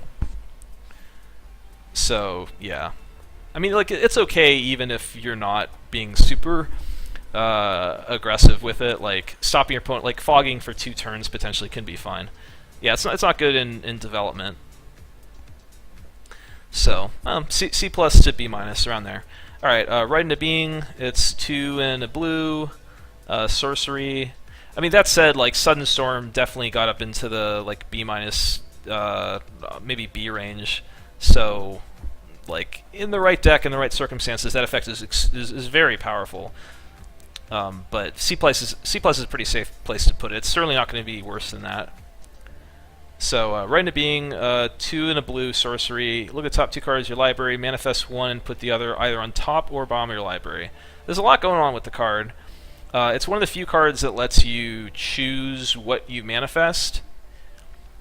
But even then, it's kind of interesting because, let's say you have I mean, if there's like a Hooded Hydra, sure, you're going to choose to manifest it and you're going to flip it. I don't know if Frostbat was like bad in some formats, but I agree it wasn't that great. That's pretty interesting actually. So, but I think this is such a like a tempo-y, like you can only play like 1 creature turn type format that I think it's a good format for a Frostbreath type card. So yeah, I mean, right into being is a lot like playing a morph. Like it gives you a little bit of card selection. So if there's a terrible card on top of your deck, you get to put in the bottom. You can manifest 1 and then keep another card on top.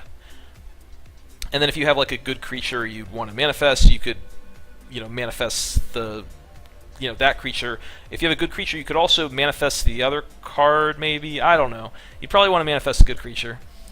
So it's like playing a morph. You know, it does cost a blue, but like it's probably better than playing like an average morph.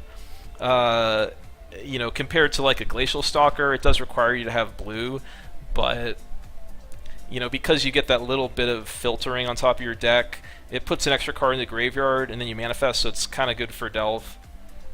And yeah, good point, prowess. So that makes this better as well. So I like this quite a bit. I think it's C+. It's nothing broken, but it's very solid. Like I'd be pretty happy to play it in any deck to play multiples. So that's it for blue. I think I'm gonna. Yeah, okay. So I'm gonna take a little break, throw a commercial on, and then I'll do black, and then that'll be it for tonight, and I'll finish up tomorrow. Because this is, I thought it might only take like 3 or 4 hours, but I'm already on hour 3, and I've only gotten done with 2 colors. So, yeah, it's looking more like a 7 or 8 hour kind of deal. But yeah, let's put a commercial on. Feel free to ask questions, and I'll try to look at them and just whatever. Talk to other people in chat. That's part of this, is not just me telling you what I think, but engaging with chat and figuring some of this stuff out with you guys, and you guys can help each other too. So hope you're enjoying this. Haven't mentioned it tonight, but if you like this, again, I'm not being paid for this, and it did take a good amount of time to go over the spoiler and come up with this analysis. So if you feel like you get value from this, definitely send me a donation. I would really appreciate it.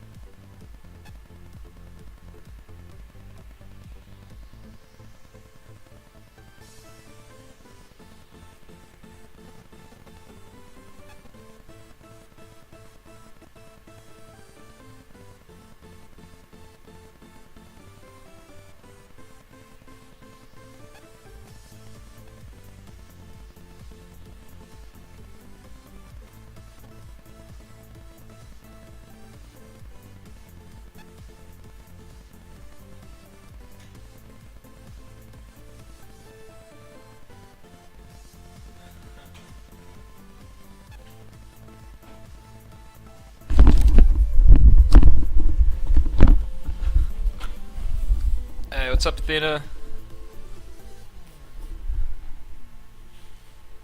How's your set review go?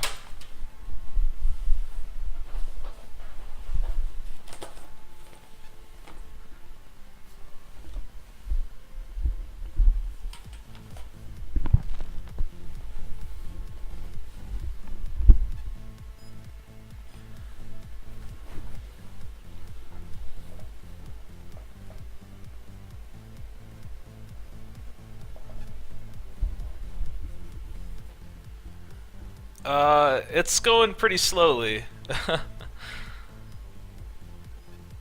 Ugh, excuse me.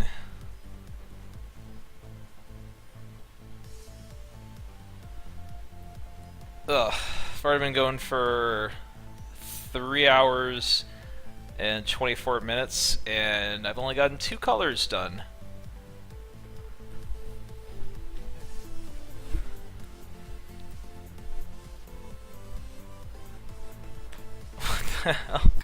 Guys, chill. Alright.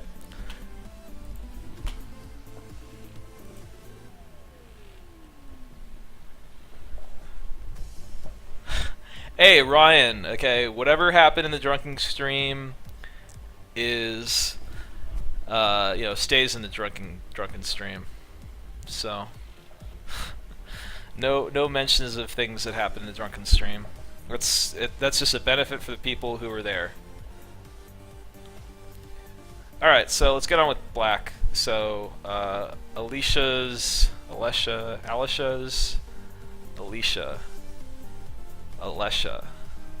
like Alicia.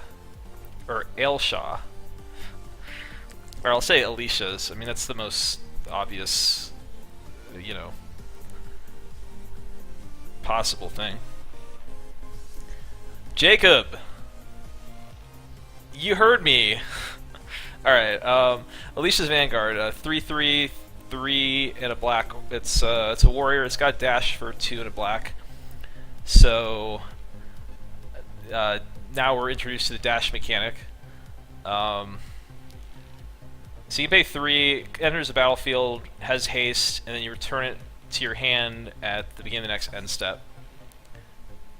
Alesha. So 3/3 for 4 is fine. Unyielding Krumar was unexciting. I mean, this is just monocolor. You can play it in, don't have to be black-white to use its ability. I don't know how good dash is going to be. I mean, it's nice. Sometimes your opponent's going to get 3, you draw this card off the top, and suddenly you have a haster. So that's good. If you have nothing else to do in turn 3, pay 3 mana, deal 3 damage. Cool. You can cast on turn 4.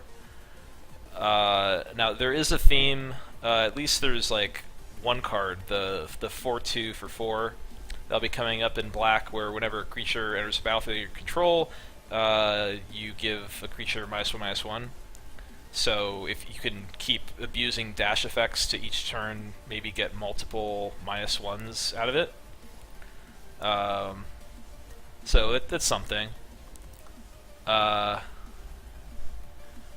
it was my second drunken stream. I don't know.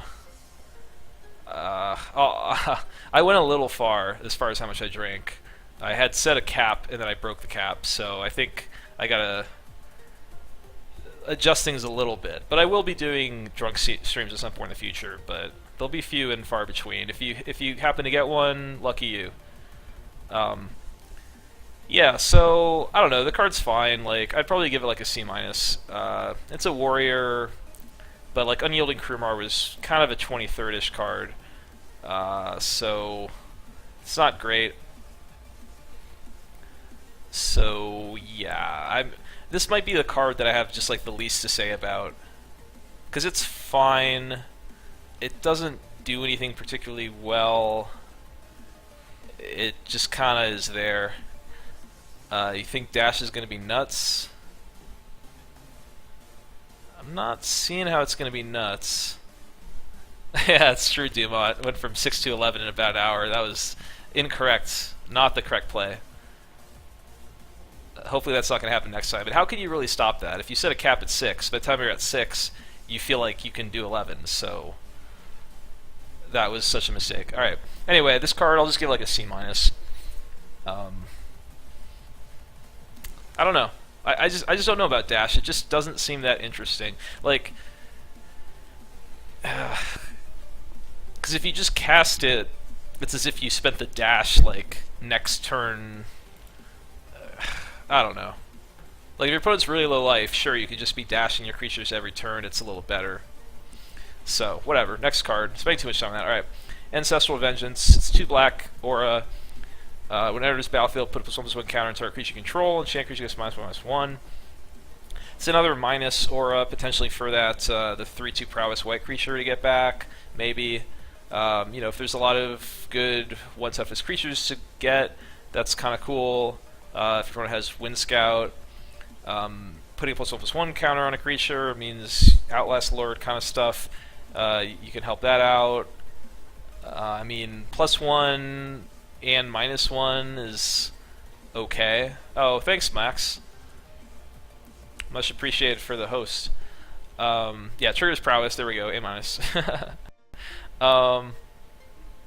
So like debilitating injury is basically this card, except for it gives an extra minus instead of a plus. So, you know, it's not that much worse, is it? So I don't know. Like I think it's playable. I don't know. Like your opponent plays a morph and you're like Vengeance, so mine's a 3/3, yours is a 1/1. Like that's okay, I guess.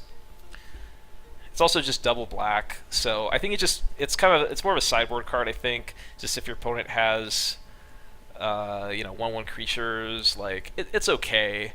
But I think I'm gonna give it like a D plus. Seems like a sideboard card. Like it's okay. It's just a little rough. The double black is kind of hard. So next card, Archfiend of Depravity. This might be like the 3rd best card in the set, maybe. I'd say definitely top 5. So that's 5/4 flyer for 3 and 2 black. At the beginning of each opponent's end step, and I'll tell you why. This is actually probably the best card in the set on Moto, and I'll tell you why. This is an A++ on Moto. So at the beginning of each opponent's end step, that player chooses up to 2 creatures he or she controls, then sacrifices the rest. Okay, so first let's talk about what this card does. So it's a 5/4 flyer for 5. That's fantastic. Like already bomb status. And then if your opponent has more than 2 creatures, the way it works is like they have to sacrifice down to 2. So yeah, if your opponent has like tokens, it really wrecks them. If they just have a lot of creatures in play, it wrecks them. So it's you know, that's a pretty valuable other ability. Anyway, so okay, as people already say on Moto, so like people's assumption with this card, like they'll see it, and then they're like, okay, and then on Moto it's gonna go on the stack at the beginning of the opponent's end step, and it says like opponent like choose creatures. So they're gonna think, oh, okay, I've got to choose creatures to sack. So they have 3 creatures in play. They'll like choose their crappy creature and then hit OK. And then they're gonna lose their other 2 good creatures because it works the opposite way. They choose the creatures that they keep and they sacrifice the rest. So, what's up, Max? Thanks for the host. So like, I don't know. Like I'd say like 15% of the time, at least in like Swiss drafts, at least. But like 15% of the time, maybe more, people are going to mess this up the first time they see it. Because you'd think it's you choose the one that you sacrifice. That's usually how these are done. So I think a lot of times your opponent's actually just going to like sacrifice their best 2 creatures and like keep a crappy one. So yeah, this card's great. If you use it correctly.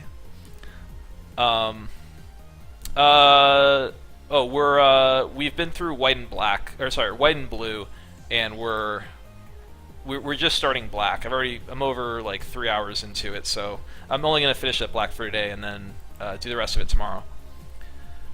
So yeah. Anyway, the card's like A minus, I think.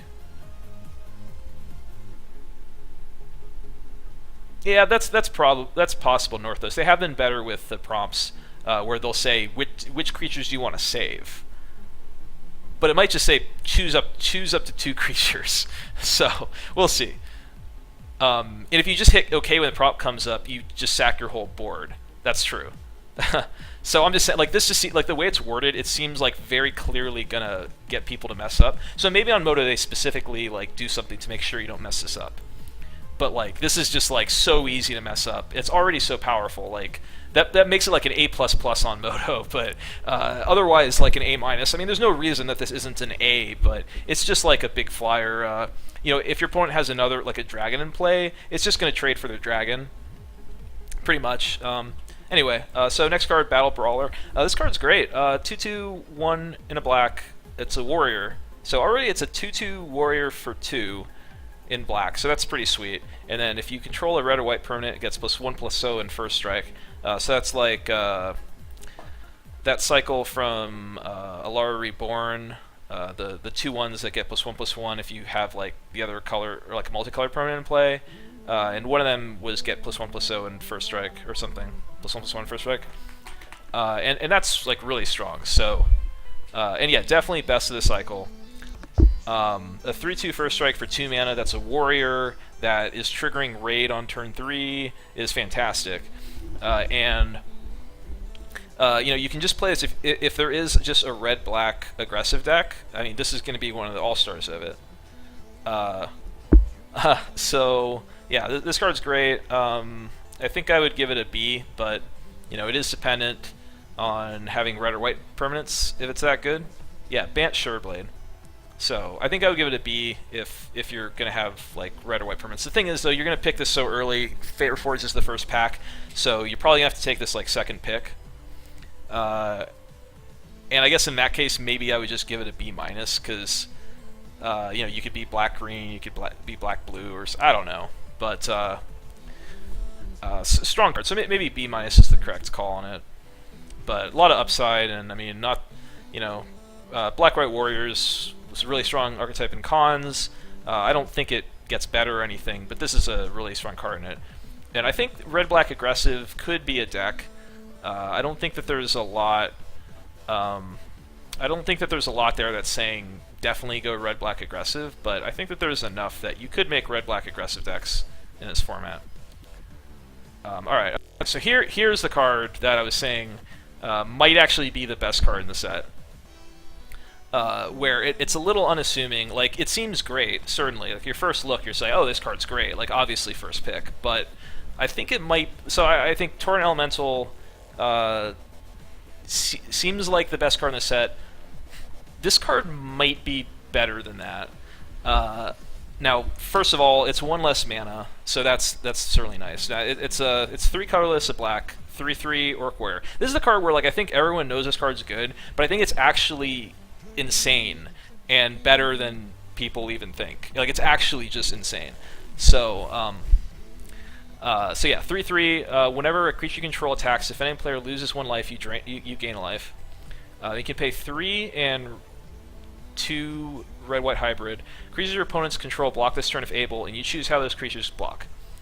So for starters, 3/3 for 4. We already went over a card like that. I mean, it's like playable but not exciting. Whenever a creature you control attacks, if any player loses 1 life, you gain 1 life. So that's huge. If this was just for this creature attacks, you drain for 1, that would already be a pretty strong card. And this is for all the creatures that you have. So, I mean, imagine if you're playing a token deck. I mean, let alone just having, like, 2 other creatures in play. Like, you go, like, 2-drop... Let's go nutcase scenario here, like Battle Brawler, then you attack with it, you play, like, a Horde Chief. Turn 3, you play, like the 2/3 Mardu Horde Chief. Turn 4, you play Brutal Horde Chief, you attack with all of them, you drain for 3, and your opponent takes 6, so now they're at, like, 9. I mean, we don't need to go this insane, but, like, that's like one of the better case scenarios. It does not need to be that great case scenario. But then turn 5, you activate its ability. So whatever creatures your opponent has back, you attack with all your guys. You drain for 4, and then you have all your opponent's creatures block like whichever guy you want them to block, and you stack them all on one of your creatures. So like the Horde Chief. So your opponent has a morph, they have a 4/4, they have a 3/3. Okay? Normally that'd be a pretty good board to defend with. So you pay 5 mana, you stack all their creatures on your Horde Chief, and you trade your Horde Chief for their morph. And then all the rest of your creatures get through, so your opponent takes another 7 damage. So they're already dead at this point under this... like, they're already dead under this scenario, but let's say it's a little more normal, so like, you just play a morph on turn 3, turn 4 you play Horde Chief, and then you attack with your morph, you drain for 1. Like, turn 4, maybe you remove one of their guys or something like that, you attack with both, you drain 2 more, they take damage, like, or you play a creature, or you wait. But really, if you have 2 creatures in play other than the Horde Chief, like 2 morphs and the Horde Chief, I think under that scenario, which is a very common scenario, regardless of the creatures that your opponent has, it's really hard to not just win the game. If they don't just kill the Horde Chief, somehow. Because probably one of their creatures... If you stack all their creatures on your morph, you're going to get like a 1-for-1. You're going to trade your morph for their morph. And you get to make sure that you make good trades.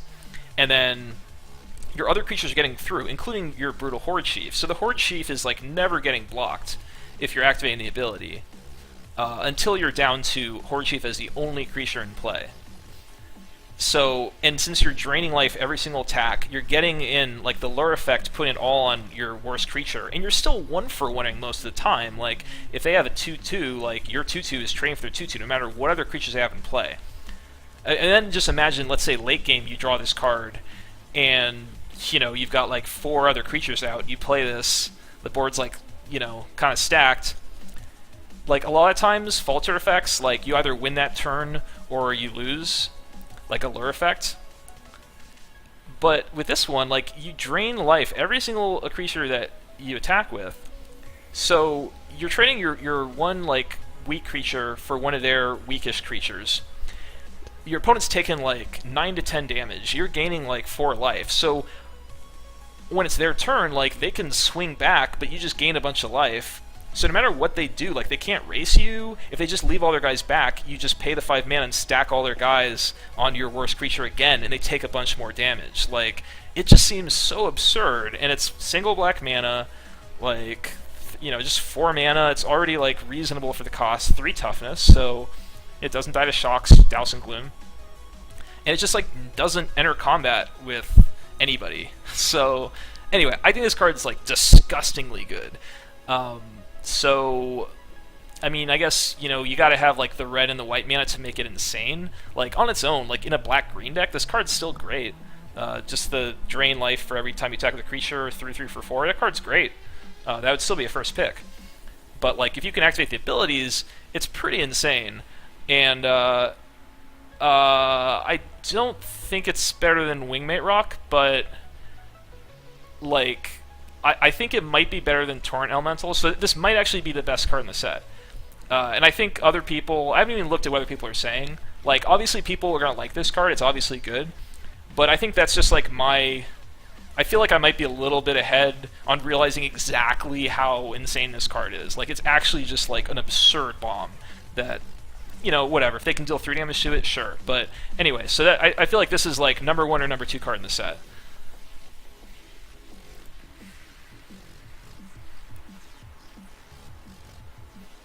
Yeah, I mean, you do need to be in, like, black-red or, black-white, but it's obviously very splashable. Like, if you're in, like, red, if you have base red deck or base white deck, like, you can just splash the black on it, cast it, and you can activate it. I mean, it's not bad.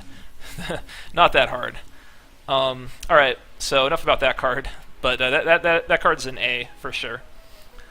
Not quite pack rat good, but it's pretty insane. Like, it requires you at least having, like, a reasonable board state where you're not getting completely crushed. Quick suggestion, Yeah, nah. I agree, stealth, but like this is just this card. Like when I saw it, I just had to go off about this how awesome this card is, so people like get the memo. But I totally agree. Like there's more value in talking about commons and stuff. This is just like the one card I just needed to just jump out and say this card is stupid good. All right. Well, we haven't gotten to Warden yet, but we'll talk about it. Okay. So Crux of Fate. 3 colorless, 2 black sorcery. You choose one, destroy all dragon creatures or destroy all non-dragon creatures. So it's pretty much like End Hostilities. Just if you have dragons, then you could end up with a creature still in play. If your opponent has a dragon, it may be awkward, maybe where you kind of need to kill the dragon, but you want to kill other creatures and. You might just use it to kill your opponent's dragon for 5. But pretty much it's an End Hostilities in black. And like it's basically as good as End Hostilities. I think it works better in like a Sultai deck like than End Hostilities does in your average Jeskai deck. They're probably pretty similar as far as like how good they are and the kind of decks that they're good in, but it does seem pretty insane in a Sultai deck, like dumping creatures in the yard and slowing your opponents down, and then you get to play delve cards like the same turn or the next turn.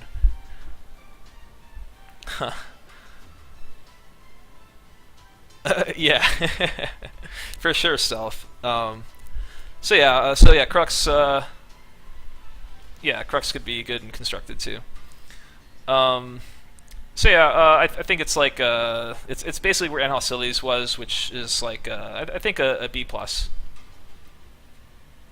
Depending on the deck, some decks aren't going to be super excited about it. But again, this is going to be first pick, first pack. So I think that you're always just first picking it. So, like, I don't think there's an uncommon that you take over this card. So it's in the same category as any of the other rares. If, like, you hit triggers prowess, there you go. Like, because you have no idea what your deck is at that point, you can't be like, well, my deck's aggressive, so I'm not going to value Cruxes highly. Like, you just have to take the Crux. So, next card, Dark Deal. This is unplayable. It's 2 and a black, sorcery. Each player discards all cards in his or her hand, then draws that many cards -1. Like, just no. I mean, it's just, like, very random and doesn't affect the board, like... if you're mega delving, even then it's random. Like, if you have the delve card in your hand, you just have to discard it anyway. So you have to, like, Dark Deal into, like, with good amount of cards in your hand, into a delve card. I just don't get it. It sucks. Alright. So next card, so it's an F.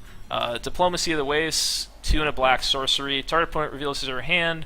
You choose a non-land card from it. That player discards that card. If you control a warrior, that player loses life. No, the land is... oh my god, if you either play a colorless land or a Dark Deal in your deck, do you think you're winning more with the land? Definitely. Like, for sure. Like, a colorless land is certainly better than playing Dark Deal. For sure. Colorless lands tap for mana. Like, a 19th land, just colorless, definitely better. It casts morphs. Dark Deal don't do shit. So... Diplomacy of the Waste, if you wanted to use Dark Deal to like deny your opponent cards, Diplomacy of the Waste is the way to do it. So it's like Coercion. I do like Thoughtseize effects Unlimited. I like, with Morphs, I like being able to see your opponent's hand. So I like Dragonite Savants, because then you get to plan around what they have, and I think there's value there. You can take a bomb or something that they have. If you control a warrior, they lose 2 life. Like, I guess that's nice, but that doesn't really change much. So, like, on turn 3, you probably want to play a Morph compared to casting this card. So, I don't know, like, it's playable. It's just like, it's probably like a D+. If your opponent's playing Dune Blast kind of stuff, you'd want to side it in. Other than that, I think there's better things you could be doing with 3 mana, so not a big fan of it. Next card, Douse and Gloom. It's 2 and a black instant, deals 2 damage to target creature, and you gain 2 life. So this is going to be one of the best formats for Douse and Gloom ever because of Morph and Manifest. So instant speed removal, Triggers prowess, of course. I think this is as high as like a B in this format. I don't know. I think debilitating injury is actually a little bit better. So wherever you thought debilitating injury is, like I think Douse is basically the same. I mean, 2 versus 3 mana. You know, 2's better. The life gain can be nice if you're getting run over, and then instant speed can be good too. I don't know. I think injury's better. Like it's less mana, and you can play it on like a big creature, like a big flyer to slow your opponent down, so you take less damage. So yeah, so maybe like maybe it's somewhere like B- to B range, and one of the best black commons. So Fearsome Awakening, 4 and a black. I mean, also just any cheap removal spell is good for Delve as well. So Fearsome Awakening, 4 and a black, sorcery, return target creature from your graveyard to battlefield. If it's a dragon, put 2+1/+1 counters on it. Oh,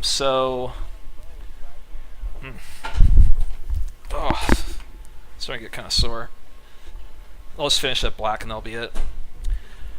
So this is like a Zombify for 5 mana. I feel like 5 mana for these effects is usually too much, and that if it's going to be 5 mana, you're going to want to have some way to abuse it.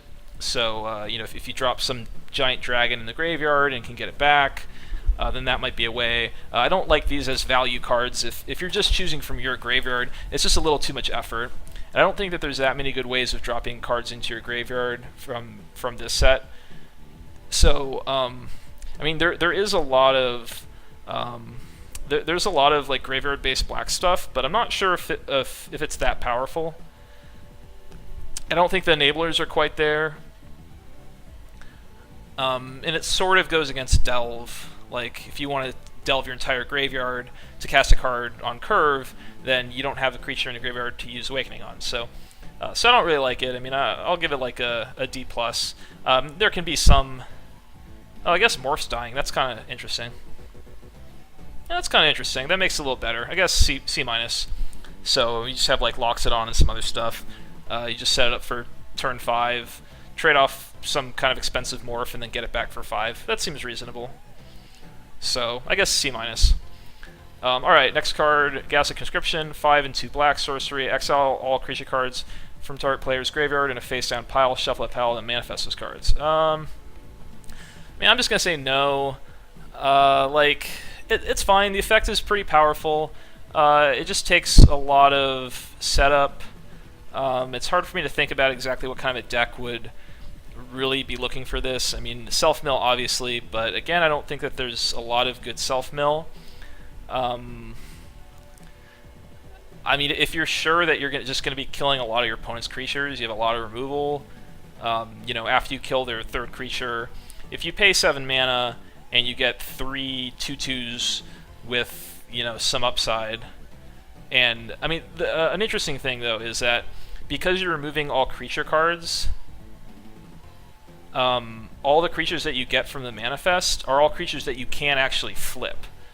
So it's not like just manifest a top card of your library where it's random. Like manifesting all creature cards means that you're going to get cards that are potentially flippable. You're getting creatures. So the manifest part of it, that you can flip them up, has more value. If you manifest your opponent's creatures, you might not be able to flip them up, though you're going to know what the creatures are available, though. Like, you'll know what creatures they have in their graveyard when you cast it and you choose them. And so it's pretty interesting. But, like, I don't know. It's like I think it's better than Empty the Pits. I think it's easier to cast and a little easier to set up. I mean, if you just get like 2 good creatures in your own graveyard, but I think you need to have ways to set it up. So you either need a lot of removal. You still get the creature if you target opponent. Yeah, manifest those cards. Pretty sure control of the manifest gets the creature. So yeah, like if you have self-mill like a good amount, then I think it's fine as a finisher. But this is for like a really specific type of deck, and you like it's not a card that you'd first pick. Like you aren't going to know what your deck's like by the time you see this card a lot of time. So if you already have like some slow, grindy black deck and you see this, I guess you could pick it up and maybe make it work. It does have potential as a finisher, but you know it costs 7. That's a lot of mana, so you can't use this early in the game. But yeah, with Death Frenzies and stuff, that helps. Good amount of removal, trading a lot of creatures can help. If you do this for 3 or more creatures, like it should be good enough to win the game, but it might not always win the game. So not great. I mean, it's somewhere in the D range. So I'll give it a D. I mean, sometimes it'll be as good as like a Villainous Wealth for less mana. But I think it's better than Empty the Pits. It's easier to cast, and I think the effect is better also. By the time Empty the Pits is really good, I think Conscription is going to be way better. And it's a lot easier to cast with not having to spend 4 black mana, which I think is the real problem with Empty the Pits. Alright, Grave Strength. This is a very interesting card. 1 and a black sorcery. Choose our creature, put the top 3 cards of your library into your graveyard, then put a +1/+1 counter on that creature for each creature card in your graveyard. So, this is an interesting one. For starters, it potentially could just be unplayable. So, like, let's say you play a morph and you're like, Grave Strength my morph, flip 3 cards, you'll hit a creature, like, average you'll hit about 1 creature, and so it's like, okay, cool, put a +1/+1 counter on my guy, and then put some cards in my graveyard. Like, that's not very good. Now, it is a Delve Enabler. It does put 4 cards in the graveyard for 2 mana, so that's similar to Taigen Scheming level of Delve. And, you know, if you get like minimum 2 counters on your creature, and you get to delve 4 cards, like that seems worthwhile. You know, you get whatever you know, having +1/+1 counter effects on your creatures. You get that kind of stuff. You can make your morph like attack past their creature or something. Like that has value, and you know, but it just kind of depends like what you're actually doing with all these cards in your graveyard. If you have other ways to dump your graveyard, like it gets better like late game. If you already have a bunch of creatures in your graveyard, you can cast it and maybe give like +4/+4. I wouldn't say the card just sucks, but I will say it's not a card that you'll just play. Like you don't just throw this in a deck. It is interesting though, because there are not that many ways to get stuff into the graveyard.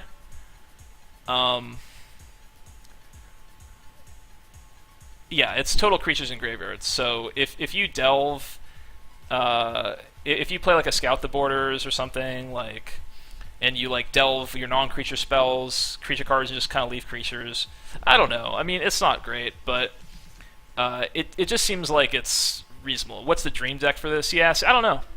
A deck that has self-mill, that has delve, and you know has some medium creatures, you just make a little bigger. I mean, you're supposed to get like value out of the card. It's not going to be like a big broken like finisher, really. I wouldn't see this as like, okay, late game I draw this. It's like +6/+6 smash for the win. I don't think that's going to be that likely. It's more of a like mid game. You get a little value out of it, and you dump cards in your graveyard. In that sense, it's probably similar to Taigen Scheming, and maybe that means it's just not good. There's just not that much Delve Enablers in the set. I mean, if you're playing a deck with Ghastly Conscription, you might want to fit this in. If you do get 2 +1/+1 counters on a creature, like you choose the creature, I think that's reasonable if you're getting like other effects and stuff. Oh yeah, if you have the 2 unblockable, that's actually pretty cool. Anyway, I mean, it's pretty much like a D, but it's interesting. So it's something to keep an eye on. Like there may be some decks where you want it, but it does take a lot of work. Don't just play the card. Alright, Gurmag Angler, 5/5 for 6 and a black with Delve, and that's it. It's a zombie fish. If it was an instant, it would be a lot better. Well, you can brick if you play it, but you still get 4 cards into your graveyard, so you go turn 2 that, and then turn 3 you go Gurmag Angler. I mean, Taigen Scheming can do that too.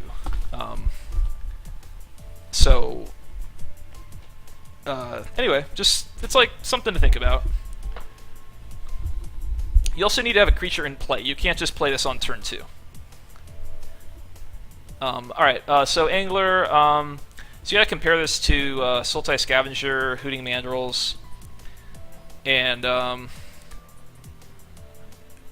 you know, it's +1/+1 over Mandrills without trample. It costs 1 more mana. So yeah, it just depends on how important a 5/5 is versus a 4/4. Compared to Shambling Attendants, it's a little more consistent than Attendants, because it's easier to get to the 7 mana. Meaning you don't need to be doing a ton of like self milling to cast Angler, where you maybe need to for Attendants.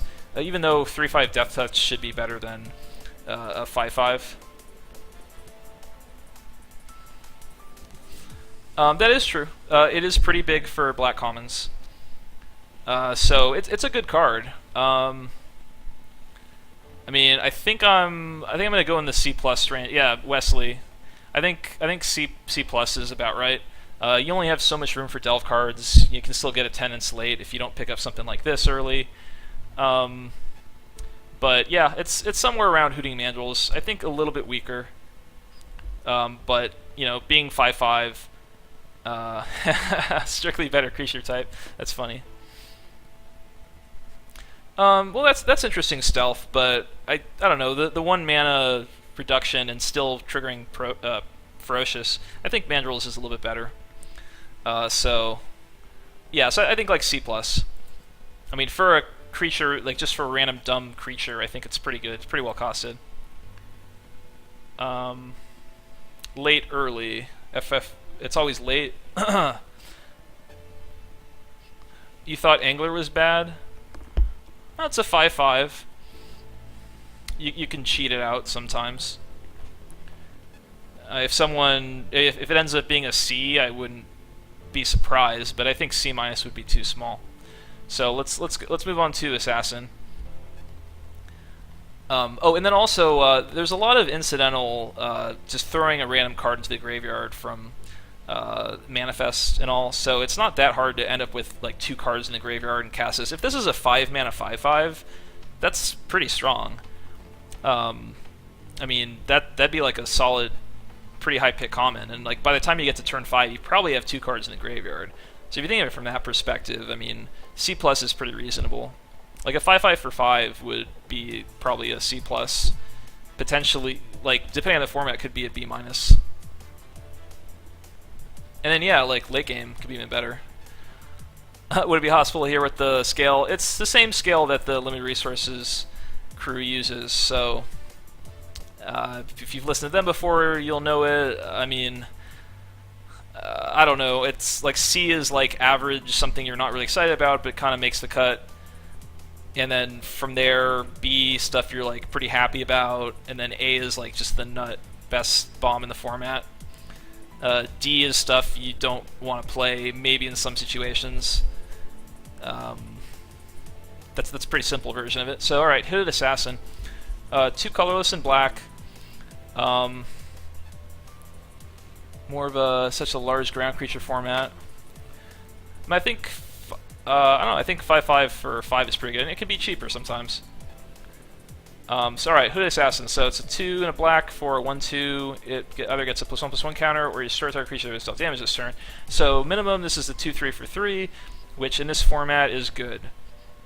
So that's like already at, I think in this format, 2/3 for 3 is just about C+ range. Like with any bit of upside, I think is C+, just for the whole blocking morphs thing, where typically 2/3 for 3 was like C, C-, in my opinion, in other formats. I would in other formats I typically would go for like C- for a 2/3 for 3 with no abilities. Though limited resources, they usually do it like 2/3 for 3 would be a C. But I feel like C+ is like the beginning. And then yeah, because it has a +1/+1 counter, Outlast Lords gets the benefit. And then destroy target creatures dealt damage this turn. So well, I don't know if it's the best black common, but I do think it's up there. I would say it's in the top 3 with this Douse in Gloom and the destroy target creature one. So the destroy target creatures dealt damage this turn. So that is something that you can use, like you attack with a bunch of creatures, and your opponent blocks with a bigger creature. Your guy dies, and then you play the assassin to finish off their bigger creature. So that's like pretty much how it gets used, since you can't use it on your opponent's turn. So the only way your opponent's creatures typically get damaged, the counter is triggered. When it enters the battlefield, choose one. Yes. Yeah, it's triggered. So it goes in a stack, and then you choose one. So if you want to destroy a creature, you have to target that, then it goes on the stack. If you want to put a +1/+1 counter, that also goes on the stack, and then it resolves once your opponent responds. So, I mean, you know, you could cast spells along with it, but like that's not really what you're going to be doing. I mean, it's typically like, yeah, I was gonna mention, it's really nice with against Parapet and Monastery Flock type cards, because your opponent blocks, you just play Assassin, finish it off. I mean, the problem is that it's just a 1/2. Yeah. I mean, there's other combos and stuff. Like, there are some cards that want you to sack like random creatures around to sacrifice. That may or may not be that great. So there's the red instant that you sack a creature to deal 3, and there is that like 1 mana guy. I don't like him that much. That you can sack a creature to manifest. But I mean, you know, having a random 1/2 helps with that, but still, 1/2 is not much. I mean, it doesn't stop a morph. It can hold off token creatures, I guess. It's mostly like chumping later on. So, I mean, part of the reason why I feel like this isn't actually just like the best black common is because I think, well, I mean, the red uncommon dragon, like if you're hitting with the red uncommon dragon, you're probably winning the game anyway. So, like, having some sick combo to kill one of your opponent's creatures that couldn't stop your dragon in the first place is nice and all, but, you know, we're probably winning that game most of the time anyway. Okay, so, like, I think part of the problem is that, like, the 1/2 body is not that useful. If you just spent 3 mana to just kill a creature that was dealt damage this turn, I mean, that would be awful. Like, that would not be worth a card.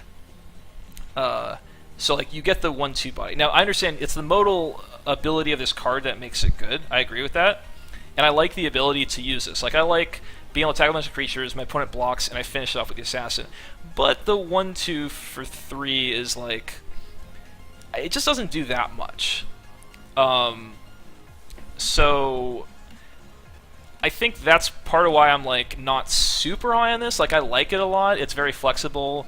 I like both modes. I mean, 2/3 for 3 is solid, and 1/2 destroy target creature is also solid. Like, I think both modes are solid, and then you have the flexibility that comes with that.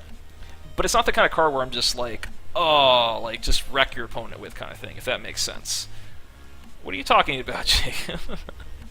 No. Anyway, so I think the card is like a B-. I think it's near the top of the black commons, but it's just not quite like broken enough, if that makes sense. Like, it's just very solid. But something like Horde, or like Mardu Horde Chief that can like be broken, like I just don't think this card does more than just like be solid. I mean, it's minimum C+. It's between C+ and B-. It's easily a C+, easily. But I think the flexibility maybe gets up to the B- range.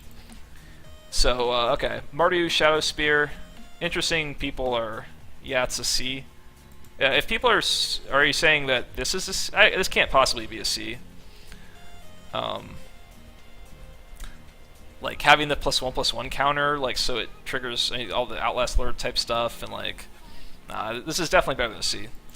Like, I'd be very... Like, I'm happy to play, like, multiple of these guys, very much so. No, I think you're gonna have to take it higher than middle of pack. I think this is gonna be like a kind of a third pick type card. Anyway, guys, guys, it's a C+ to a B- for sure. I am completely sure about that. It is certainly not a C. I like each mode individually could be a C, but like getting both makes it definitely better. All right, Shadow Spear. So it's a black. It's a 1/1. Warrior, when it attacks, each opponent loses 1 life. And dash for 1 and a black. If you're like super like warrior deck, super aggro, like this is fine. It doesn't do that much late game. It's kind of interesting with the Sure Shot that's coming up, in that you can just pay 2 mana to like cast, to put a creature into play and return to your hand every turn. So it lets you like replay. You can maybe play a couple creatures with it.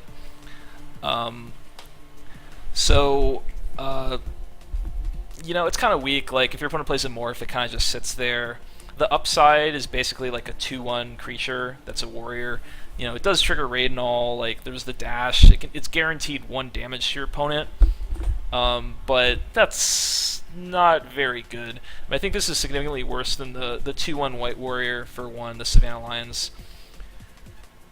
So yeah, I mean, Pulse Tracker, agree, was not that good. I mean, there wasn't raid and all, so I think this is worse than C-, but I'd give this a D, I think. I mean, I think the dash is like for this Sure Shot card, so every turn you can pay 2 mana to give a creature -1/-1. So, but I don't even think you really want to play like 1-drop warriors that much. Like, I don't think that that's like an incredible strategy. Like, okay, if you nut draw, the 1-drop warrior makes your nut draw better, but the kind of draws where you're nutting, oh, obviously Typhoid Rat's way better. Like the kind of hands where you're gonna nut if you have a 1-drop, you're probably beating your opponent anyway. If you're going like 2-drop raid guy, 3-drop raid guy, did you really need the 1-drop to put it over the top? What if the 1-drop was instead like something else, something you play later on the curve, you know? And it has no evasion, so if your opponent plays a creature that can block it, like you have to throw it away to get the raid effect. I mean, that's not great magic. So, all right, so that's like a D. Marty Strike Leader, 2 and a black, 3/2 human warrior. When it attacks, put a 2/1 black warrior creature token onto the battlefield, and you can dash for 3 and a black. So this is what I was talking about. That 2/3 unblockable guy earlier is like in cons there aren't that many ways that you can get ahead early in the game, where you can get like 2 creatures out that are relevant, that can trade with morphs for just 3 mana. And excuse me, Strike Leader lets you do that. Now it's obviously great. It's very similar to Horde Chief in its effect, that it has a good costed creature and then allows you to get like extra tokens.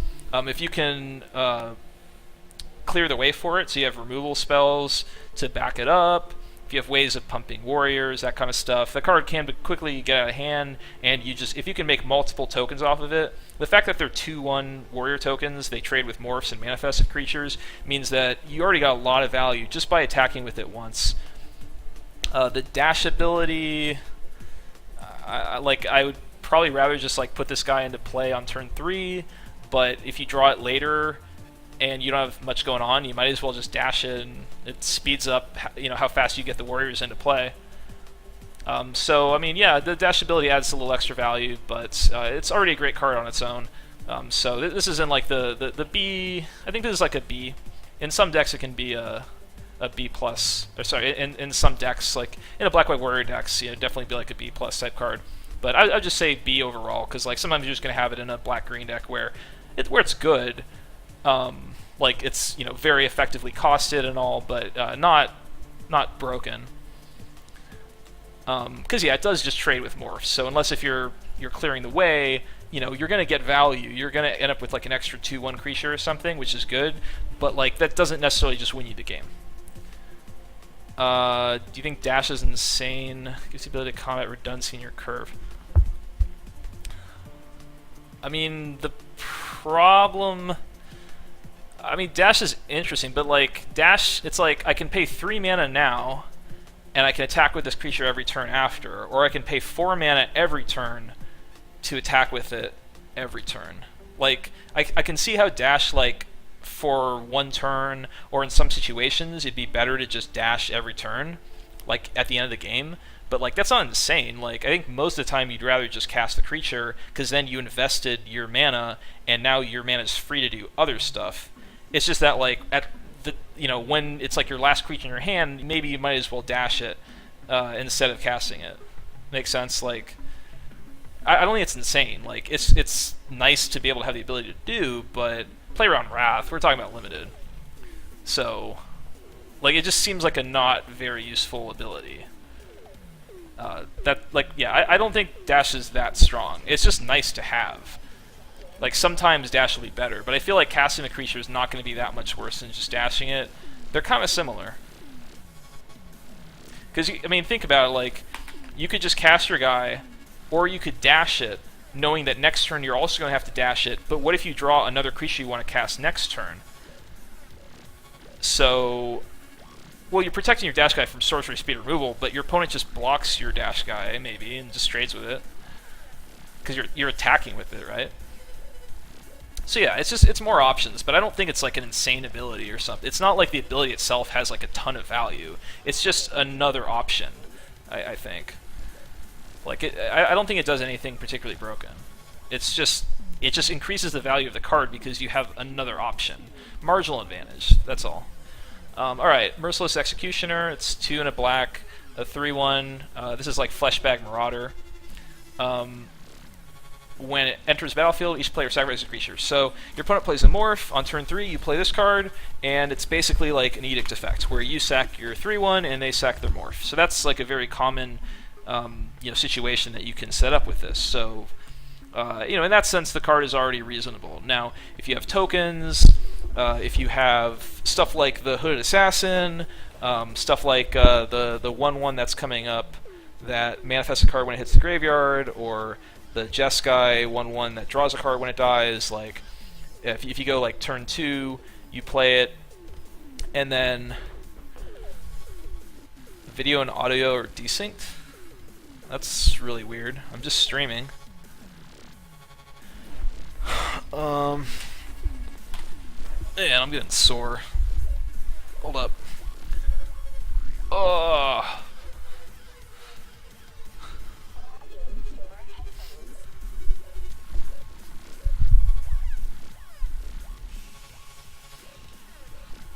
I mean, paying 4 mana, you get a 2/1 into play, and you deal 3 damage to your opponent, and you can do that next turn. I mean, that's good, but so is just playing a 3/2 that lets you get a 2/1 when you attack with it. So it's like, it adds some value. It's just like, it's just not like, it's just never going to be like really insane, other than just, your opponent's about to die because you have an extra haste creature, right? So it's got, it's got value. It's just like, I just don't see it as like, oh, dash, like, really makes this card. Like, you don't just add dash to a card and it goes from like not good to good, right? It adds like a half. I don't even know if it adds a half of a grade onto, like, I don't think it takes a C to a C+. Like, I don't think putting dash on basically any card is going to turn to from a C to a C+. Oh, I'm sorry you're bored. But I'm going to get on to the next card. So, so Executioner, there's ways to take advantage of it. The fact that you choose when to play it or not gives you some extra value. Like, if your opponent has a crappy creature out, like a token, then the card's value goes down a lot. But it's pretty solid. It's definitely minimum like C+ range. I think I would just give it a C+. I don't think it's quite B-. I think a lot of times it's just going to be kind of a 1-for-1 that's solid, but is not that much different from just playing a morph, say. I'm not saying I don't like dash. I'm just saying it just doesn't like. Neither does prowess. I think prowess can take a C to a C+. I think prowess is better than dash. All right. Okay. So I think I'll just give it a C+. So let's go for a Noxious Dragon. So it's 4 and 2 black. It's a 4/4 flyer. We've gone over the dragons. I think the black one's the best, but each dragon, it kind of depends on the actual game state and then your matchup. And mostly it has to do with your opponent's deck and not yours. Other than the blue one, I guess if you're very delvy, then it's particularly better in your delve deck. But I think the Black Dragon's typically going to be the best. Like, your opponent kills it, you kill a morph, or you kill, maybe a fly or something. And if not, then your opponent probably dies. So, I mean, this dragon I think might be up to like a B-, where the other ones are around the C+ range. But I don't think there's a big difference between the dragons. They're mostly 4/4 creatures with flying with some upside. I think Riverwheel Airless is better than all the dragons, and is at least like a little bit better than this one. So next one, Orc Sure Shot. This will be one of the better uncommons, at least in black. So they've made cards like this. It's a 4/2 for 4 for 3 and a black. Whenever another creature enters the battlefield under your control, target creature opponent controls gets -1/-1 until on turn. So every time you play a creature, minimum, you get to pick off a 1 toughness creature. And if you play stuff like Dash, I mean, I don't think you necessarily need to be playing this Shadow Spear, but if you can just pay 2 mana to dash it, and then you just cast another creature, or if you say like dash this and dash something else, you can do that every turn and give -2 to spread out every single turn. Like, so that's just something to think about, is this card gets better with dash creatures. Because you really want to, if you can cast 2 creatures in a turn, giving -2, being able to kill a morph is huge. Where just giving -1 to one creature, it's good, but it's not broken. And then the cost, the vanilla test, whatever, 4/2 for 4, not a card you'd always play, but it'd be like a C- by itself. But that's a pretty awesome benefits. Pony back. There's a lot of like little combos you can have with it, but it's pretty sweet. I would give it a B-, and it's matchup dependent and like dependent on your deck. But I think B- is a pretty solid place to put it. Yeah, pretty much. So, all right, next card, Palace Siege. So it's 3 and 2 black. Enchantment. You choose either at the beginning of your upkeep, return target creature card from your graveyard to your hand, or at the beginning of your upkeep, each opponent loses 2 life and you gain 2 life. Excuse me. So, so this is the second best of the sieges, behind the white one, and ahead of the red one, I think. And just the drain for 2 life, the second ability, is very strong. Someone else mentioned it's basically like an unblockable lifelinker. That's like a 2-power lifelinker, attacking every single turn. Oh yeah, I said B-, not C-. No, it's a B-, maybe a high B-. So Palace Siege is like is a B+. I mean, this is definitely better than the blue. I'm not sure if the red or the blue is better. I think the red is better. The abilities are kind of similar. I mean, the blue comes out earlier, but the red one, because you can just pay, you can do the second option, and whenever a creature leaves the battlefield, you deal damage. Like, that can just end the game. So, Palace Siege, second ability is better. Oh yeah. The second ability is really what you're after. It's just like, if you're very aggressive, this just finishes your opponent off. If you're controlling, it buys you some time. Like, gaining 2 life every upkeep is not bad. There's a card, Honden. The white Honden from Champions was 4 mana. You gain 2 life every upkeep, and that card was solid if you're playing a control deck. So the red one's just bad? No. The green one's bad. The red one is whatever. I'll get to the red one later, but the red one's good.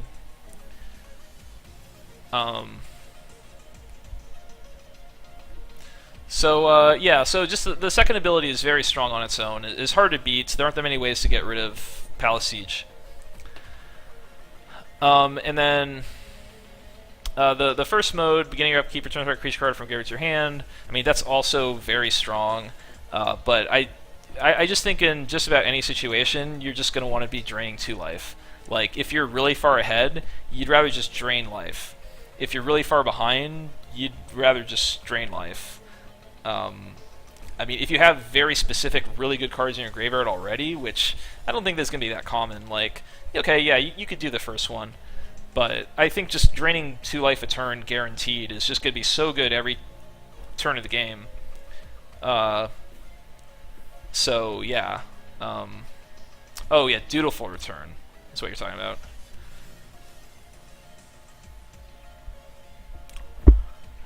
But like the second ability just means like in any situation you're just gonna win the game. Like if your opponent isn't immediately killing you, it's just so hard for them to race the 2 life drain. Plus, like you don't have to invest anything into it beyond the 5 mana, so you can be casting stuff, playing blockers, being aggressive, whatever you're doing. Like the 2 drain a turn just like flips the math into your favor.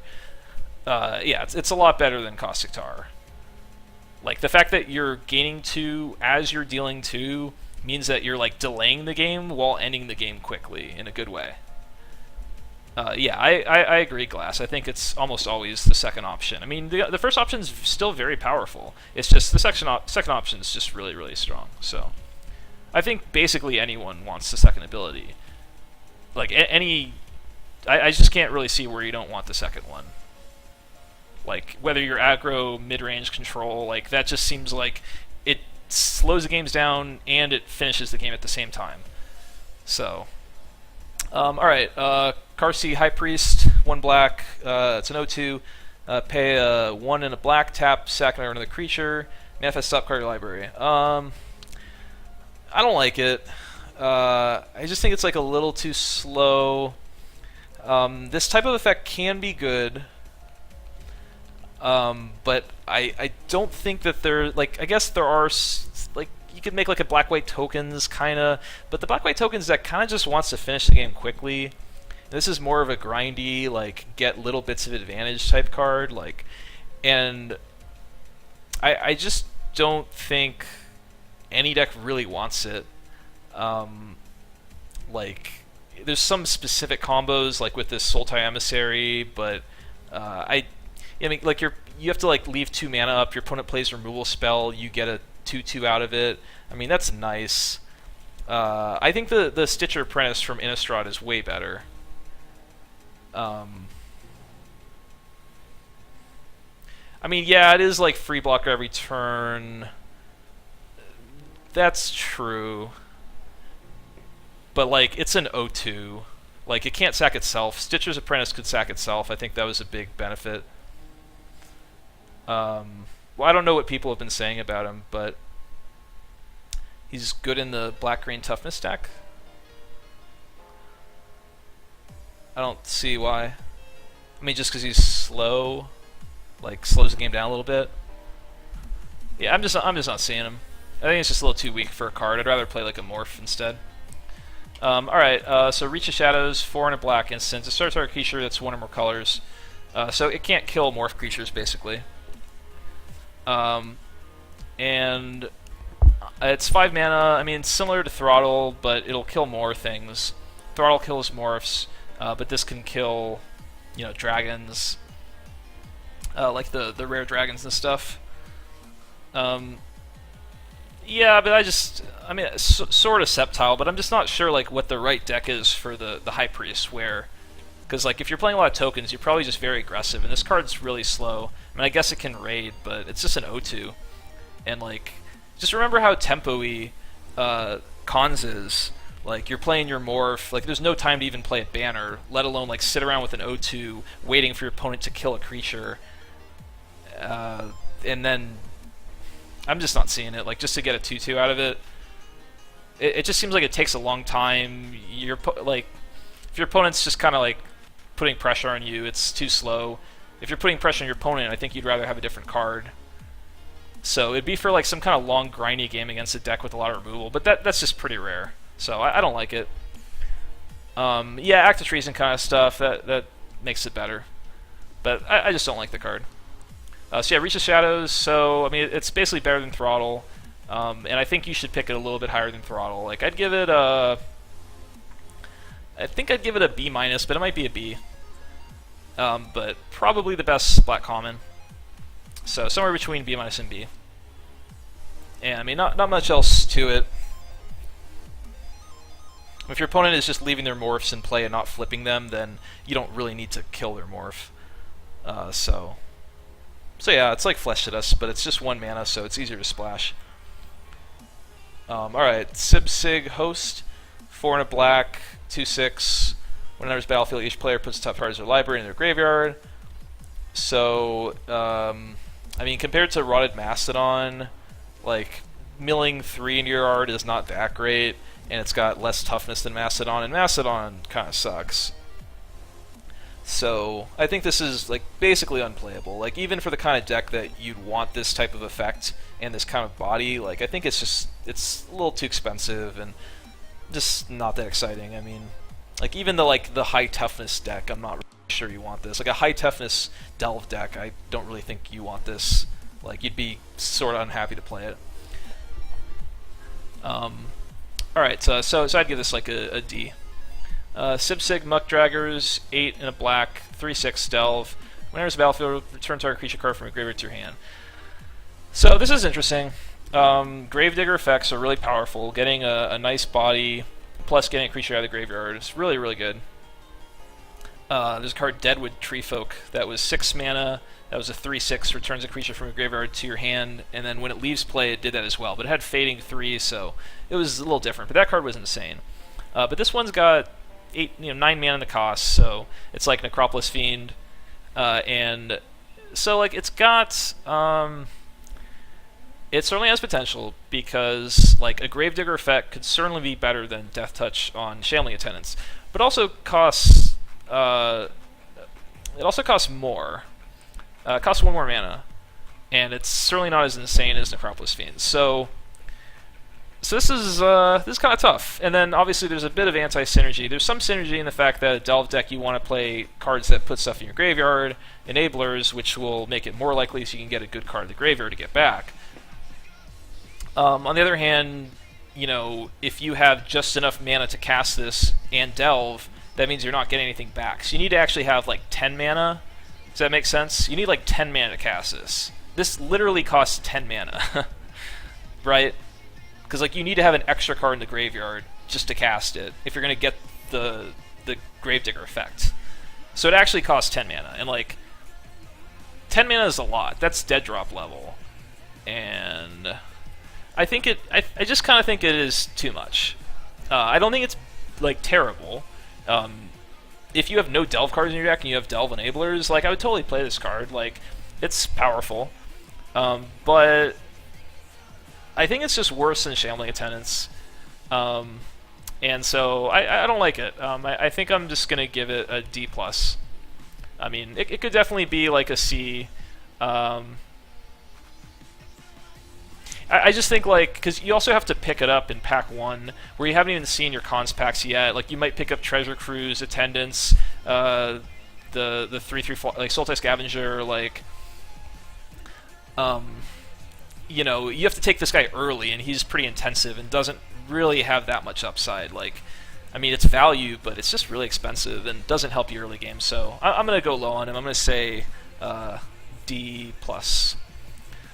Alright, Soul Flayer, 4 and 2 black. It's a 4/4 with Delve. If a creature card with like any ability pretty much was exiled with its Delve ability, it gets that ability. So for starters, it's sort of like Hooting Mandrills. It's a 6 mana Delve card for that's a 4/4. One negative is it's double black, so not only do you have to have double black, but it means that minimum it's going to cost at least 2 mana, so you can't 1 mana it. And it doesn't have trample to begin with, so like it's not that much different from Hooting Mandrills. But you know, if you have like a flyer or something, lifelink, you know, there is definitely value in having a 4/4 with any of those abilities. Like, if you do remove something with one of those abilities, you're pretty happy, and assuming it's not just strictly trample, like it'll be, it'll probably be better than Hooting Mandrills. So I think I would rank the card somewhere around Hooting Mandrills. I mean, it depends. Like, I think if you're not ever getting abilities off of it, like it's way worse than Hooting Mandrills, but still would be around a C. So I think I would give the card a C+. But I mean, if you give it flying, like paying, you know, compared to Sultai Scavenger, it really depends on your deck. If you give it flying, then it's a 4/4 flyer for like 3 mana. I mean, that's very good, and that's not that hard to pull off. And like if you can get lifelink, reach would be decent. So yeah, so I think it's fine. It's probably pretty similar to Mandrels, because I mean sometimes it's gonna like it has a high ceiling if you do hit haste, something.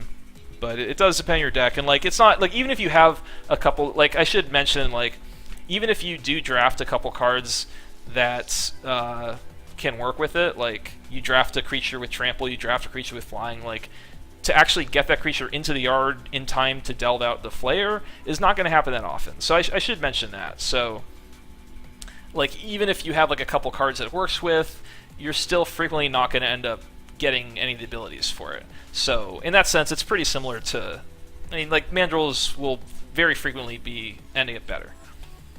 So I think I gave it a C or C+. Maybe we'll just bring it down to a C. It does have some upside, but maybe C is right. Alright, Sultai Emissary, 1 and a black, 1/1 zombie warrior. When it dies, manifest a top card library. This guy I like. For Delve, it is like you compare it to the white sorcery that makes a 2/2. I mean, the white sorcery is definitely better. But yeah, it is kind of like 2 mana for a 2/2. It does give you like a double chump. So if it's late game, your opponent's a big ground creature, you can play Emissary, block with it, and then you get to block with the next creature. It is a warrior. It's a little sneaky way to go, raid on turn 3. If you do pump it up with warrior stuff and then get to manifest, it also gets better.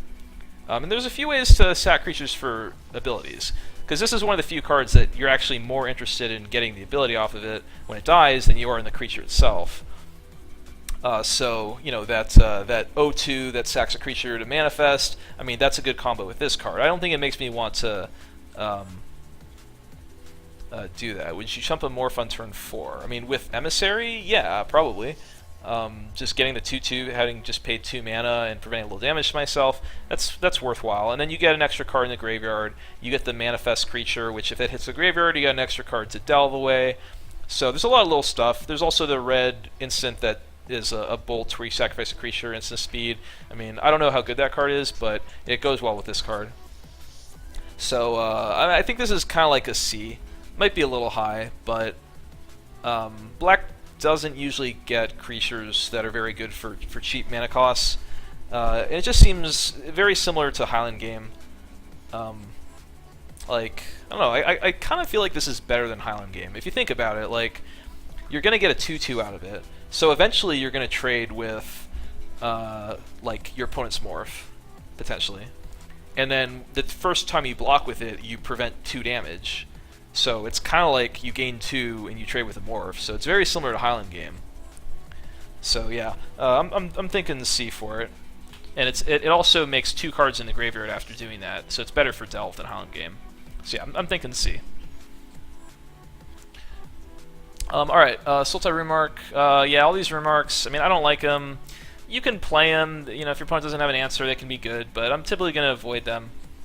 And I don't even know like which ones are better or worse. Like, they're all, like, if they stick, they're all good. So yeah. Well, against, I mean, if your opponent has 1 toughness creatures, then yeah, it's quite good in that matchup. But it's still kind of a speed bump. Like, it's typically worse than like just making a 2/2 because it's worse on offense. It's not very good for offense. Yeah, I mean, this remark could be the best, though. If you're making a creature +2/+2, maybe you don't care as much about giving them Death Touch. I mean, the flying one is like, it's just a more expensive Spectral Wings that's also requires you to have another permanent in play. Like, that doesn't seem very exciting. So how good could that be, really? And I think there's more removal in this set, better removal. Alright, good call, Wesley. This is somewhere in the least bad ones. Alright, I'm almost done for tonight. I'm going to take one more quick break and then I'll finish up. with black. I'm just getting kind of sore, just need to stand up for a sec.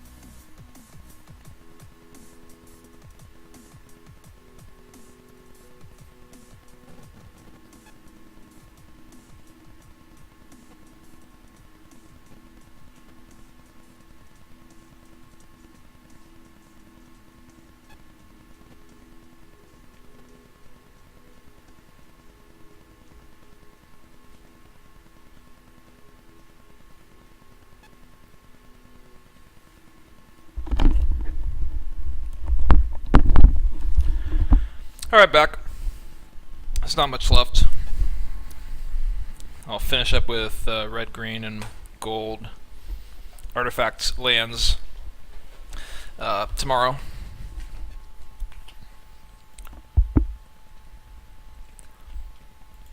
Alright, so Tastiger, Golden Fang.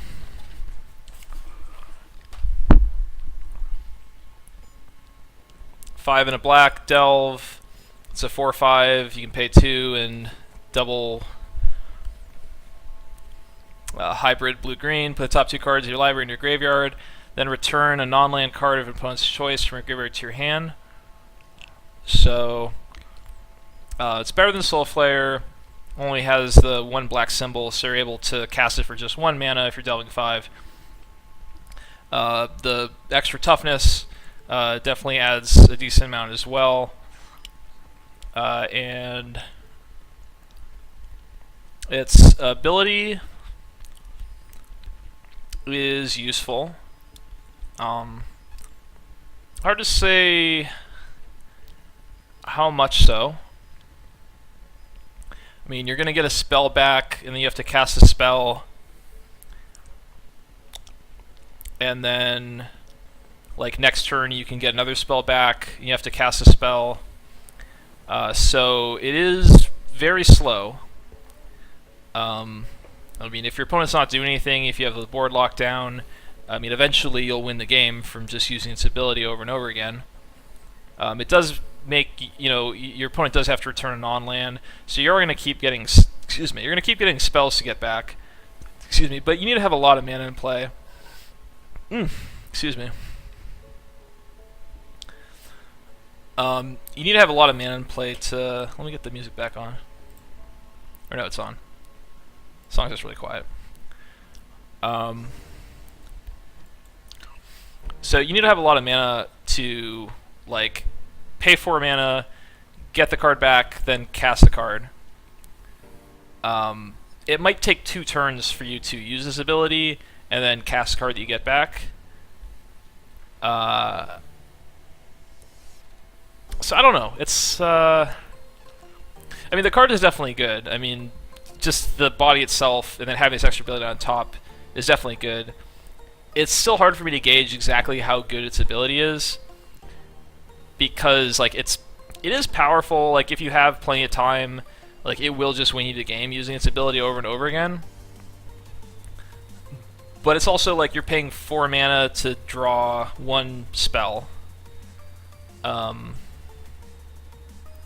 Yeah, of course, right. You're paying 4 mana to draw 1 spell. And sometimes you can get like a really good spell. It does feel Delve a little bit, because it gets a card into your hand and then it puts a card into the graveyard.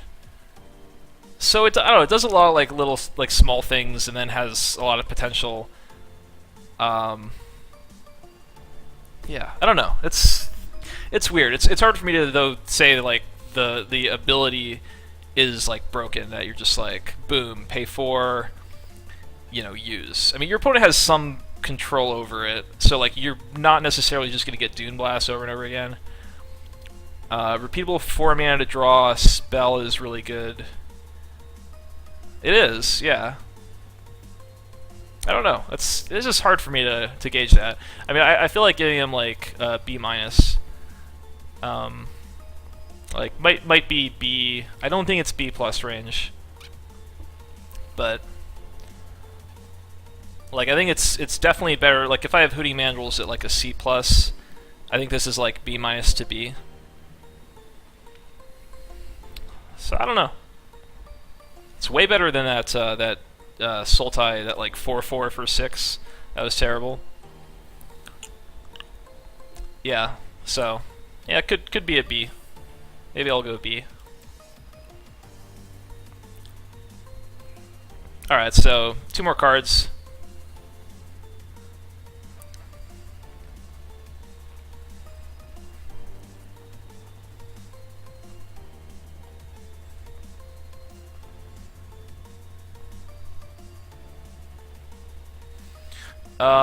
Tasker's Cruelty, 5 and a black, Delve, each opponent discard 2 cards. And it just seems way worse than Rakshasa Secret. Like, potentially you could cast it for 1 black.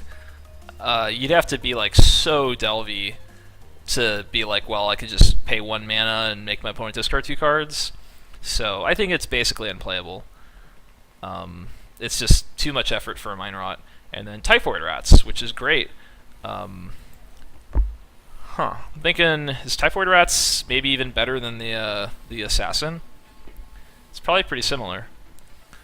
Like Typhoid Rats is just great in this format. For 1 mana, trade with a morph, however big the creature is, and gives you a creature to the graveyard for Delve or getting creatures back or something.